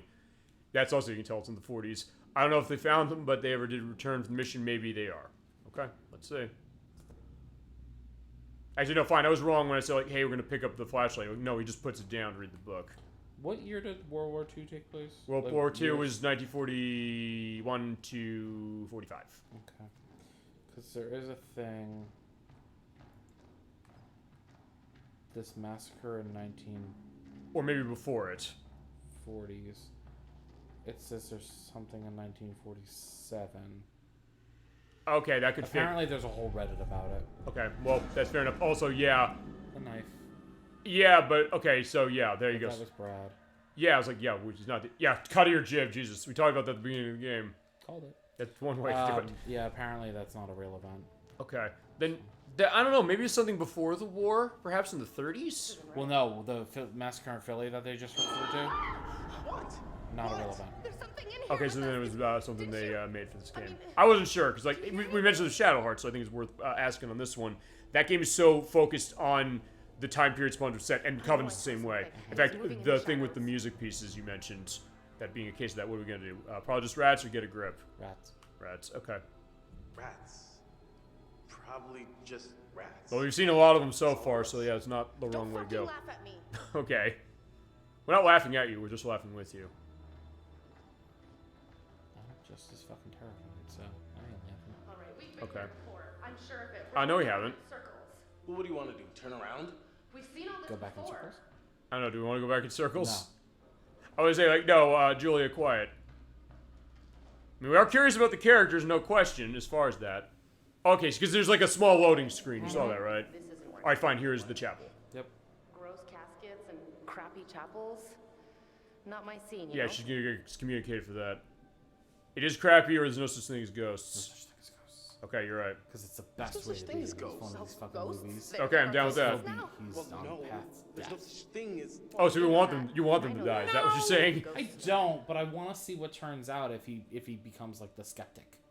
Okay. Because I guess the thought is like he will be, I guess, because of the fact that what, he's in med school? I don't know. There's a million and one reasons why somebody could be skeptical. I know if you examine that, you get like some more information about what these people are. We'll examine everyone. So here's Brian Carter. Who cares where they're from Secret or where file. they're going? They're dead and Casket we're not, nameplate. so let's keep it. You know, fine, let's hit R1, let's show this, because actually we haven't shown what secrets are completely. We've been getting these as we go along. And it looks like they're connected. Some of them. Yeah, some of them are connected. Direct surviving life on the ship, and mentioned Sergeant Jones found an artifact during war. So yeah, you can go through this, and there's an achievement / trophy of getting all of these, I believe. Yep. I don't know, well, you obviously, since you haven't beaten this game yet, you haven't gotten them, but nothing else, we'll at least get a couple. Let's open this baby up, or, well, at least look, oh no, we're not gonna do that. Oh. There's another secret. It's a child. Is this even human? Yeah, I was going that way too. Look at this. I think it is, I would say. Is it even human? I mean, was it ever human? I would think so. Conjoined twins. Deal with this plague. Oh, is that what they are? I'm assuming. Now. Leave, Well, it's one body and two skulls, so. Oh, right? If you look, you can look at it again. Fine, you know, let's do that. Okay, that's enough Yeah, for you're the right. buddies. Okay. Yeah, okay. Yeah, conjoined twins. Which, based on the area that they are, Please hurry. like where they came from, if they're talking about like the Manchurian area, whatever. Maybe there's a kind of factor. makes sense. It's like in the line with like Siam and all those Sure, kind yeah. of Look at places. this one. So. Like for a kid or something. I don't want to know. Yep, Let's get we out of hate here. that. And the last one. Oh, well, then again, it has the flag draped on it, so I guess that's the question that, hey, was it, who was it? I don't know, but it doesn't make it any better. Why would they be chained and locked? To keep it in. Something you shouldn't be fucking with. Well, technically we're not fucking with it, we're just, fine, we did with the one, but, we're just kind of looking, but alright, let's take a look behind the curtain. Get the R2 button, and... Go ahead. No, I'm not gonna do it. No, do it. Okay, I'll tell you what I'm gonna do. I'm just gonna fuck with you. I'm just like, if I'm just hitting the R2 button. I know what's behind the curtain, so just do it. Oh, you've gotten this part still. Yes. Okay, right. You're gonna say you're gonna tell me what's behind it. Oh, it's alright. Okay, that just was the case of that. It's another hat. Surprise! It's a head.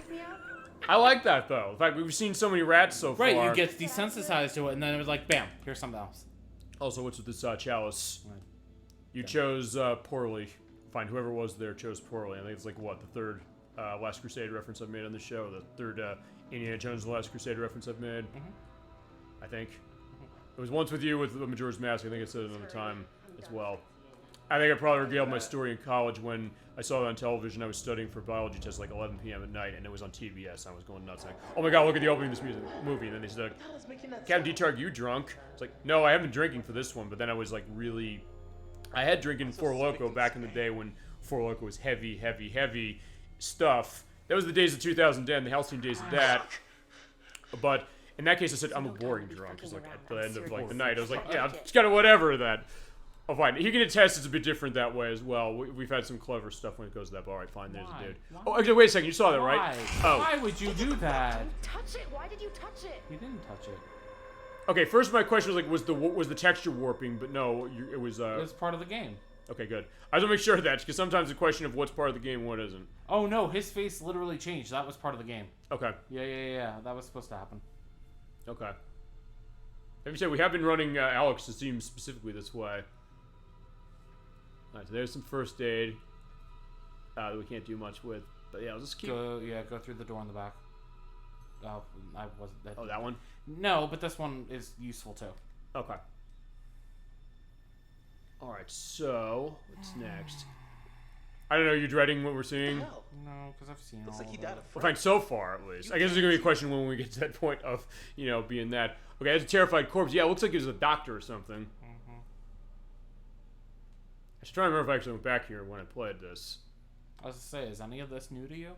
Yeah, well, fine, because the way we went, I think it is. I don't think I was back here, actually, so yeah, you're right. Okay, this is, so yeah, this is. I haven't seen this. This guy had appendicitis, which is pretty routine, and then he died of a massive heart attack, which is not routine at all. Okay. Actually... Okay, so yeah, I haven't seen this. So actually, this also goes, you talk about you wanting character development. We're getting that, because remember, he's a med student, so he looks at this, he says, I understand he had appendicitis, I understand what was going on, here's what his EKG reading was, but it shows that, wait, he flatlined after that, because it should be, usually speaking, unless there's something horribly wrong that goes with that, an appendectomy usually will not kill you, usually. I mean, there was something terribly wrong. There was a fucking ghost. Feasibly, I guess. Although he's saying like there's no such thing as ghosts, but fine, we might believe soon enough. I'll find there's nothing over in here. Nope, just on the table. Yeah, but also, yeah, I'll find. I'll just move the flashlight from side to side, so it's almost like. Wait a second. I hate that. I hate that angle so much. Oh no, you already looked at that. No, it's the actual table itself. I want to look at the table specifically. Okay. All right, it's right there. I didn't look at it. Okay, so fine, I missed that. Because sometimes they can kind of blend in, or they'll like flash only in certain cases. But I find. I forget what happens here. Yeah, he's going under as far as anesthesia. So let's see. So far not much. No. I'm hitting buttons. There's nothing here. I Just thought hit you could take something. Yeah, I guess not. Maybe it's just the lighting on that. Yeah, because it is so shiny. Okay, that's fine. Either way. We can leave. We can go now. I hate that angle. Oh, the fact that you think... Oh, wait. Actually, wait. Hold on a second. I'll show this. No, because... Actually, no. Fine. I'll show you this. Why must you torture me so? No, it's like... Whoop. Whoop. Because it cut so quickly. You saw that. Whoop. Whoop. Whoop. Whoop. Okay. I don't know. Is this... You know... Fine. You know what that is, so... I know. Wait. Oh, shit. Wait. Don't follow her yet. Oh, crap. Oh, god damn it. Why would I miss? There was a door in the back of the fucking sick bay. Okay, shit. This does not look Plus, maybe I can't go back after this, can I? I don't know. Well, let's find out.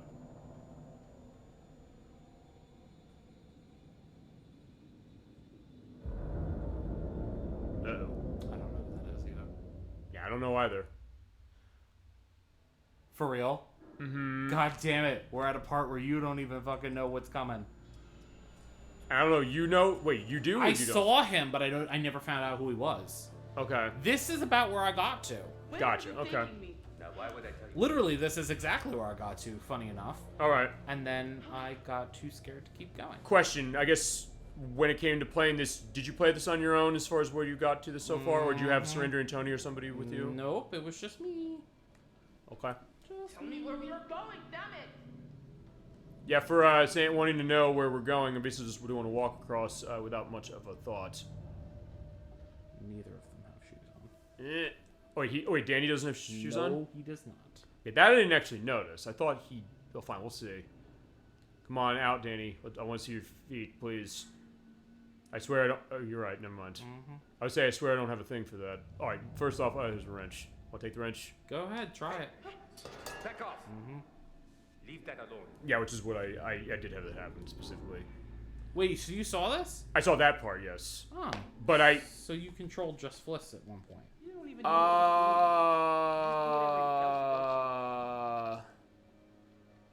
I think Brad was with me, actually, when I did this. Oh, okay. I believe. Because, yeah, I think they get split. The way I played it, they get split. So I think because I think I had somebody else. Stop. Uh-oh. Yeah, even he's getting jumpy, saying like, "Wait, what was that?" Well, he believes in the same kind of shit. No, I get that.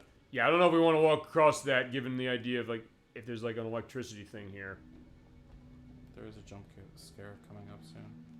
Maybe. No, I know. Unless they change it depending.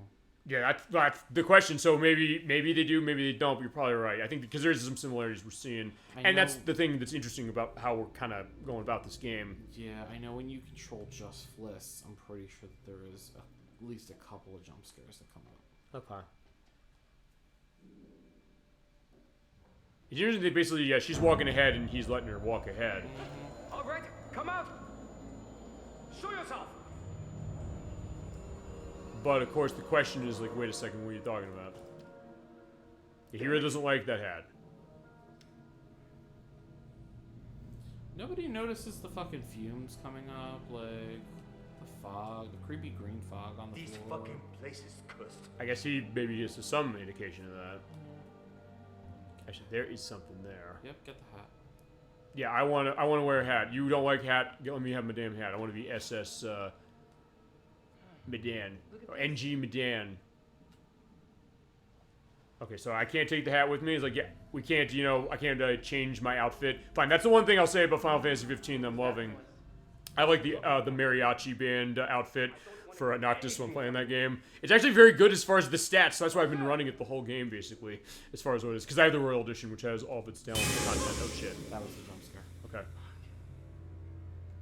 Yeah, I was like, yeah, fuck, I jumped to, Steam. It's alright, I did it when I was alone. No, I get that as well. Especially because you don't, expect it. In a lot of cases. Wait, is there anything over there? I don't think so. Come on. Fine, okay. Yeah, don't go back, by the way, or keep so pushing that- ahead. Oh. Oh Christ. Oh Christ.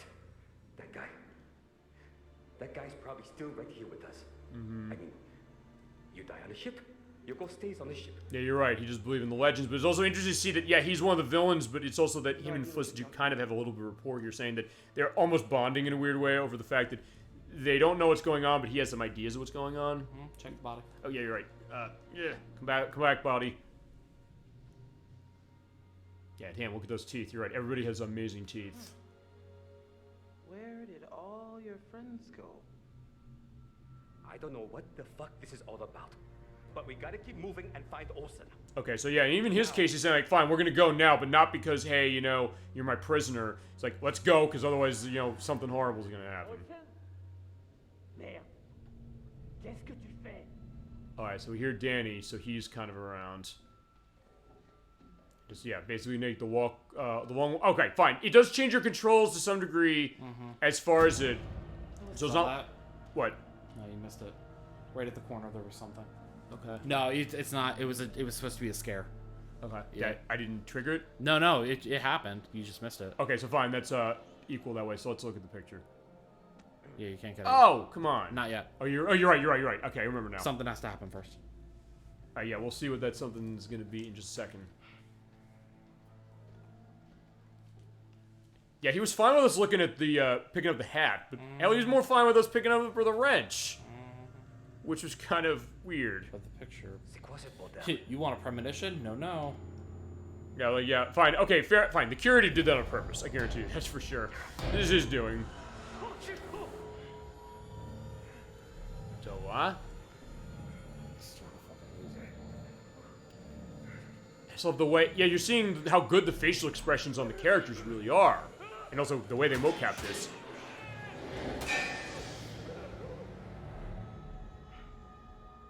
What the hell? Alright, so we go back and find that premonition now? Mm-hmm. It was back this way, right? No, it was back the way that you were going. Okay. It's weird because it seems like it's the dead end. So she's got to go find out that Danny's gone. Yeah. But he left this and a nice hat. Fine, I guess there's... Oh, right here. Right there. Okay, perfect. Yeah, like, we can't take the hat. Like, yeah, Fliss, wear a hat. I want you to wear a hat, damn it. Maybe the next game in the series we can do that. Just like have customizable air. Well, fine, it'll cut the drama down. Or it's like, you ever play Dead Rising? No. Because in Dead Rising, you basically put on, like, the Mega Man outfit, and it basically is all in-engine stuff. it shows in the cutscenes. You basically have like wearing the Servbot hat from Mega Man Legends playing that game. It's really interesting to see that. Alright, fine, we're gonna have to keep it walking. Okay. Yeah. I went through this gate, and that's where I stopped. So everything after this point, brand new to me. Is there anything we missed here? Not that I know of. Fine, I'll take another walk back just because I want to see. Actually, I'll also see this. How far can we go back for a bunch of this stuff? It seems like it's not going to be much, and we're not on time anymore, I don't think, when it comes to this. I don't believe so, no. It's only really on the boat, I guess. Yeah, a lot of it's very time sensitive because I guess they want to keep the story moving along. Okay. Yeah, so then the door, I guess, was locked behind us when we locked it. Or fine, Danny locked it. Okay. So yeah, right there at that corner, there was a hand, like when you were all the way back there with the camera. Okay. Yeah, that was really subtle. But I also like the idea that it's not, because we sometimes say, like, you say, like, hey, you don't like jump scares because you jump to them or because you think, I don't know, is it like a cheap way of horror? What are you thinking of that? Feel free to go into elements of horror. Both. Both. I do believe it is the cheapest way to scare somebody. Yeah, but sometimes they can do done. I think this game kind of does it well, even despite that. You know, I get that. I'm with you as well because I've said that with a lot of horror movies I've seen. So it seems like okay, I'll jump for that. Yeah. At the same time, sometimes it's you know, I know some people find it like fun to be scared. Yeah, because it gives you that adrenaline rush or whatever. Sure, but I guess it depends on what it is. There's cases where I love to be scared by certain things when it's really interesting or I'm really drawn in, or maybe it's that terrifying that I'll say, hey, you know, this is something interesting. But I hate that. What did she say? Sorry, I saw the guy, but what did she say after that? Just the guy. I looked at the guy briefly, and then he just kind of looked, and he just is gone now. Okay. So I don't know where he went. Because I totally saw that, and I heard the music sting, and that covered my eyes. Okay. No, I get that as well for it, but I mean, it goes to because look, you said specifically what that is and like what that jump is going to be, but also especially because now, fine, it goes to this idea, which I'll tell you this: when it comes to horror, for myself personally, oftentimes the most effective horror are the kind of things where it creates a mood so strongly that you sense that something horrible is going to happen, and like you're waiting for that next shoe to drop, and you're like waiting for when that is that great buildup of tension and then the release of it. Oh, I lied. I did go to this part. Oh, you did? Yeah. I just never went to that vent and never saw that guy. Okay. I know that there is a weapon you can get here, but again, I don't know if it's going to be turned on you or not. Let's see if we can find it. I think it's in the next block up. Is there anything as far as like a can that way? I don't think anything's here. There is a guy roaming around here too. Yeah. Oh, there's a ghost. Or sound. No, it was a ghost. It was a full-on ghost. Yeah, but no, it's just the wind. You have to think the horror way, saying that no, it's fine. It's not. You're gonna see some shit too when you do the editing. I'm sure. Yeah. Of like stuff you may not have seen during the playthrough. That's also go to the left. Left. Okay. Yeah. Yeah, because we gotta get this weapon. Is that right? Well, I don't know if you have to, but it doesn't hurt. But that's where progression is over there on the right. Yeah. Gotcha. Okay. So, do you remember in the prologue? Yeah. When we went into that room. Yes. That's the room. Oh, okay. So yeah, give me the knife. So everybody's packing a weapon. Or fine, both of our split off of teams. As I said, I can't get over the other thing with Brad still being on the boat. So like, where'd he go? But then you also said with Conrad as well. So it's, I love this is kind of dovetailing perfectly, I guess, with how we just decided on our own perspective, like how are we going to play this now that we're doing the show. Well, that's why I said, you know, why don't we just like kind of do what we're going to do and whatever happens, happens. Right. I think it'll be more fun that way and a little bit more dynamic than like, okay, we have to make these methodical choices. Which is great if you're going for all trophies, but in this case, I'd rather make a more interesting, dynamic show. Yeah. Although we also are showing trophies off. We're getting the trophy element. Because also remember, not least of which, because we're running the PlayStation 5 version, you're saying, like, this is my first time seeing it. I knew that. Yeah, that's where I ended. Okay, so talk about perfect, you know, setup for the sequel, perhaps. Okay, so fine. Meanwhile, back on the ship, this is new to me. Yep. And he learned how to swear. He learned how to swear. I would say our little friend is growing up so fast. They grow up so fast, don't they? Buck up, you motherfucker! Come on. Come on. But I also get the idea that he wants to try and be tough, so I also get that as well. So it is kind of a natural element in that way. Okay, so even though you haven't seen this yet, it's new, whatever. Is this new to you, this part? This is where I ended. Okay. Like, right when he was about to get on the boat. Oh, so he was on the ship for you, too? Right at this point. This is what happened.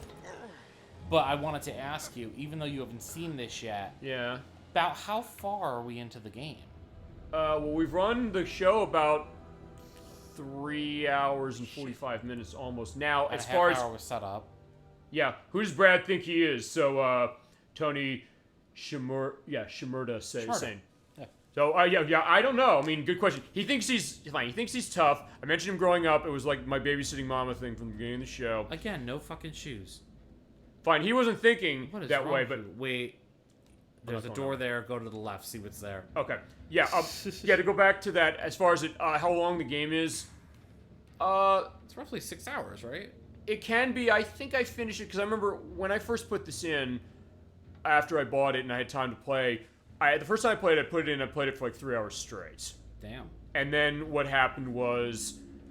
I didn't play it again for a little bit of time, but then when I got to Series X, I said, let me put this in, because my whole thing on Series X is let me backwards compatible stuff, let me get smart delivery stuff on everything that's got it, as we're seeing who's on guard duty. Back on hold 3A, we heard an idea, like, what's the idea of hold 3A? There we go. Unauthorized entry, be careful on that, and there's nothing on the back. Specifically. But I think after that, it was only like an hour and a half that I played, so I mean, I think maybe... The fuck was that? I don't know. This is new to both of us this way. Well, okay, wait, here. Do we go this way, or do we go back to that door? We're going back to that door. Okay. Good. I would say that, as far as length of game, I think this game can be done in about...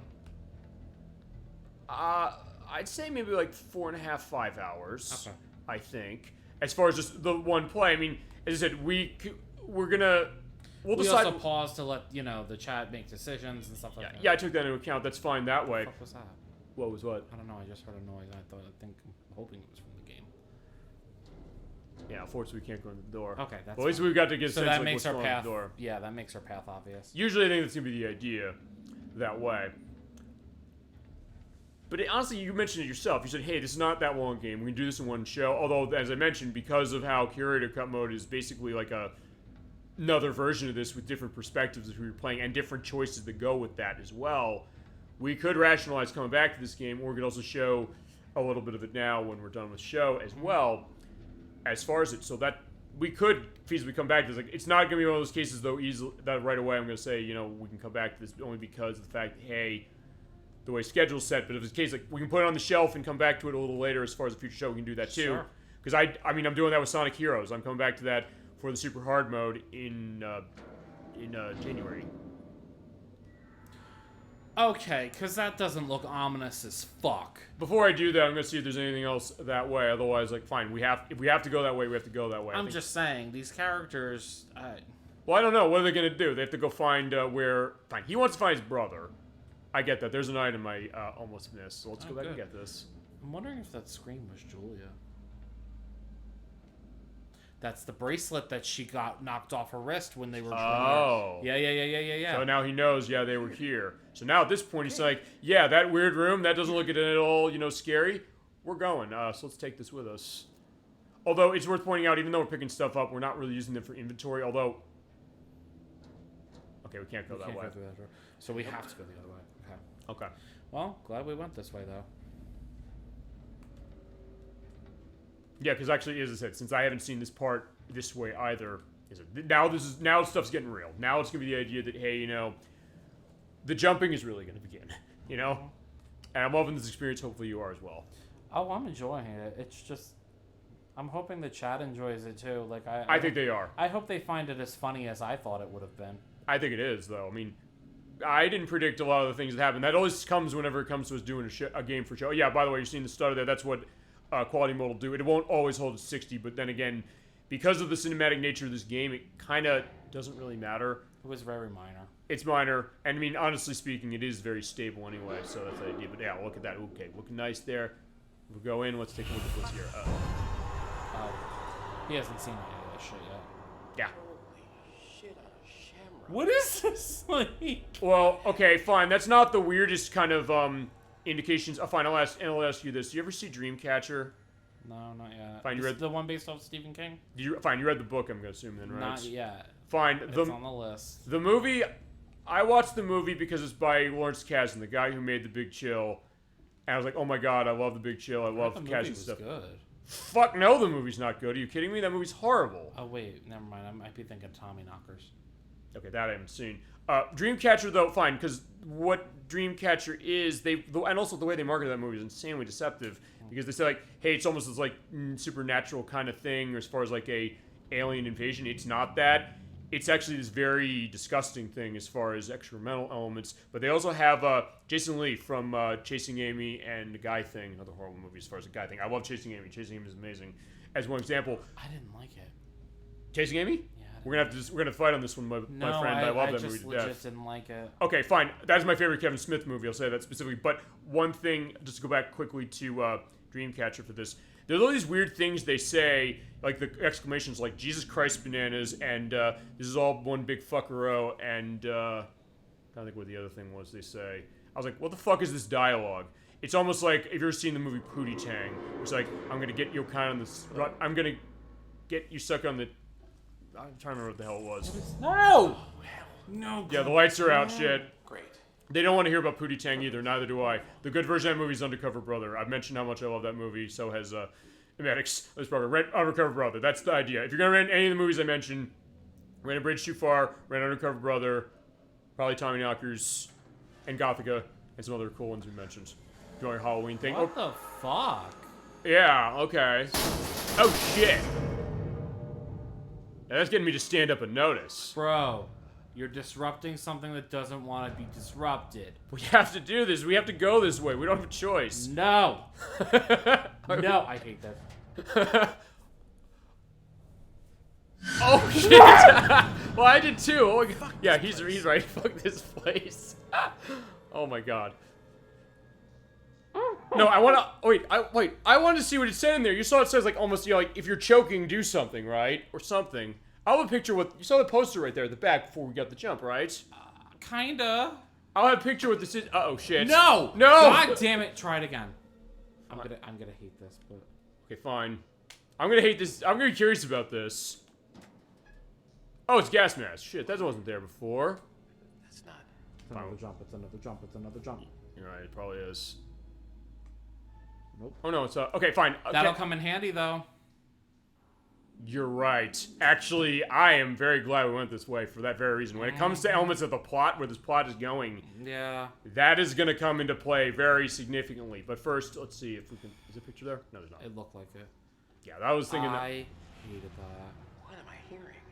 I don't know. What are you hearing? I don't know. The fucking thousands of spirits of the deceased. Shit, we're also not going this way, so turn around. Yeah, we're just gonna soak this atmosphere in. I think that's the other thing. You're probably showing it, really, and also saying it, which is that what is this atmosphere like? It's always the thought, like, there's something that's gonna go on. We're in a creepy bathroom. Fucking bathroom. With that weird miasmas you're mentioning. Fine, as I'm walking, watch this. Yeah. So wait, what's that? Like, I'm leaving, like, a trail of stink or something? I don't know. Or it's like Pigpen from Peanuts or something. But it's like, okay, fine. Creepy bathroom. Any horror movie or horror game, you go in a creepy bathroom. Especially something like Silent Hill 2 is an example. Something like, in the stall. Something in the stall, or a stall closing. I would say, or something in the toilet. It's gonna want you to fucking open that stall too, and there's gonna be something in it, and it's gonna be fucking awful. We're gonna open it, my friend. So we're hand and fist on this baby. Nope. Oh no, he's hiding. Okay, smart.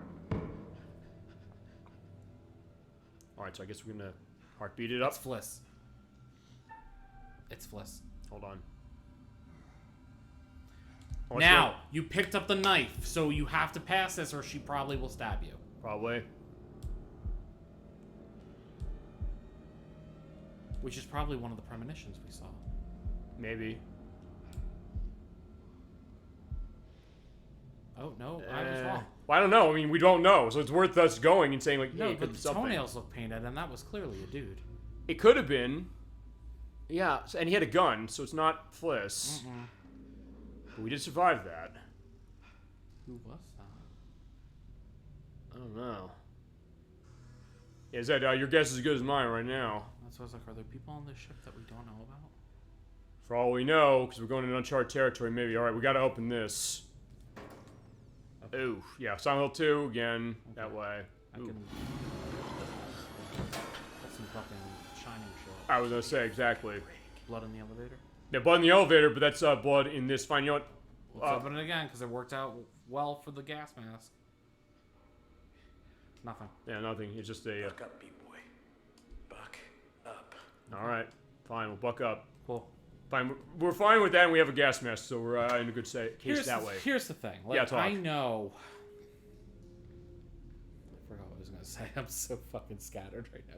No, I get that. When it comes to what? Looking in twice? You know the things that people are going to do in a horror movie? No. Okay, so I remember what I was going to say. Go. So, like, I know that a lot of the shit that they're seeing, like the hallucinations and shit, it's all because it's just fucking straight up haunted. Right. There's no arguing that. That's just kind of what it is. Uh-huh. They're close. And they're close. But the way they're fucking doing it is really good. Oh, yeah. And terrifying. Okay, so wait. Okay, so yeah, defend our future. All right, this is not exactly the raising of the flag at Iwo Jima, because that happened later. Mm-hmm. It does look a lot like it, but of course, a recruit, because he says like he's like a history wonk. It seems like, because he always like, hey, I got the case bullets. Let's ring the bell. Is this like a canteen?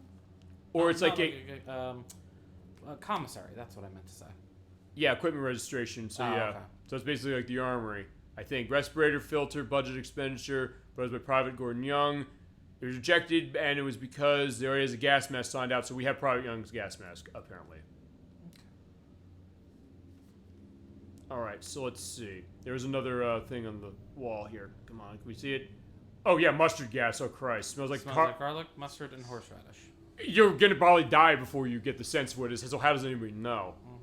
Apparently, it burns like a motherfucker. I've heard. Well, that or Agent Orange. Well, there's people still dealing with those effects now. I was gonna say. Or I was thinking like the Blocks commercial from Grand Theft Auto Vice City. It's like. Yeah, like, oh no, that's the germ killing thing, which actually I think it's like a take on that. And it's like, yeah, like, and you hear that hissing sensation, that's the sound of germs dying. Okay, so what's in the box? No, you have to push it over. Oh, let's push it over. I don't like this idea. But he wants to do it. And I'm making him do it that way. I mean, what? No. Totally doing this. Maybe, I don't know, maybe I shouldn't have done that yet because I could have gotten something on the other side, but either way. Who knows? That's alright. That's what a blind playthrough's for. Well, I mean, okay, it's sort of a blind playthrough and it's sort of not, which I think is very interesting with this game. Hello? Especially when it comes to a game where you can make choices that way, so in some ways it might be... You can practice for a game like this all you want, and honestly, in some ways, with a game like this, it's not something that necessarily needs a ton of prep. I mean, look, you've seen what I'm doing in 2 weeks. I've been prepping for that game every day on my lunch break. And there's a reason why I'm prepping for that one. And it also is a game that kind of has choice elements, sort of, kind of. But I'm going to play that a little differently, but... Oh. Okay. Seems promising. Copper bottomed, okay. So this is... Okay, now, okay, this is interesting, then. This is a mailroom. Yeah, I think so. Yeah, we got any letters from, loving or angry fans. Well, fine. In that case, they're probably, yeah, you mentioned. That's where they're sending the letters out to, their loved ones. Saying, hey, I'm coming home soon. And, well, a lot of them didn't.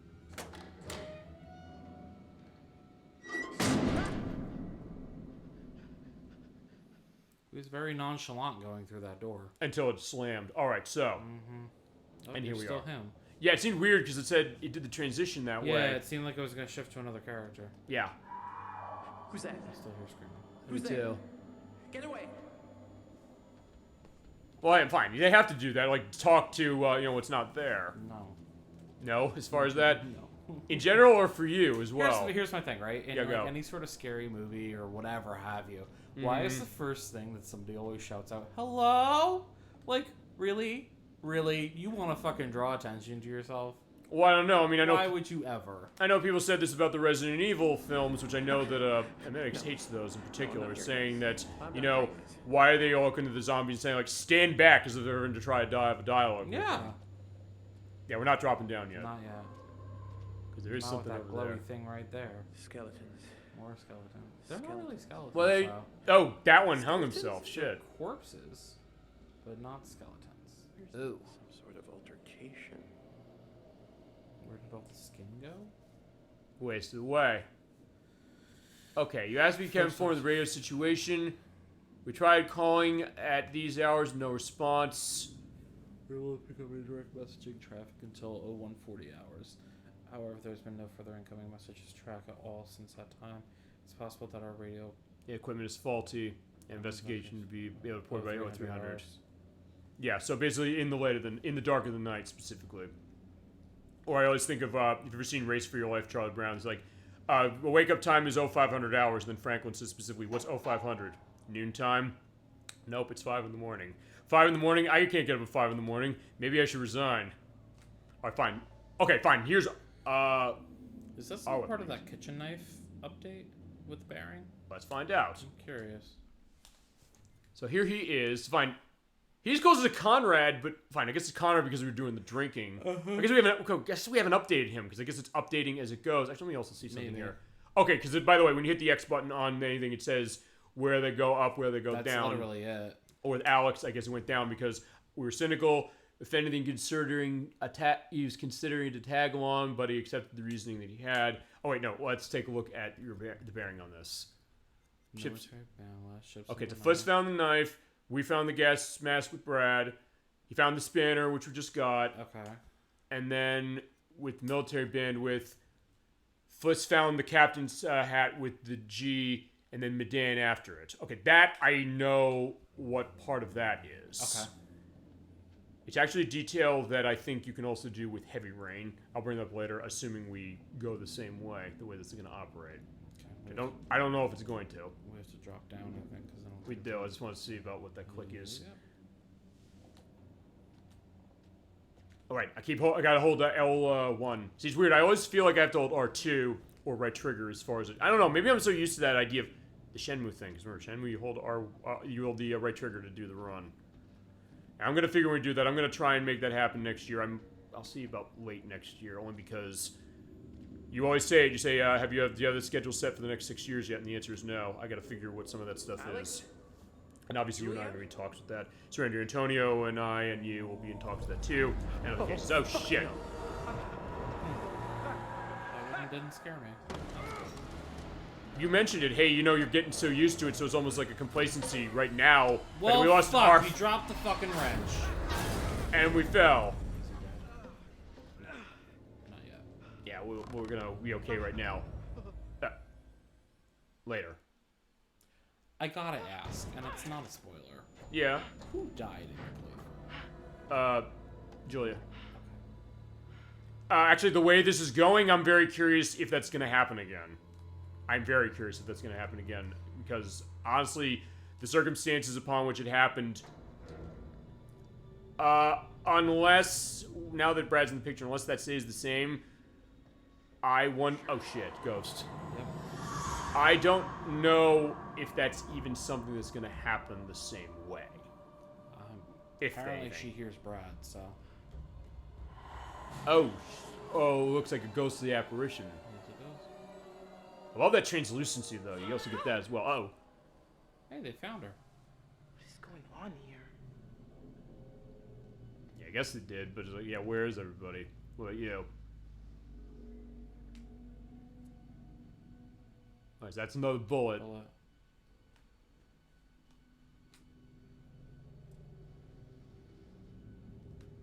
Okay, so next, let's go down the way.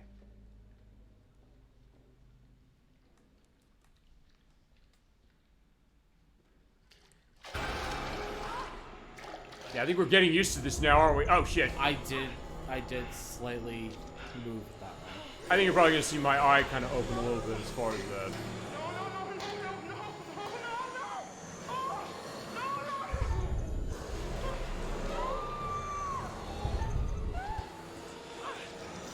Hold on, Fliss. I'm so glad you're doing 3Ts. Yeah, I said Shenmue. My Shenmue experience. Oh, shit! Who's that, Brad? That was Brad, yeah. Okay, well, we know he's not dead. So, it goes to what, I guess... hallucination. Yeah, hallucination. Alright, so we're getting that. But, yeah. I get to shit on Ghost Ship again because... What the fuck? Oh, here? I did see this in my play. I will say that. I don't know anything about where we are. We're in the ballroom. I mentioned how much I hate Ghost Ship, but Ghost Ship also had the element of being a ballroom. And then Brad was right there. Why is it keep, like, hinting that Brad is dead?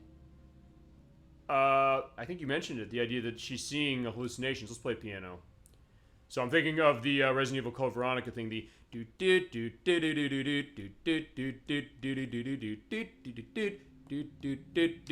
I was thinking about the one from Resident Evil 1. Oh, fine. Moonlight's not in Resident Evil 1. You're right. Fine. I was thinking the other one that was not. That was more complicated. Fine. Yeah. I'll play in our D right there. But yeah, that's the idea. But yeah, we are in the ballroom. Fine. I don't know if we actually mentioned this. Fine. When we get to Super Mario 64, the thing with the piano, which people say that's like the scariest part of the game. Although I don't know if I was necessarily that terrified by that. It's just weird when you see it. It's scary when you don't know it's coming, but at this point, everyone kind of knows it's there. I will not put pictures here because when we get to Mario 64, and okay, fine, we will not get flagged by this. Don't worry. I hate Manic. Okay, I didn't see that detail. We won't be flagged by that. Don't worry, because yeah, it's not anatomically correct. If it was, it would be a problem. But this game does not have a nudity tag on it. No! I know. It's like Charlie McCarthy again. We've mentioned him before on this program. Come the fuck on, bro. It's everything. Not only is it Ghost, but fucking Dolls too. And he's a sailor. And fucking yeah, laugh. Dolls. All right, Jolly Jack. Let's put a coin Jolly Jack. No. No. Oh, I hate this. I hate everything about this bullshit. Let's play Mario Golf instead. Oh my god, that would be a fucking market improvement. I have you on tape saying that, and I will hold that over your head for the rest of your life. I'm used to that by now. Well, no, that one I will. The other ones are just the fact that, hey, it happens and it's there. That one I'm gonna say, like, fine, it's not that bad. It's like, well, fine, fine, you could, fine. Mario Golf is better than a lot of bad games. A lot of the weird shit I'm gonna put you in front of, you know that. That is true. Okay, so let's take a fucking dolls and mannequins and what the fuck, man? The developers literally are like, let's take everyone's fears and put it into one spot. Actually, 2 elements from chat that way. AJ42 saying fucking clowns and Gemini96 saying dolls are the worst. Thank you. Okay, so there we go. Thank you. I'm glad I'm not alone. We have our elements as far as the chat that way. I get it, but damn it. Yeah, in that case, chat, feel free to go into elements. So fine, okay. AJ, you're saying clowns are your deal as far as what's scariest. Dolls for you, Gemini96 with me. You know, I don't. Do you have any phobias? Actually, I guess that you're willing to share. Actually, no. Actually, snakes and spiders and bees. Actually, well, sort of spiders, bees in particular. I'll say that as well. Snakes too, huh? The snake case actually is kind of a weird one. Yeah, I'm not gonna lie. Yeah. So honestly, I'm fine. I'm like Indiana Jones that way. It had to be snakes. Cabal should silently assemble and no more than fewer than 5 true individuals of sound mind and spirit. It should number 3 female and 2 male. Firstborn, faces obscured with hood. Sigils, know it is important to the sorcerer and the spiritual well-being. Flock that before the festival of, give me a sec, Akramahamari, can ritual of Threskia is performed to wend away demons by means of Cabal. The pentacle shall be drawn out, and each member shall stand at each of the 5 primary points. A lady born of the sea shall be rendered unconscious and placed at the center of the pentacle. Okay. It is from there that the assembled should recite the incantation of Soras with the keyblades in hand. I was thinking the same with thing. all exultation possible, as is written. We 5 stand at the furthermost point. We are yet close enough to touch. Pentagram. The 5-star great power, turning 90 degrees to describe the unicursal. Out the pentacle is faith, sword forward, and using rents. Turn degrees to describe the ocuvernal sigil. Constitutes the with reverence. Turn to face north with exultation. Exclaim. Well, I'm assuming the blood is obscuring all that. I guess both let's take a look at what we're seeing here.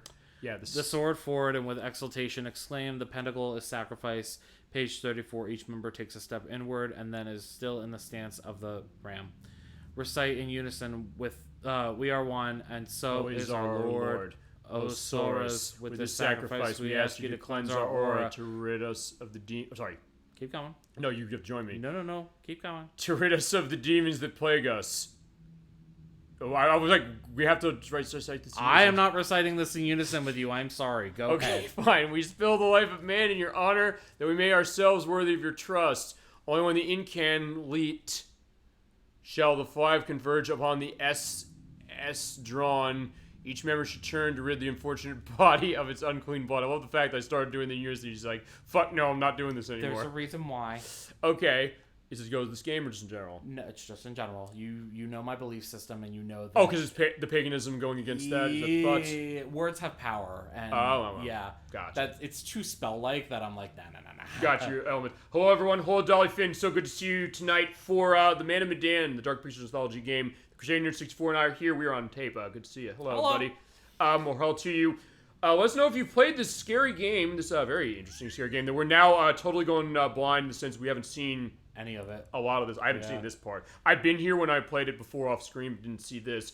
Any elements you might have as far as any of the Dark Pictures Anthology games, anything Supermassive games like Until Dawn or the Doctor Who game they made, or anything horror-based, because we're in horror element, and this is probably going to be the scariest game we play this year. I will say that for sure. The body should be transferred to casket of thick wood with head accessible by your flock at any time as a remainder of the evil that can affect the unwary, and the power of Soros to keep all safe. And so the ritual and no longer should spirits. The festival may. Yeah, the festival may turn the page backwards. Yep. Okay, so yeah, fine. It is like a seance specifically, so I'm thinking almost... Yeah, sorry. That's just that. Once I realized, I was like, this is far too close to home. We're not doing that. Okay, no, I get that. Well, I'm thinking, fine, it's not the same thing. I mentioned how much I love the movie Eyes Wide Shut. That's not really a seance, but the idea of like, hey, they're like in the hoods that way. Uh-oh. Oh, okay. So yeah, even with the PS5 version, they're still running. Yeah. Uh-oh. Who's that guy? The curator? No. So far, she's seen the most spiritual activity. Yeah. Fine. Yeah, there's the guy. He's like, yeah, take off your clothes, or would you want us to take your clothes off for you? Thinking the Eyes Wide Shut thing, because I love that movie. Then you got him the Kubrick guy, so that's clearly the case. Alright, I'll mention that when we get to Conker's Bad Fur Day, because there's a direct reference to that in that game. Okay, so the knife may not have been a bad choice. I'm trying to hit him, but there's nothing to hit him. There's nothing to hit. I'm surprised he didn't have, like, slipping or something. Uh-oh. I didn't drop the knife, did I? I love how you're like, I'm surprised she didn't have slipping something. She slips. I know. Called it. No, I think I said she did slip, didn't I? I don't know. We'll find it. We have a recording, so we'll have an element of that. Alright, so back with Julia and Alex again in the cargo hold. I keep wanting to call him Brad, and I know it's not Brad. See, I forget it's Julia. I was like, I shouldn't. I don't forget the names. I just forget who. She's the only one I forget. I remember everybody else. I don't know why. Oh, here comes the guy. Is that Olsen? I think so. Oh yeah, now we are in the water. Yeah, back in the water, just when you thought it was safe. The one thing I forgot that was around. Yeah, because we're in a boat. You forget, right? You're like, we're on a ship, but fine. Back at the beginning of the game, remember we were under here with her. We are, by the way, swimming. So, yeah. Okay. Yeah. So, what do you think? About Ghosts, sharks, or both? As far as what? Preference? No, whatever's gonna fucking pop out. I kinda... Was it ghost sharks or... Or both. I have a feeling we're gonna see a little of both. I think we did. Because I think you still see this. Oh, okay, fine. We're gonna see bullets in Alex's head, apparently. That looks like barnacles. Oh, you're right. Fine. Oh, okay. That's the locket she found earlier. Yes. We did find that, so let's take it. Fine. Remember, also, because chat said specifically, you know... I don't know if this is because of the fact that we said, no, we're not taking his marriage proposal. I don't know. I think so, though. So maybe, chat, the idea is that you clawed her eyes out. Maybe. I don't know. Way to go. Hey, we did ask. They said to do it. And I said, we're not going to say no to you. Eyes are going to snap open. Yep. There we go. Yep. And now she's up in the water. Yep. I knew it had to be a fucking hallucination sequence. Uh-oh. Oh, this whole thing is hallucination. Uh-oh.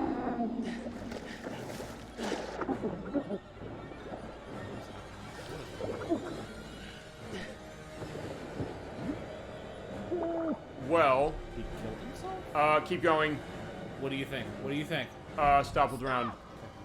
Stop! I was gonna let you choose that one. The only reason I said that is because I don't remember if that actually is Alex. He has tattoos. It's a different guy. Okay. Because if I said, yeah, keep doing it, you know. Fine, chat is the case that they don't want to see them go, but I was also making sure, like, hey, you know, I didn't want to kill him right here if I can avoid it. Oh, that's a knife that he dropped. Pick the knife up, my friend, please. That water, oh god, the water effects are gorgeous. Alright, thank you.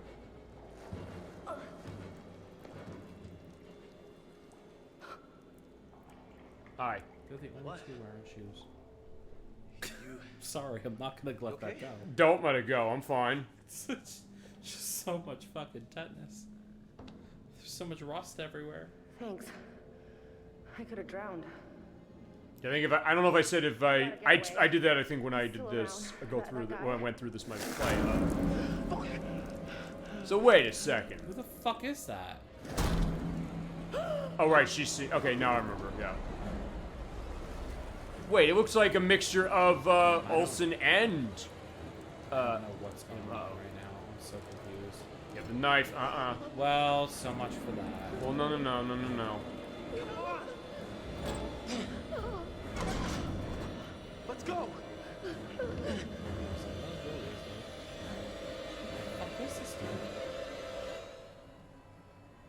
Yeah, I'm trying to remember that way He's as well. not one of the pirates who was originally on the ship. But he has the eyes like Olsen does. Kinda, but not even then. It's a little off. We'll find out. It's like, well, I think all our answers are revealed. I think. What is Brad running from? Didn't we hear something in a cutaway?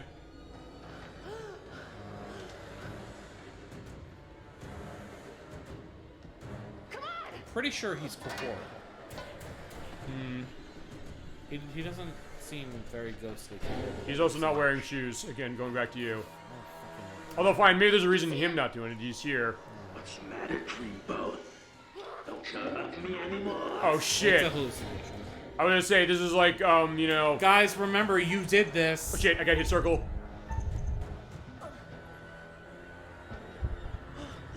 No, but I love that this is happening. So everything they said is going to take place in this plot.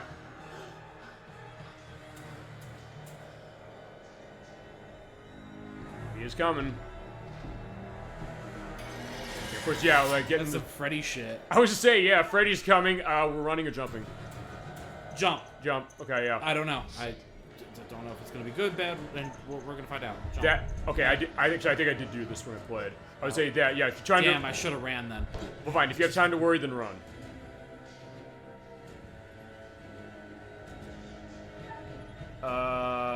What do you want to do? Fuck him. Okay. Hopefully this turns out good for us.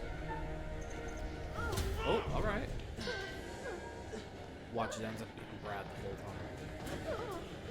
Well, we'll see. I don't think that's it. No, I know. I'm just. Well, I don't know. Do you know? No, but speculation. Nice. Yeah, have a nice toolbox. Shot. Yeah, nice. Yeah, hit us with the toolbox. Yeah, lock the door. Oh my god, maybe he's gone? So Alex must see him too. I guess. Because he's. Yeah, look at him, right. Hi, Fliss. There's Fliss. Oh, thank god. Yeah, it's me. Come on, let's go. Yeah, it's me. Come on. Shesez. Oh, there's Brad. Get somewhere safe. Okay. All right, so we're doing all right. Actually, I think this is where they actually, I think when I played this, they were here to get. Actually, okay, I know where we are. Okay. We don't have. I don't think we have actually much longer on this, honestly, to go. Wow. Not super long, I don't think. Okay, so you can go through the game pretty quickly. And they made it without shoes. Oh, fine. Yeah, fine. 2 people were smart. Half of our party was smart to wear shoes. Okay, now this is actually where I stopped when I was running through it on Xbox One before I went over to the Series X over there. Good here. I think. Yeah, I think we'll be all right here. Okay. I'm hoping that like my knowledge of horror movies has come into help, like be helpful No, here. no. I don't know. So far, nobody's died yet, so yeah, I know. We're in good shape. Hi, curator. We haven't seen him in a while. Yeah, it is a while before that last time, and then you see him again. Hi. I love that smile of him. You know how polite he is. He's a perfect English gentleman. Oh yeah. But what are we looking like on the book? Have you figured out what's going on? How to stop it? How to save the lives of your poor, unfortunate stowaways? Not in the least. You will, I hope. Although it seems the ship's previous occupants never managed to. That's true. Quite a lot of deaths that night. Clearly. Mm-hmm. Let me help you out. Give you a little hint. I don't know. Then, chat, I'm going to say this right now. Do we want his help or do we want no spoilers? I mean, you turned him down the first time. Yeah, I mean, I'm still going to put it to chat's vote unless That's you have fine. an element. So, okay, put fine. Put it to their vote. So this is the curator. Dolphin just jumped on the idea. We have choice-based. We can ask him if we need help for what's going on for the next part of the game we're going to have. We're just like, no, we want to go, no spoilers, and then we want to just go ahead. How spoilery But are the spoilers, though? I don't know, because I never picked this. As I said, when I played this through, I said, I'm going to just go through blind, see what happens, try and run it that way. Although then, probably when I play this again at some point, I'll probably then say, hey, I selected all these things. You said, hey, there's a trophy going through making all the head or heart choices. So, in that case, it's maybe that thought. But yeah, at least you get the nice shot of the curator. And just look at the detail on his face. That looks like a real face right there. Like our real faces. Solid. That way. And the blue eyes there with the little... you can see his pores. I know. That is insane detail. And you sort of saw that a little bit. Did you play Heavy Rain? A little bit of it, yeah. You know how you get the loading screens, you have the people you're going to be playing as, and they have the little, close-up face cam element of them? Yeah. Yeah, it's kind of like that, although it looks even better than that did. Cause, I can't believe that's technically a retro game now. That seems so, fresh and... Not fresh. Well, fine, it was fresh. So, futuristic when it came out in 2010. It was. And in my case, I was wanting to play that badly because, Shenmue case. I love those kind of games. Shenmue, I said last week, as far as this to Gemini 96, I've said a lot of times, why does Shenmue mean so much to me, or does it mean so much to me? And the answer is, oh yeah, it totally does. Kind of in the same way we've mentioned with, telling a game story in a cinematic way, but also doing it in a way that works well for the purpose of a game. I'll also say this feasibly, if chat does not make a decision, what is your thought? You just want to say, no, we go through without spoilers? Yeah, might as well just keep on going. I don't know, guys, what do you say? Yeah, I said we'll give you a little more time for that as we go along. But, yeah, eventually if there isn't a choice, I will make choice. But it's either way, because, you mentioned, it is consistent with what they said before. It's we don't want to go blindly. That's what Gemini 96 said. I'm going to assume that's still the case. But fine, if you're saying... If there's the thought that there's the chat saying they want to be chaos agents in the best way possible, go ahead without the hint. Okay, so that's Gemini 96's case. You're right. Okay, fine. We're not spoiling. I just want to make sure it's consistent. You could say, hey, if we're going to be chaos, I'm fine, well, I'll take a hint now. But Perhaps no. you think you can piece things together from the clues you found yourself. I don't know about all that. I can, actually. But, well, but here's the thing. The way we went, it's not easy to tell that. That's what I mean. I was like, I don't really understand. As I said, it's like Heavy Rain, because how far did you play that game? Just to go back to that. Again, another half hour maybe. Okay, because there's... I hope that the way that game resolves, like this one, it's also something that you can have certain characters live or die at the end of it. But it's also something, there's a big mystery in the center of it, and you have to do trials in order to get to that point. You do them in order to get the clues to where your final destination is. But the idea is that you have to feasibly do them. You can not do them if you want to, and maybe deduce what you have to do, where you're going to have to go, but it's going to be harder. The way we're going actually is a bit harder because it doesn't actually reveal what the secret is, and I'm not going to reveal the secret either to this. The way I went... That's why I'm kind of like, what's going on? I still haven't figured it out yet. Well, fine. You said too busy being scared. Well, you also said specifically the idea that, hey, this is something about this, the gas. What's that about? Well, I know it's obviously what's... causing all the spiritual shit. Yup. It's causing hallucinations, I'm sure. So Julia's saying, as we said, what the fuck's going on the ship? Like evil, like literal evil going on down there. Yeah, no question. Let's just stay calm and relatively sane about He threw down cards in the desk. Yes. The stuff I saw, it's like there were these old... Okay, that's weird. You saw that it was going from the letterbox mode to the not letterbox mode, which is bizarre. Doesn't sound that crazy right about now. Okay, so they've all seen something. What are you talking about? There were things walking around with his face on them. Alex's face. Okay, so yeah, right. Then that was the case. So he must have seen something. Julia, I'd never hurt you. Okay, fine. This is also what happened with saying, like, no. No, I know. It's just... Does she know, given the fact that she turned down his marriage proposal? Like one thing could, but not all. Oh, Jesus, he did say it. Shit. It's too much of a coincidence. There's got to be something going on here. All right. What can we absolutely be sure about? Okay. What do we know that's real? All right, so like Gene Siskel, the late great Gene Siskel always said, in interviews, he always said, what do you know for sure? So we're going to say, what do we know for sure? So I'm going to put this to a chat vote. So our choices are, is this a ghost ship, or where's the gold, or nothing? So it's three choices. Is this a ship, where's the gold, or nothing? So yeah, that's going to be the choices, because this is kind of where... I'll say this specifically without going into this explicitly. when it comes to the point of the puzzle, and us looking around and picking up objects was not just for show. No. Not just because of the fact that, hey, it's filling in details we saw at the beginning of the game in the prologue with Charlie and Joe, but also because of the fact that it gives hints about what's really going on here, what's happening, and also the plan, feasibly, of what are we going to do to get out of here. I just feel like, so far, the clues that we've collected, I feel like they don't really, at least maybe I'm just not seeing it correctly, but I feel like I haven't gotten any new information from it than what I already know. Okay, then fine. I'll put Gene Siskel's question to you. What do you know for sure about what we've seen in this plot so far, what you've seen when you've played it? Okay, so what do I know for sure? Mhm. Well, we know Conrad's safe. That's Okay. number one. We know that they're transporting bodies. Okay. We know that one of them was locked up, and one of them was a child-sized casket. We know that there's this creepy fucking fog. Yes. All over the place, and it may or may not be causing hallucinations. And we also know that every single one of them, of the 4 that are still here, have seen some form of apparition. Okay.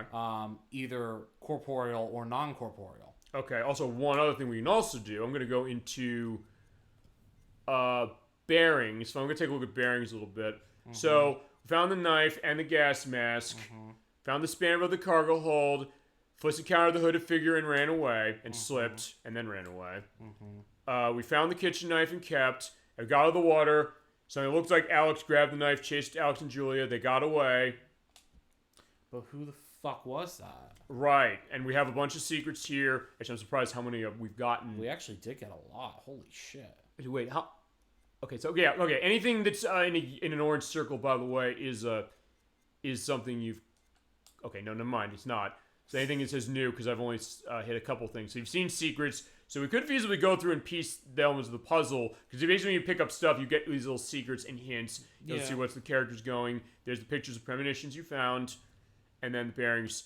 So fine, I'm going to go back, and again, choices are ghost ship. Oh, shit. Oh, right, I forgot I hit the touchpad. Is this a ghost ship? Or where's the gold? Or say nothing.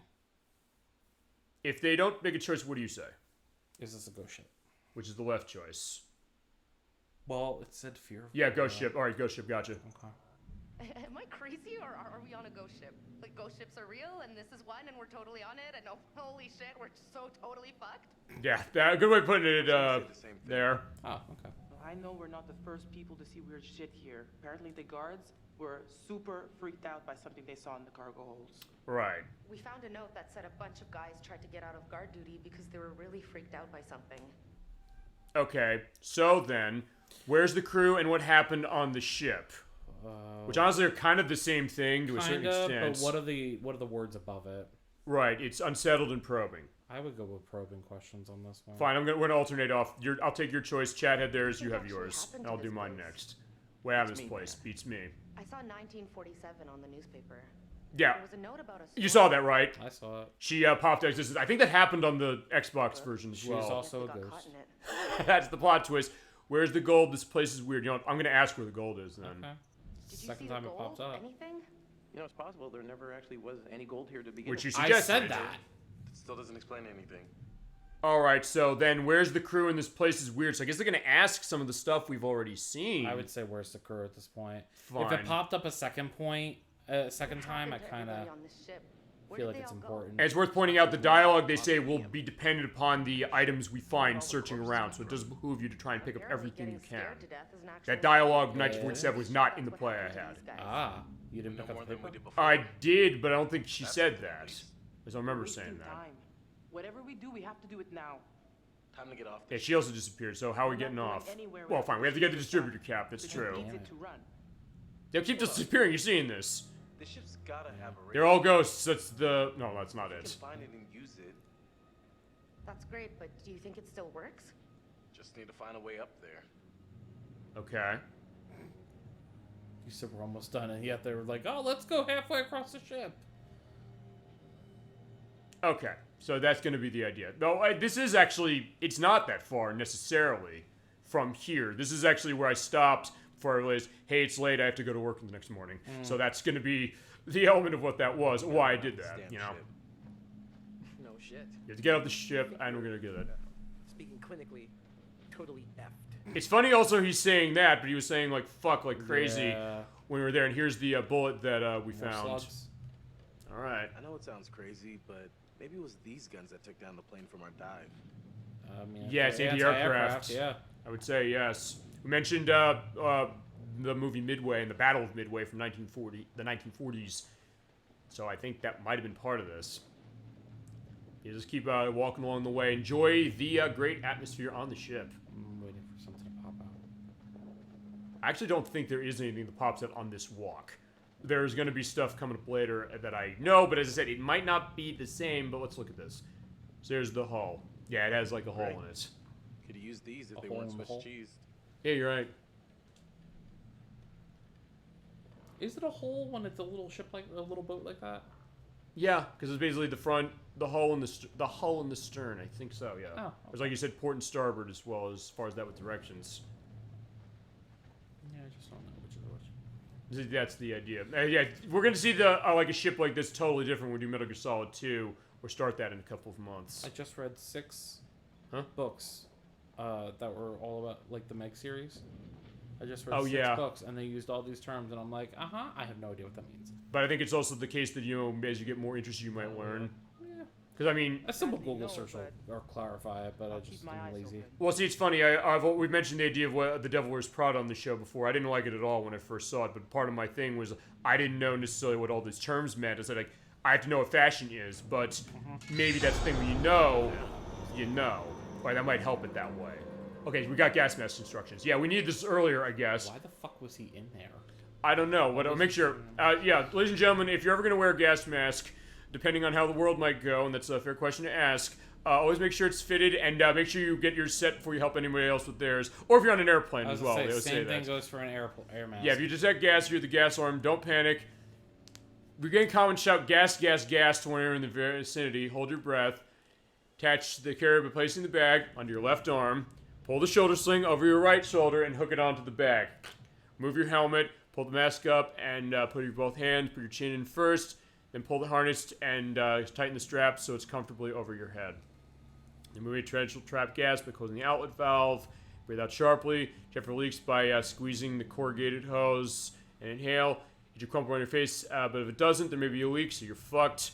But also readjust the mask, ensure it's snug before you die, and then repeat the process if you are still alive until the mask crumples, ensure there's no leaks. How do you logically do this? Okay, that was the sign. Okay, so remember, I was saying, what was that thing at the back there before, like, we got that scare in the locker? This is it. Go. So yeah, let go of the hose. So there you go. This is it. This is the perspective of that. So, you know, there you go. There's the picture. This is how you do it. This is your chin. There's you with the brown hair and the ears that way. And there you lift it up over your head. There you go. Let go of the hose. Maybe breathe normally as you would.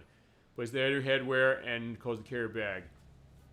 Move your mask when told safe to do so only. And price it open? Price? Chad, have you heard that word? I've not. Maybe it's a 1940s perspective.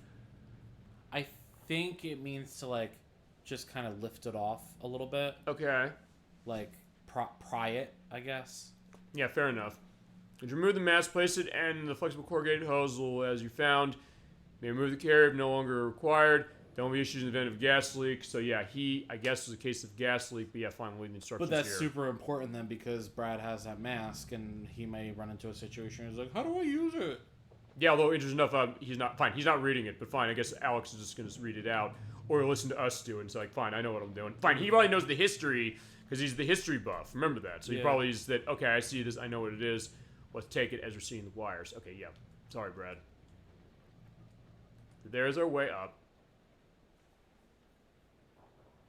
Hey, a little help over here. Okay.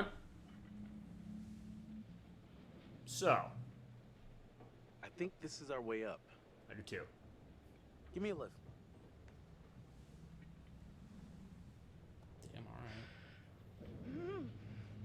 Yeah, I was gonna say I don't think the QTE this part. That would be funny if they did, and you Trip's like, yeah, what the hell is wrong with you? Though. She can hold him. Well, hey, she's also a captain of a ship, so I think that to manage stuff on a boat, she probably isn't just like a motorboat she's running. She probably like does rigging for sailboats and things like that. You gotta be strong to do that shit. It's true. I've known people who who have have multiple people who do that. Oh yeah, absolutely. You have your element of the crew. the fuck was just up there? There? Yeah, I just saw somebody walking up there. Yeah, you're right. I don't know. Maybe it was a ghost. But wait, hold on. I think it was a ghost. Okay, fair enough. At this point, in this game, it's entirely probable. Because I guess it is a ghost ship, or there's a thought that is it or not. Mm-hmm. Don't go around that corner yet. I'm not going around that corner. I'm going this way. Good. Oh, well, there's nothing here.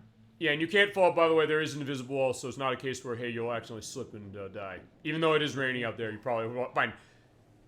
At this point, you probably wouldn't want to hold L1 to the wall. There's one right there. Unless that actually looks like Julia. That's a ghost. You can't convince me otherwise.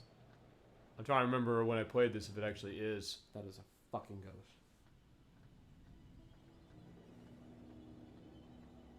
Let's find out. It's gone. Okay, it's Julia. I was to say, I thought it was only because I saw this. But why the fuck was she all the way over there? I don't know. She appeared really quickly, so that's the idea that something like this can be funny. She's like, yeah, what's going on? I love how there was all that build up of this. It's Julia. It's fine. No, I get that. But fine, before we go in there, we're going to take a look as what's down the way. Is that a wheelchair? No, that's a wire. Okay, I was going to say, that almost looks like a ghost, but no, that's Fliss. Yeah. So now I'm doing it too.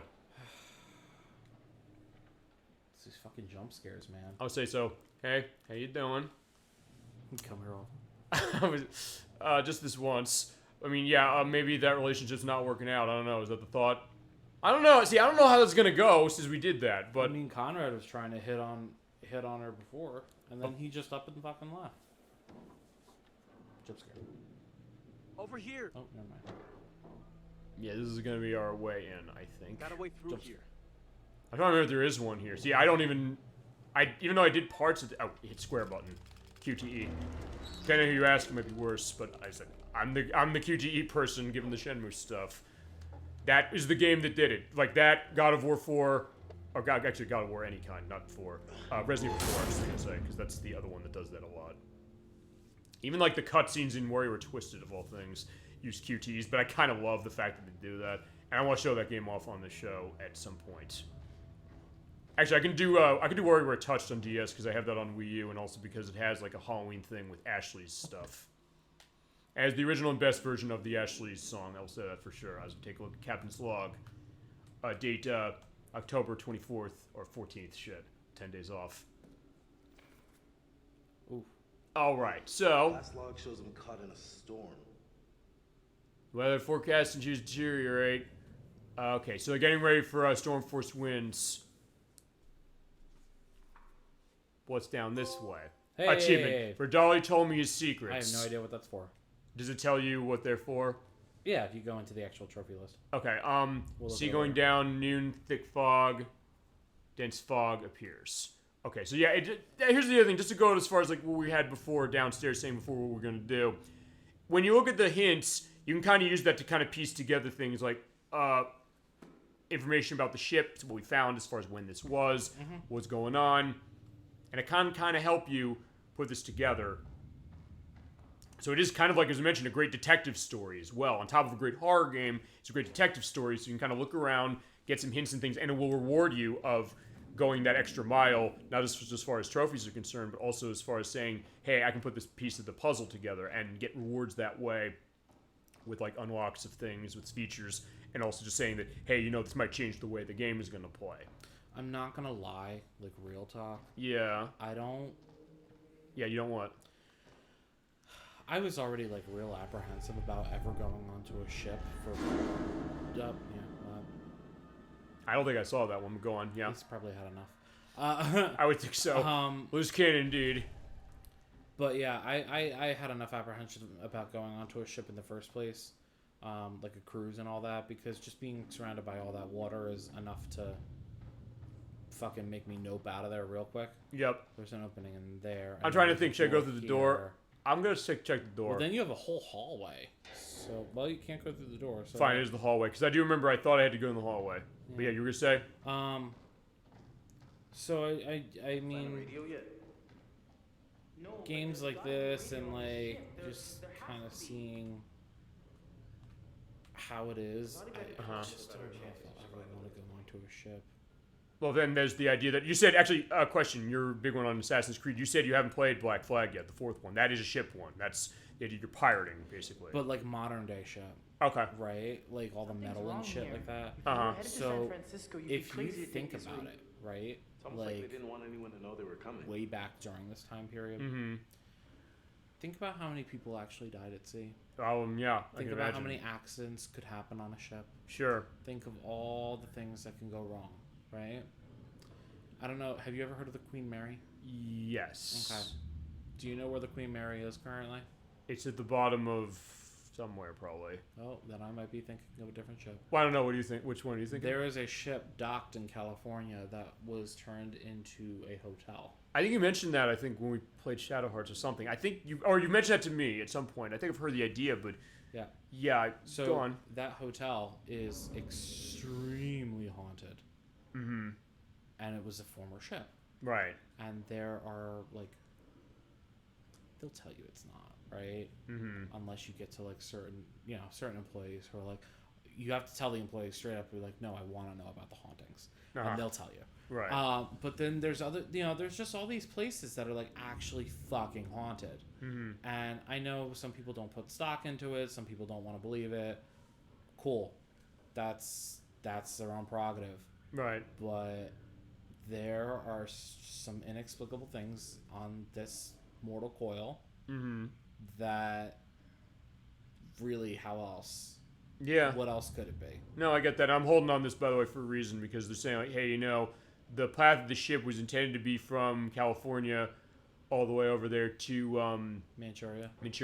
But it also saying, like, hey, wait a second, the actual route was going down this way, kind of in the middle of the South Pacific right here.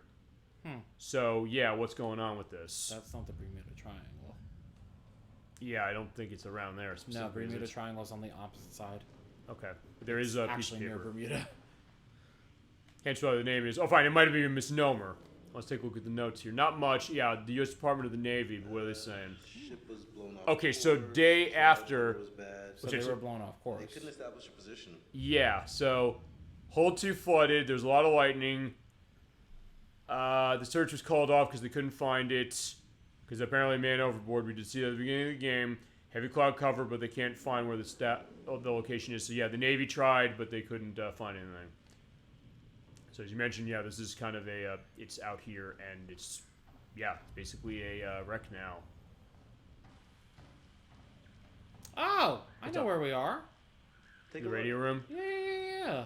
This is the guy who was trying to do the SOS in the beginning of the game. Yes. So yeah, it is a tieback. This thing actually still works? Well, radio science hasn't changed much in 70 years. That's bullshit. Yes, it has. But there's fine. Certain cases it hasn't. All right, let's do a sign of this. So you do have to tune the dial.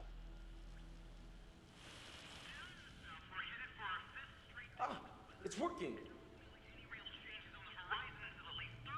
All right, so we're getting the weather forecast. As mentioned, region of low pressure will come in from the east over here. Fine, it was better when I had the Doppler radar on the screen. We were looking on the ship when we were on our Duke of Milan. Duke of Medan was it called? Duke of Milan. Duke of Milan, thank you.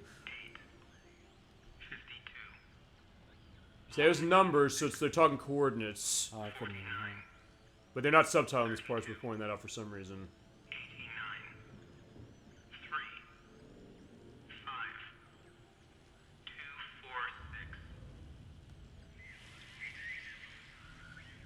How about this? Military bandit. Alright, so yeah, we can call it military up. They can help. Hey! Hey! Is anyone out there hearing this? Hello?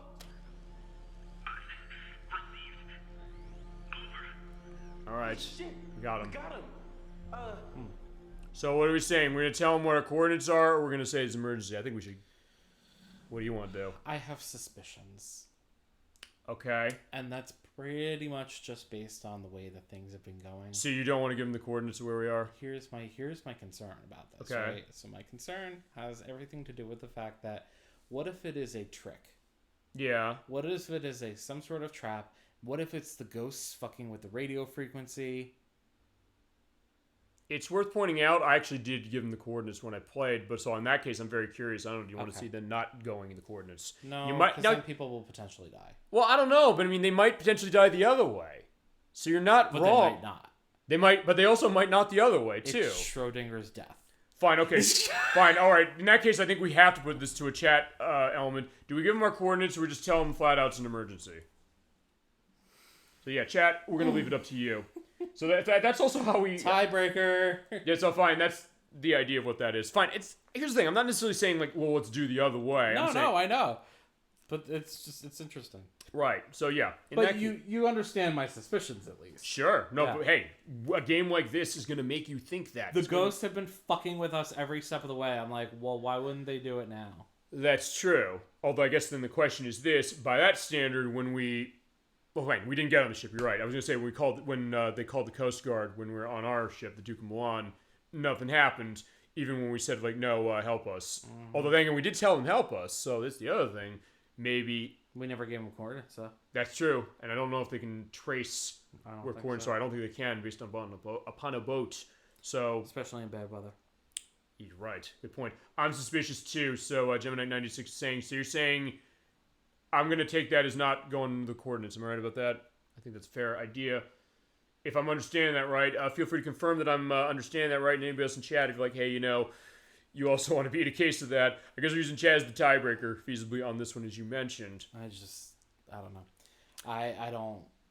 Again, that's why I said this game is a prime example of fuck around and find out. Pretty much. I mean... They fucked around, and they are truly finding out. I guess you mean our crew here, our group here. Everyone. The fucking kidnappers, us, everyone.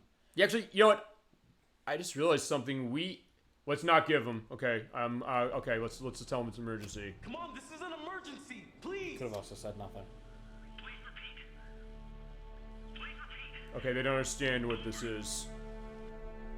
You can also tell them where we are, because actually that is the hint. By the way, if you go through and find everything. There's kind of a hint there, because if you read... We read... The only clue we got tied into this, sort of, is the hat. Remember the hat that Fliss picked up, and it mentioned the idea of Medan? Mm-hmm. So let's tell them we're on the ship. You want to tell them we're on the ship? Why not? Yeah, our location is... Fine, we're saying it's not coordinates, or we tell them nothing. So, in fact, in that case, I will also hold that to a chat. So we're not giving them the coordinates. I was going to say, yeah, we're not going to give them the coordinates. We tell them we're on this ship. By the way, that... decision there, that is right. That is what the ship is called. The Orang Medan? Yes, it is. Okay. This game is based on the legend of the SS Orang Medan, which is basically an urban legend. Or it is an urban legend that is utilized as far as, again, the thought that a ship like this disappeared in the 1940s in this area. So I think you mentioned also with the other game specifically, which is that, hey, that's what's going on. So yeah, in that case, I don't know, Chad, if you want to say nothing, feel free to say nothing, or to tell them we're on the ship. I mean, the reason when I played this, just to go through this now, because actually there's a good way to indicate this, the reason I knew the name of the ship, and I told them that when I played, is because of the fact I found other clues as I went along that basically said, this is the name of the ship. And it is, as you mentioned, depending upon the choice you make, depending upon which way you go, and also, I guess to a certain extent, how the party is, because...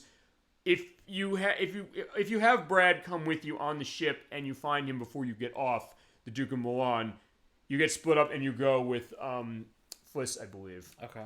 As far as that, at least that's what happened with me that I remembered.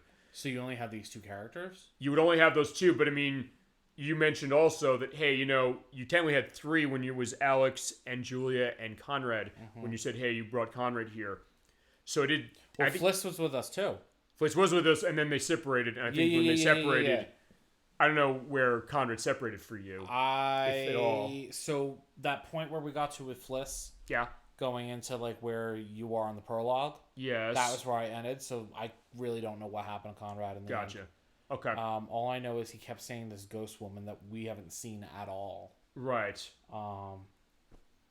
So I don't really know what came of that. I don't know if she was the reason why he potentially died. Mm-hmm. If he dies, like, I guess it's depending on what we do, you know? Yeah. So tell him we're on the ship. Okay, so Gemini96 is saying we'll tell him we're there. Perfect, gotcha, no problem. We're on this like old freighter. We think the name of it is the Orang Medan. Which kind of is weird. Okay, you get an achievement by the way for doing that. Is anyone out there? Please. I forgot actually that element, but fine. That also pays, as I mentioned, if you were able to piece the puzzle together, you get achievements or trophies that way, just on that. So going blind, honestly, on this game is not a bad thing when you think about it. On one hand, it's like, hey, you're gonna play a game like this, you probably may want to get the achievements or trophies, unless you're someone like Nocturne who's like, I usually don't care. But even then, she'll have her case where, no, I want to get them. I mean, honestly, I think in her case, I've mentioned this before, I think she said too.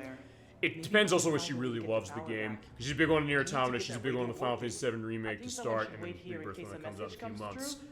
She was like, hey, I want to get all those things. And when I got the Dark game thing in Final Fantasy VII Remake at the Seventh Heaven bar, like only like 2 or 3 times, she said, how'd you get that, A, and B, I want to get this. I said, Shenmue, all right, are we up for this, or we got it? So basically, we're going to be putting our trust into Brad, saying like, hey, I can go and do this, but is Alex going to say yes or no? Actually, you know what? I think that Brad can do it. Okay, I'll say that. I did say that when I played before. If you're sure you're up for it. The only reason I was kind of hesitating. I'm coming too. Hey, what? Julia, no. Not my bodyguard. I can take care of myself. That did. If I know her coming went with that. Says she can handle it. But she can handle it. Case closed. Okay. Okay, Julia. She doesn't believe it. It's you and I. The reason, the way she said it though, that was different. Because she didn't say, you know, I can handle it. You're not my bodyguard. I played lovey-dovey with them, and so did you. You mentioned what you played this. So in that case, you didn't get that aside. Well, first. shit. They just proved they can't handle it. Well, they can't hang on, I guess. But then okay.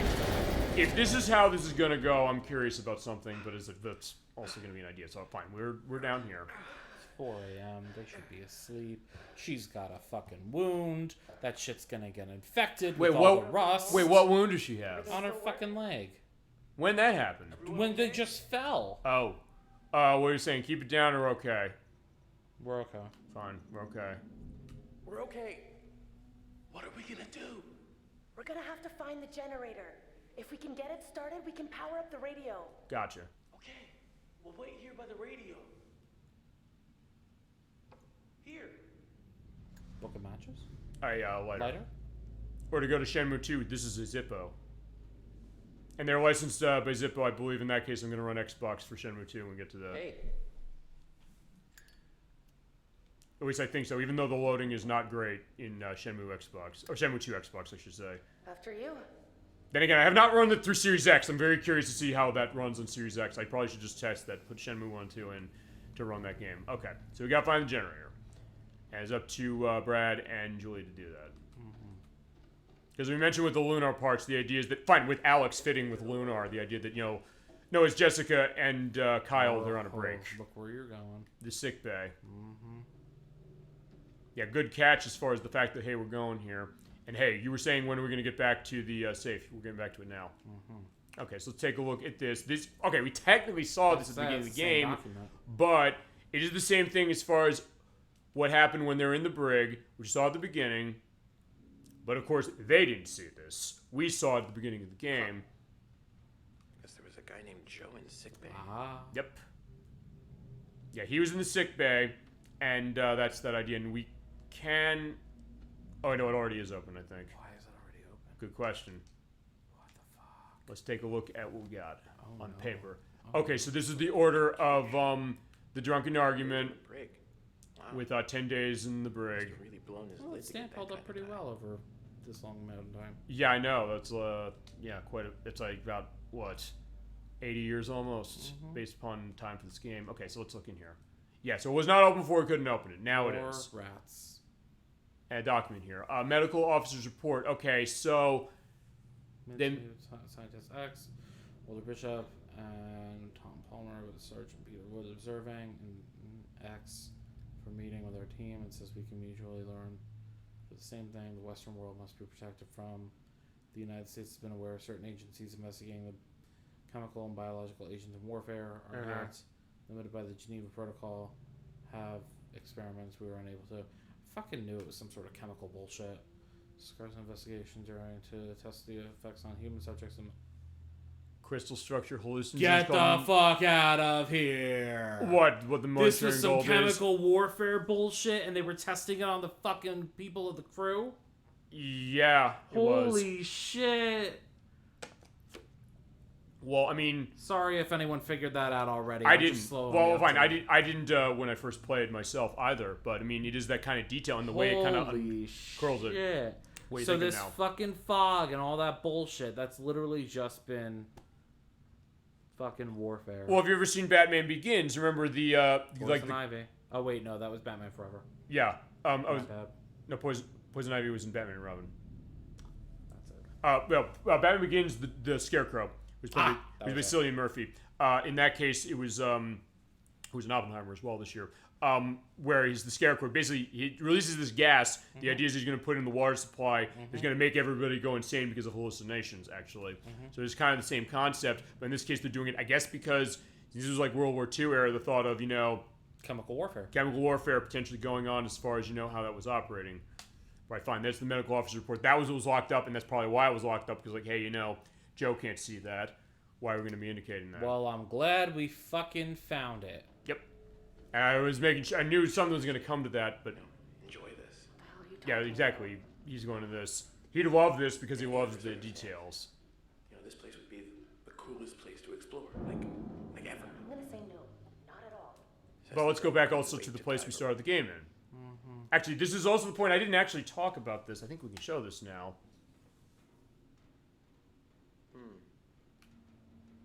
Might have been the son of somebody on board. I was starting to piece some shit together in the beginning, and I didn't want to say anything until now. What does it go? Is that kid the same kid we saw? The ghost? It could be. I mean, there is voice to... this is Joe's son. We saw it at the beginning. We saw him right here. I actually didn't mention who voiced Joe's son. Did we hear his voice? I don't think we ever heard his voice. I don't know if we can skip that. If we didn't skip it, it's voiced by Sky Burkett, who voiced Mary and Megan in Little Hope, and Bethany Morello in The Devil in Me, and those are actually her only credits, specifically. I don't know if maybe we This series of games. This series of games, but hey, it might be one of those cases where we mentioned this with Kodelka, the fact that, remember, Sarah Paxton was in that game, and she went on to much more well-known things, but then you can also go back to, like, hey, when we play Kodelka on the show eventually, because, like, hey, remember Sarah Paxton? Yeah, before not the Hills of Ice, the last House on the Left remake, and before Aquamarine, remember that? The one about the mermaid? Yeah, before that, she was in Kodelka on the PlayStation.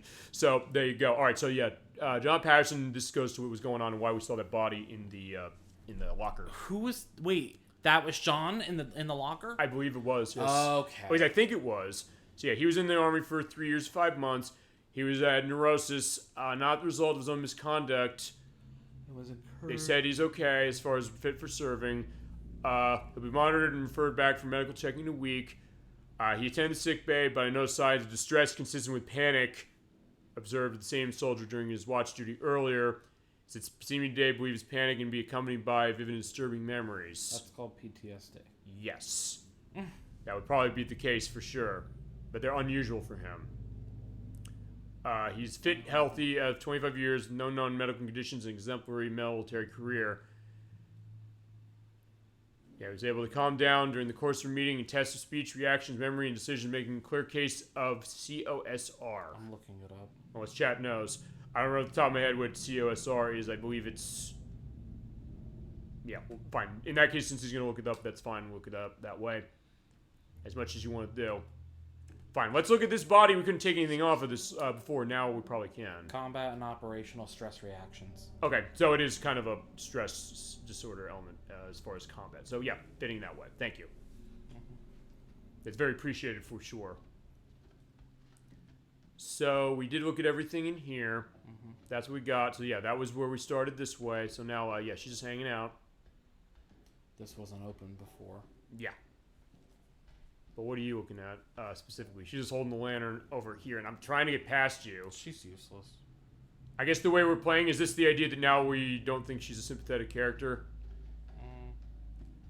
Although, fine, it's like, I don't know, is it not sympathetic that we said no to Alex's proposal? She's okay, but I feel like she just is, she's a complex character. Well, I think that's the idea that, like, a lot of these characters we're seeing, but then again, also the way that we played it, it's going to play a bit differently. That's our way to go down. We'll go down as a second. Unless I can't walk any further because there's the wire in the way. So yeah, we are going to go down. So drop down. Here, come check this out. Look. He pushed over. Down there. Looks like the engine room. Good place to find a generator, right? Mm-hmm. One would think.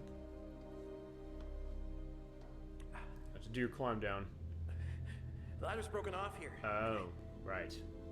I think I can just... Wait. And remember, he doesn't have shoes. Yeah.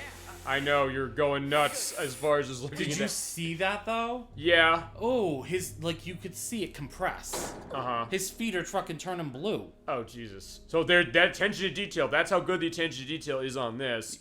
That they've been this way and they're Maybe running it's into just it. me, but I'm pretty sure. What's up? That, it was... Pretty sure what? Didn't you see it? Pretty sure that he broke something. Hello? He might have. Okay, so I'm seeing things, but you're not.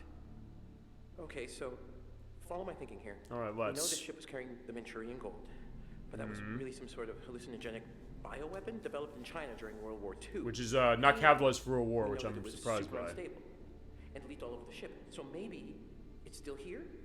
Maybe it hasn't dispersed after 70 years, and it's having the same effect on us. You know, paranoid hallucinations. All this crazy shit we're seeing, none of it's real. Yeah, I missed my was nose hitting that the hallucinating. first time. There we go. They were scared of something, and the officers thought it was just a bunch of jumpy GIs trying to get out of guard duty. This isn't a ghost ship, it's a floating bioweapon. Also go ship. This couldn't have anything to do with the plane wreck we dived. I think it was already there. Maybe there was a connection? Maybe they made contact? It's a theory, I guess. Oh, God. All right, let's get going. All right, so she has the element now as far as well, so let's keep going on the walk. I am so concerned about that drop. Oh, the one with his case? No, I get that Yeah, 100%. I feel like he fucked himself. All right, so there's the engine from Rotterdam, Netherlands. Yeah, it's Netherlands. Yeah, from 1920.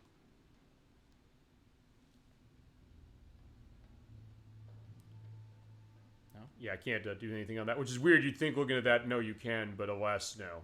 You know what I miss right now? Yeah? What? Dry clothes? Yeah. Shoes? No, she's got shoes. I would say, fine, he misses shoes. And to be fair, shoes don't absorb all that much shock, but they Oh, yeah, do no. absorb shock. Yes, they do. I mean, if that was a higher height, he would have broken something. Probably, yeah. Like, he would have some bones sticking out right now. So yeah, I was gonna say, it's maybe, I'll tell you, when it comes to like horror, when it comes to like, you know, sights of something, when it comes to that, oftentimes, I'm not gonna lie, when it comes to like some bodily elements as far as certain things going, sometimes that can be the worst. Fine, you and I both saw Midsummer. I know you hated it, and I quite liked it. But there's also the case like remember the scene in that when they basically do the jump off the cliff when they first realize something's going on with that ritual. And the thing with the bone, and they show the bone going on that. That did make me recoil, and then the fact that, in my case, they said, like, no, they explained what it was, and for some reason I said, maybe, I don't know if you disagree with me on this part, that kind of made sense for what it is, even though other people, including Will Poulter, who is in the sequel to this game, it's worth pointing out, was saying, you know, no, I'm going. Okay, so they're saying the telegraph log of the engine seems like it's going good as far as it, but Lieutenant Young was sober and post. Wait, where are we? Okay, I was just reading as far as this, just not really indicating, but compos mentis disposition. Okay, watch it 2400 hour. Oh, at 2400, not 2400 hours. Oh, maybe it is. It's yeah. I was saying, wait a second. That's 0 hours though. It can be both, I guess. Okay, it's back to the engine room. No faults found. Okay, that's a good sign. Flag ahead. Chief Engineer entered engine room for inspection on emergency. So that's the next thing. Let's take a look and see then. Look at this. All right, so the stop bell acknowledged the engine cut power at 1:29, and the order received to anchor in shallow water. So that's when things and then went it down. says in the middle of the Pacific. Yes, perhaps. Oh, I saw the hand cutting through the book. Okay, so I didn't see that part. So in that case, I'll look forward to looking back on the playback on this. Okay, so in that case, I went that way, so we're going to go the other way because that is where we need to go. Wait, I think it's where we need... No, that was nothing back there, was it? No, I think it is this way. I just need to go straight, I think. Whoa. Oh, no, that's it, and that's over this way, I think. Can I walk past... Actually, I'm not going to lie. When I got to this point, I kind of was in a case where... Even though the progression of this game is pretty good, generally speaking, it's also something that... you can sometimes get caught on things like, hey, it looks like there's a light. You can kind of follow the light to see where you're going to go. Yeah. But sometimes you kind of get stuck and realize, wait, where am I supposed to go? Fine, we're looking at the gas there, so and it is going as he walks. How has nobody noticed that up to this point? That's what I don't get. Well, fine, until, I don't know. I mean, the only person who noticed it was Danny, interesting enough. Or fine, he believed in some of the elements of that, and that was what it was. Okay, here we go. Hey, I found it! Yes, remember we had to turn on the power at the bottom of the hospital in Parasite Eve. This is going to be like that, although it's not like that. This is it, all right. To a certain extent. Just throw the switch and let's get back upstairs. All right, let's go. Okay, let's get back upstairs. There's got to be another way up. Okay, so hi, guys. We lost power, but we have it back. Can you hear me? Over. We said it's emergency, we're not telling where we are, just to give that indication. There are things on the ship that are trying to hurt us. Over. Our location is Okay, fine, they got to tell him. Sorry, chat, they do it anyway. 20 minutes west. Please We just delayed the get here inevitable. now. We need help. We'll see. Come on, work them in. Well, we did get what we needed. So if it did break now, that's set. But we did turn on the generator. Yeah, what you're doing there is you saw that she was almost kind of swinging it from side to side, like, ooh, I have lantern, which it seems like the light is out. Not another vent. I don't know if even I can select the other vent. Actually, you know what? I can't. Oh, hey. Oh, diving Look gear. at this. And it looks brand new. Oh, did they take it Fisherman from... must have brought it over from Duke of Milan. Right, from Think it us. still works? Looks like it's got a little juice left. Maybe a couple of minutes. Should we bring it with us? I mean, it's heavy. It's just gonna slow us down. It's our choice. Do we want to take it with us? I did leave it. It's worth pointing out. But it's either way. Put it to a vote. Okay, vote. So fine. when I can't make a decision, put it to a vote. All right, fair enough. So, chat, your decision on the rebreather. Are we taking it with us or are we leaving it? He said it's heavy, so... It is heavy. It's worth pointing out when I did this, I did leave it here. If you want to leave it here as well, that's fine. I'm also going to be curious if you say to take it with us, because I've never seen that happen. But it is your decision. I'm not going to influence you either way. As I said, it's going to be that element. And at least we get a little bit of a breather as it is. And I don't think there's anything else note-wise that I took on this game just to get a sense that I didn't already mention.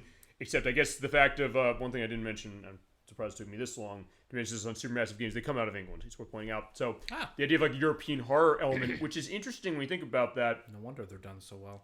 Yeah, I mean, there's sometimes that element, although that's not to say that American horror can't be done well necessarily, but no, I know what European you're saying. horror is much, much older. Yeah. It's based off of much older things. Sure. But I mean, I think the idea is that, as I said, the people who did the DLC for Little Big Planet came to this. So it's sometimes that question of where does that go? And especially when it comes to like a different genre of something or a different milieu of something, how they get from one end to another. And sometimes it'd be fascinating. Or sometimes, I guess, maybe the thought of, they say this with comedians for this, which is that, hey, you know, they love doing dramatic roles, usually because they, hey, you know, I get to kind of either play against type or kind of take some of that intensity you might have as a comedian and then do it as something serious. I'd leave it. So Gemini 96 saying leave it. I will leave it in that case. Okay. Yeah, fuck it. Dead weight. There's one thing I'm wondering as far as leaving it. We'll see. I'm curious. But Olsen's here. Us without a weapon. Dis-moi seulement où est ce putain d'or! T'as perdu la tête ou quoi? Non, But Danny's here too. je t'en prie. Non! Je t'ai dit de la fermer, sale menteur! Ferme ta gueule de merde! Tu dis n'importe quoi! Tout ce que tu racontes, c'est des conneries! Yeah, it did, although you're right. The way it went, it kind of was modeling after Alex a little. Écoute. Écoute-moi. Non. Fais pas ça. Ta gueule. Ah! Je t'avais dit de fermer ta gueule! Alright, so yeah. Okay, so Danny is now dead. Yep. There's our cap, though. Ah. We had the distributor cap, we can get our way out. Well, we need to kill Olsen for that. Yeah. us with no weapons.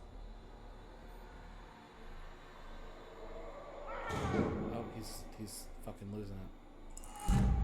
Yep. In fact, there is the Manchurian gold right there.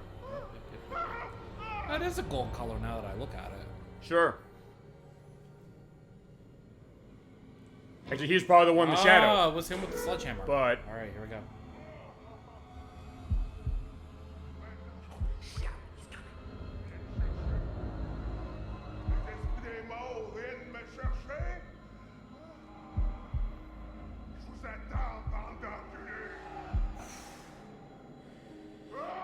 I was holding my breath during that. I'm not gonna lie, I failed that when I did my playthrough. Oh, you saw this? Yes. Okay. So actually, this is changing a lot. I have not been in here. So and it's did he kill somebody like when you failed it? Not when I failed it. No. Okay, but you probably had to run. I had to run. Specifically, yes. And I'll talk also about what that was. But all right, fine. We have. Shipment of caskets unloaded earlier, a specialized cargo that must be treated with the utmost sensitivity. Contents are human. Time base? I didn't know that. Shit. We're running. We're getting our ass out of here. We're not staying. We need the cap. Holy shit. Grab the cap and run. Fuck that. We're leaving. We should have grabbed it beforehand. Fuck. Maybe I.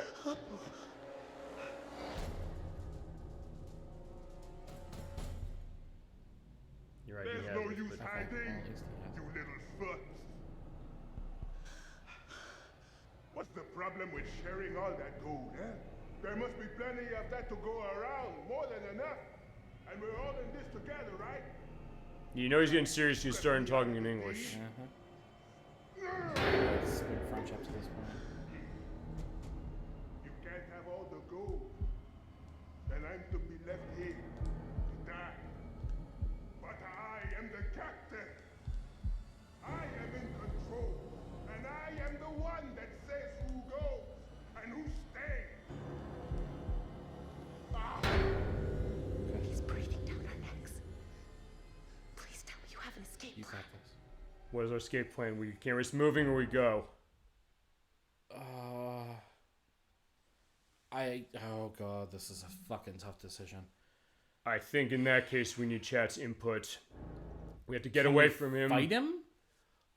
This is not how this went. I think the way I did this, just to give a little bit of a background, I think what happened was this. I think I stayed here. I'm trying to remember if I failed. I think there might be another heartbeat here. I don't remember I failed that one. I know I failed the other one. At least I think I did. Because I didn't get in the room, which I don't think I did. And, well, there's something else that happens later. If he sees us, though, we're fucked. So I kind of... So stay here? But then, well, I don't know. Here's my thing. Okay. I'm all for staying here. Uh-huh. But I want to know what our chances of getting that distributed cap are. Good point. You know, Did you get it in your playthrough? Yes, but it's a little different. You know what? God, I don't know what to do. Because my thought is this. I either try and make a run for it and he sees me, or I don't make a run for it. And, okay, you know, fine. You're getting the no. I'm gonna take your no. I'm just saying, if there's another heartbeat, you can do that. I hope I can do that. Fine, we can't risk moving. You're right. We can't risk moving yet. Just need to Wait for an opening. Fine, I'm gonna do that. The smug Americans have smashed their way into a foreign land and come up short. The generators are on.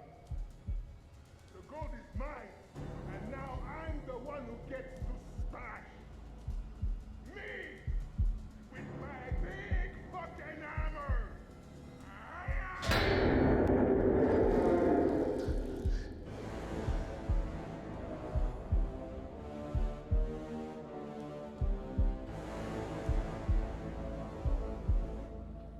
Thank God. Okay. I'll tell you, you've probably seen in my eyes how that was. I was nervous as anything doing that. Sheer concentration. And I don't know if there's button lag on it on the Xbox systems, because I was hitting that, I felt like, and I think on the last one I missed.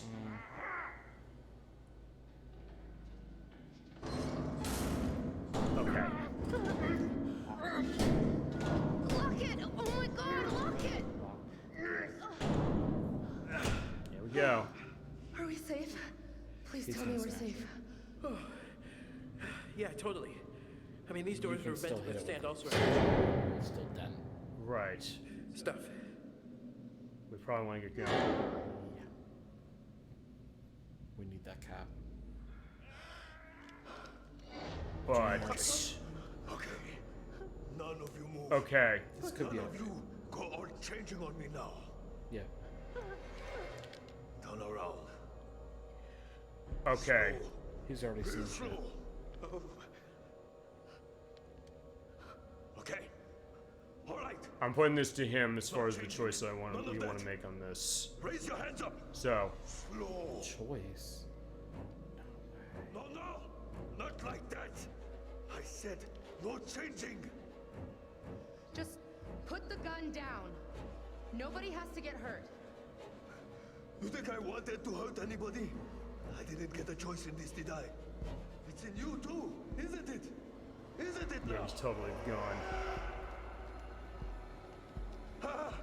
Not again! It's all gone changing on me! What? What's changing? Stay away! Stay back from the mist! Yeah, there is a mist, he's right. He There's no is mist, the only one man. who's seen it, man. Don't breathe it! Don't breathe the mist! So, alright. What are we doing? Wait, what? It says what mist and what else? Why can't we breathe it?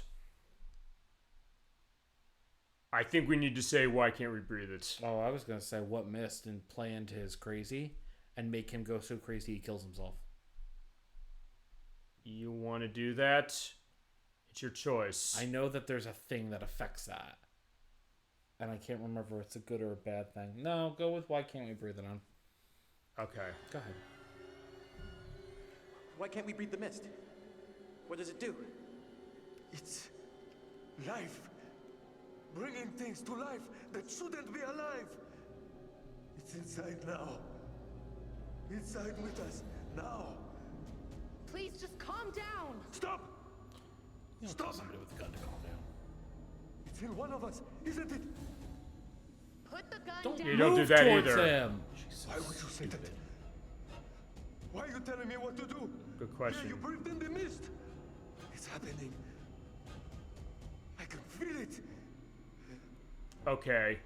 There was something back there, or there's no mist. I think we need to play to him. And say there was something back there? Yes. Okay. Should I? I don't know. There's one element I'm holding right to my chest right now. No, I know. You saw something. And I remember reading something that is impacted by all this, but I can't remember what. Go ahead, play I'm going to play in. Okay, all right, look. There was, something back there. Maybe a mist or fog, maybe? I knew it. I told you. Did you breathe it in? No. No. What did you pick? I think I said... Oh, God, I'm trying to remember. If I said we all breathed it in, or... Fine, that's indignant. I think I'll say no. No, look. We held our breath. We did not breathe any of that stuff. Oh, really? I know you're all fancy divers, but you expect me to buy that? We've been down here for hours. You've been holding your breath this whole time. You're holding your breath right now. Oh, good. It's in me. I got the mist in me, don't I?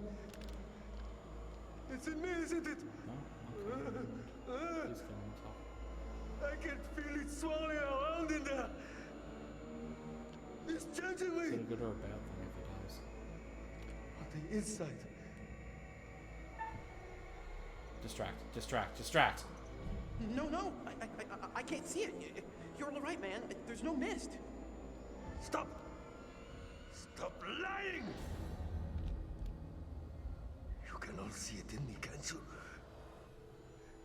You're all just lying. The mist is inside. I'm so tense now. I don't know if you can tell that.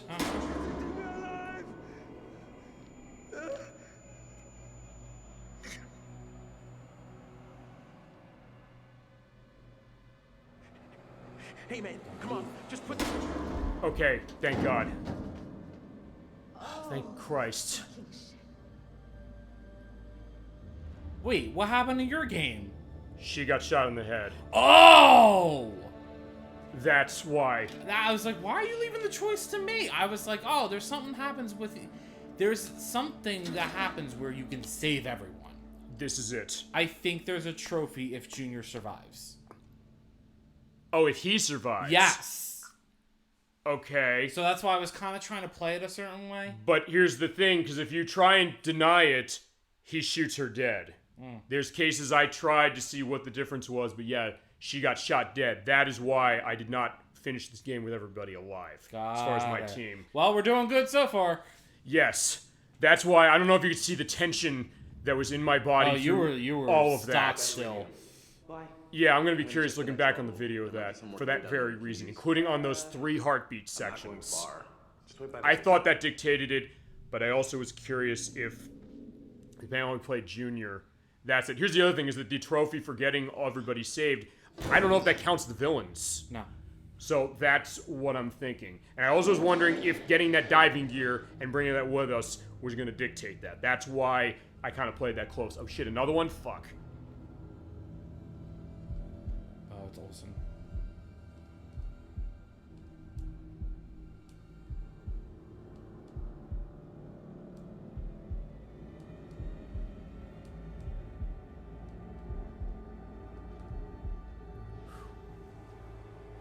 Jesus Christ, I'm feeling the tension now. It's not even the jump scare, it's that I am just on edge completely.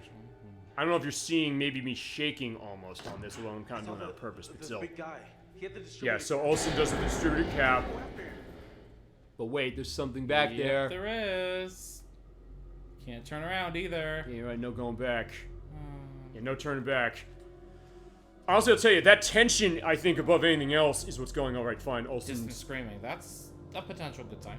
For us, yes, you're right. So Danny's dead, Junior is dead, so Olsen's literally the last one that needs to die. Right, I think. This must have been what we just heard. Alright, the door went down. Oh no, what's that? Doesn't matter. We need that distributor cap. Yeah. Here. He had to have come this way.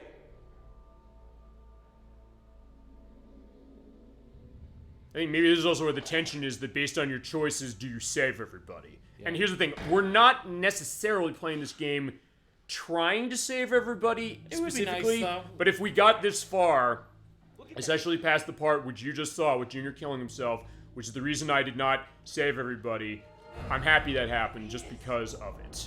Hey, like, we were able to manage it. So fine, Olsen's alive. Yep. Yo. No. Sure. No.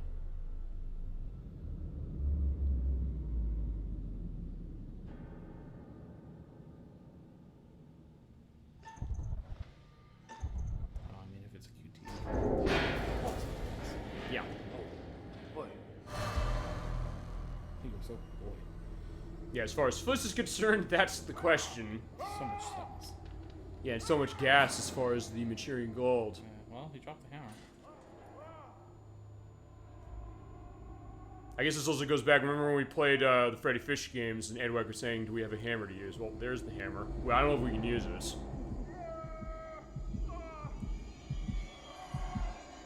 There he goes.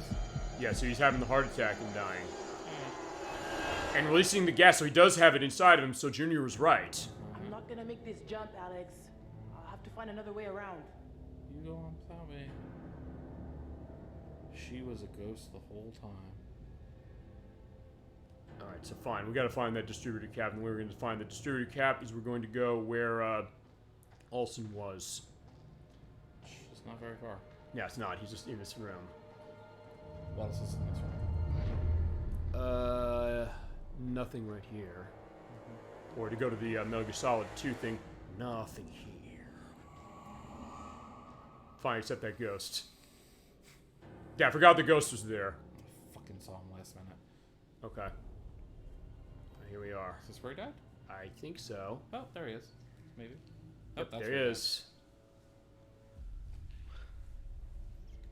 Oh, wow. The rats wasted no time. Yeah. Fuck.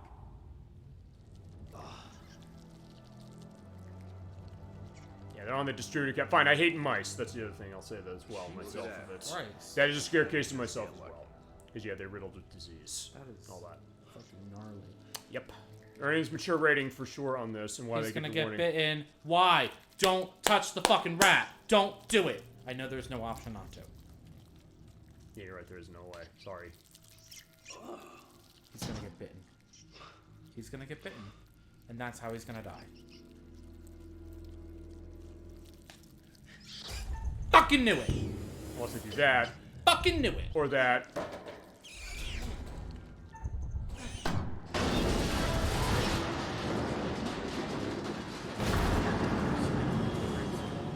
I know, it's the Walking Dead thing. It's like, yeah, you know, if that's the case, you're going to become one of them. They're infected, though. Yep. And they're not done. I hope you like the movie Willard. I don't know what that movie is, but I don't want to see it now.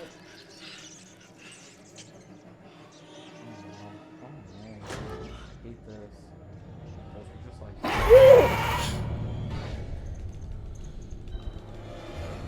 Get away from me. Get away! Get away from me! That's the fucking thing that he saw in the coffin. Yeah, you're right. I didn't really realize that until we did this, so yeah.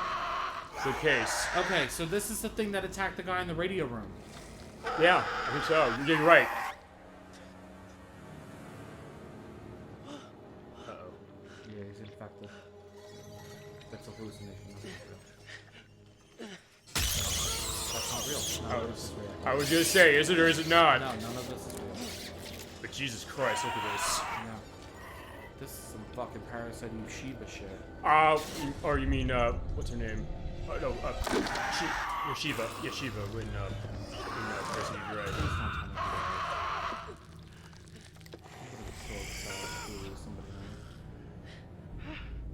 Especially since it's not real. It's okay. Yeah, without a period. Hi, Fliss. Oh my god. Fliss. Yeah, I'm feeling this. Oh my god, I jumped so fucking hard at that shit. Gotcha. I gotcha. Alright, or to go to the Mortal Kombat perspective with Jax. Gotcha! God damn it. Well, I'm glad though. I wanted to figure out what that thing was that attacked the guy in the radio room, so I'm glad that we saw it. Yes. That's cool. So. It's now morning. Yep. The new day's dawning. Doesn't mean that ship isn't haunted as fuck. It also means, actually, yeah, I think we're done. Is this the end? I believe so. Everyone survives. Holy shit. Yeah, what happens is they don't actually say that, hey, Julia died if you do that. Just this hug, which is not there. But. Holy shit. Remember. Remember what? There's one person not accounted for. Yeah, but you said he survived. All right. Mm-hmm. But we gotta see what's going on. And also, fine, it is a little anticlimactic to some degree, the way the ending is. It seems like, yeah, that's the last thing. Hold it. It's covered in blood. Hey, there we go. Because even those things I was hitting, you know, trying to do the slices on them, there's nothing hit. No, I know. And that's why, because it's a hallucination. That's how I know it's not real. Right. Okay, so yeah, we did get out for that with everybody. Holy shit. But we're not quite done. And I also know we're going to have to mute Mike specific. Because, yeah, there's Conrad, right? We haven't seen him the whole game, and here he is. Okay. At least he came through. Yep, he did. So this ship... Yes. It's a real ship that's just docked here. You mean... This is where they dropped anchor. This is where they dropped anchor, yes. Oh, wait, so Conrad's here. Conrad's here, they're not here. Oh, fuck.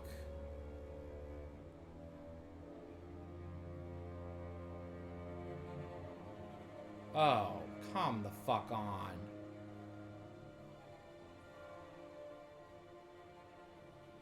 I mean, he did say he was going to go get help. He did get help.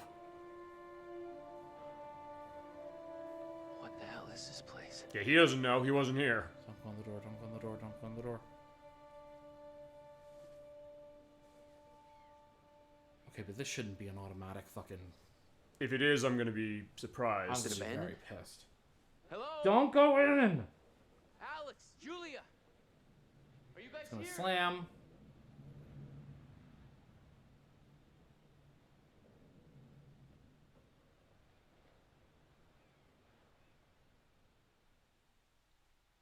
No? Is that it? That's not the end. Actually, yeah, I don't know if I saw this part of it. I just want to know what happened to my brother. He was trying to help us to get help, but he doesn't know anything about boats or sailing. Okay, this is different because remember, she died when I played Alive, this. He's okay. God, we should have never split up. Okay, so that's different. But that would suck if it's a guaranteed death for him. I don't know, because, I mean, he did live. And he said everybody was alive, remember that. And that's the end of it. There we go, and that's it. But we do have one other thing, and I know where to mute mic. It's not yet. Well, not mute mic, mute TV, and mute game audio. Hi. Okay, so he does talk to us again. Yes, he does. This is the last hurrah of the curator. Hello? Congratulations. All your charges are still... There we go, did it. And that's something. Fuck yeah! I suppose. You suppose. Things became a little intense, but Alex kept his nerve. Yeah, well he did. done, Alex. Well done, you. He's so British. It's all about decisions, isn't it? Decisions made in a hurry, in a panic, made with the heart instead of the head, or vice versa.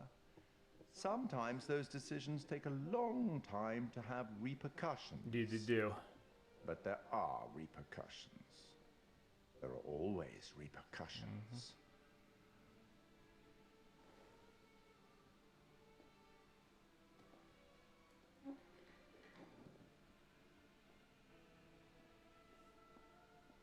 Till we meet again. Maybe in Little Hope, maybe somewhere else. But be certain, we will meet again. It's inevitable. Indeed it is to the curator. So take care. Also, we're muting the game right now. And the reason we're doing that is because of the final song, which is, we're pointing out, it is Oh Death by Gangsta Grass with Brandy Hart, Liquid, and Arson. I'm not taking chances as far as what this is, but there you go. That is Dark Pictures Anthology, The Man of Medan, ladies and gentlemen. As far as the rest of the program, the one thing I'm going to take a look at specifically, I'm going to show off a brief element of the curator cut mode with a scene where I know there's going to be something different.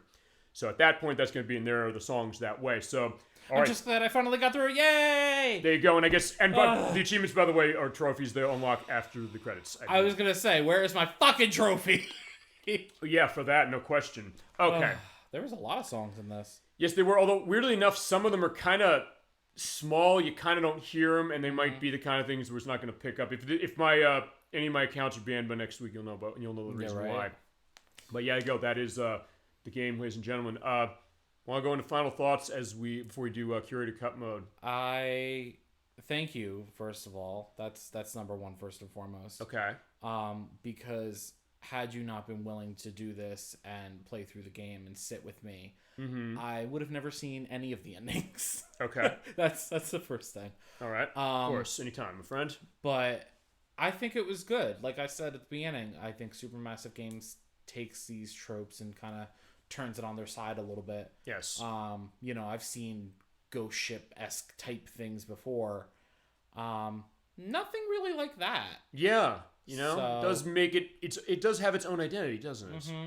I mean, granted, I'm sure with multiple playthroughs and everything, you'll uncover every sort of secret that this thing has to offer. Sure. But I think with the playthrough that we did, we uncovered enough where, we got a full, solid story out of it. Right. So I guess feasibly at that point, also be a question of, hey, we did end with the fact of we don't know where her brother is. That's also why I said it's kind of a little anticlimactic. Also, I guess technically, when you think about what the final boss in this game really is, it's those 3 heartbeat sections and me not getting Julia killed. That really is, I think, what it is. Which that's the one thing I would say specifically that's kind of a little weird, although the other things as far as your overall take on the game itself, feel free to go on those before I speak my piece. No, I mean, it was fantastic, and as scared as I was. Yeah, but even then, it's weirdly enough, I think we kind of held our composure in a weird way that maybe was unexpected, but also like the tension of it was like I was holding on that controller, going, "You saw that? Maybe I'll be curious to see what that looked like on the video." I mean, there's certain things where like every door you open, every cabinet you open, everything that every corner you turn. You don't know if something is going to be there or not. Sure. Because they don't do it consistently and constant. And they're like, okay, well, we're going to build up enough tension to make you think there might be something there and then not do it. Right. And then we're not going to do it again. And then when you're later in the game, we're going to hit you with it. Right. So talk about the pacing. That's the thing I think about this game that is so well done. And I want to thank you, too, for one thing. Two things. First off, you come on the show and saying, hey, let's have a face cam thing. I think it worked wonderfully. But also, I think thank you for pointing me to this game, because I might have missed this. I heard the name Man of Medan. I said, what was this? I might not have played this specifically if not for you. And I think with that, we found a really great, a really atmospheric, great looking, sounding, well acted, and very in-depth, and as you mentioned, very subtle and very gradual and very well laid out story that is on the level of like a really good horror movie. We mentioned the idea of what is the Halloween month of October, if anything, but celebrating horror. This is a great case of horror. It feels earned. It is the kind of thing that even with elements that you said, it could be tropes and other things. They could be something that, this is like this. It has its own identity. It has an intelligence about itself and a pacing about itself that makes it work, and not the case like at the end that you're like, yeah, I don't get the element of that. And we're done with this, so I can turn this back up. Because we do have a coda. Forgot about that. Oh, does it show what happened to Conrad? Yes, it does. God damn it. He's not dead. Fucking A! One last one for the road, I guess. I was gonna say, Son of a bitch! Yeah, leave you wanting more. Good job going it along. And by the way, here's the next one. I'm mostly muting this as well because there's a piece of music on this one. This is the next game. That's something I suppose as well. Little Hope. Yo, the trailer for this shit looked terrifying. And yes, that is Will Poulter, by the way. Sorry I have to mute this specifically, but this is the next game in the franchise. I guess it's the next game we're gonna come back to when we come back to this, unless you also want to do curator cut mode in this. Jesus Christ, talk about that. So yeah, Little Hope is the next game in the Dark Pictures Anthology. It probably is the next one we play as far as the next game, but of course we can also do that. That is out in 2020, or it was. It is now, and it is here.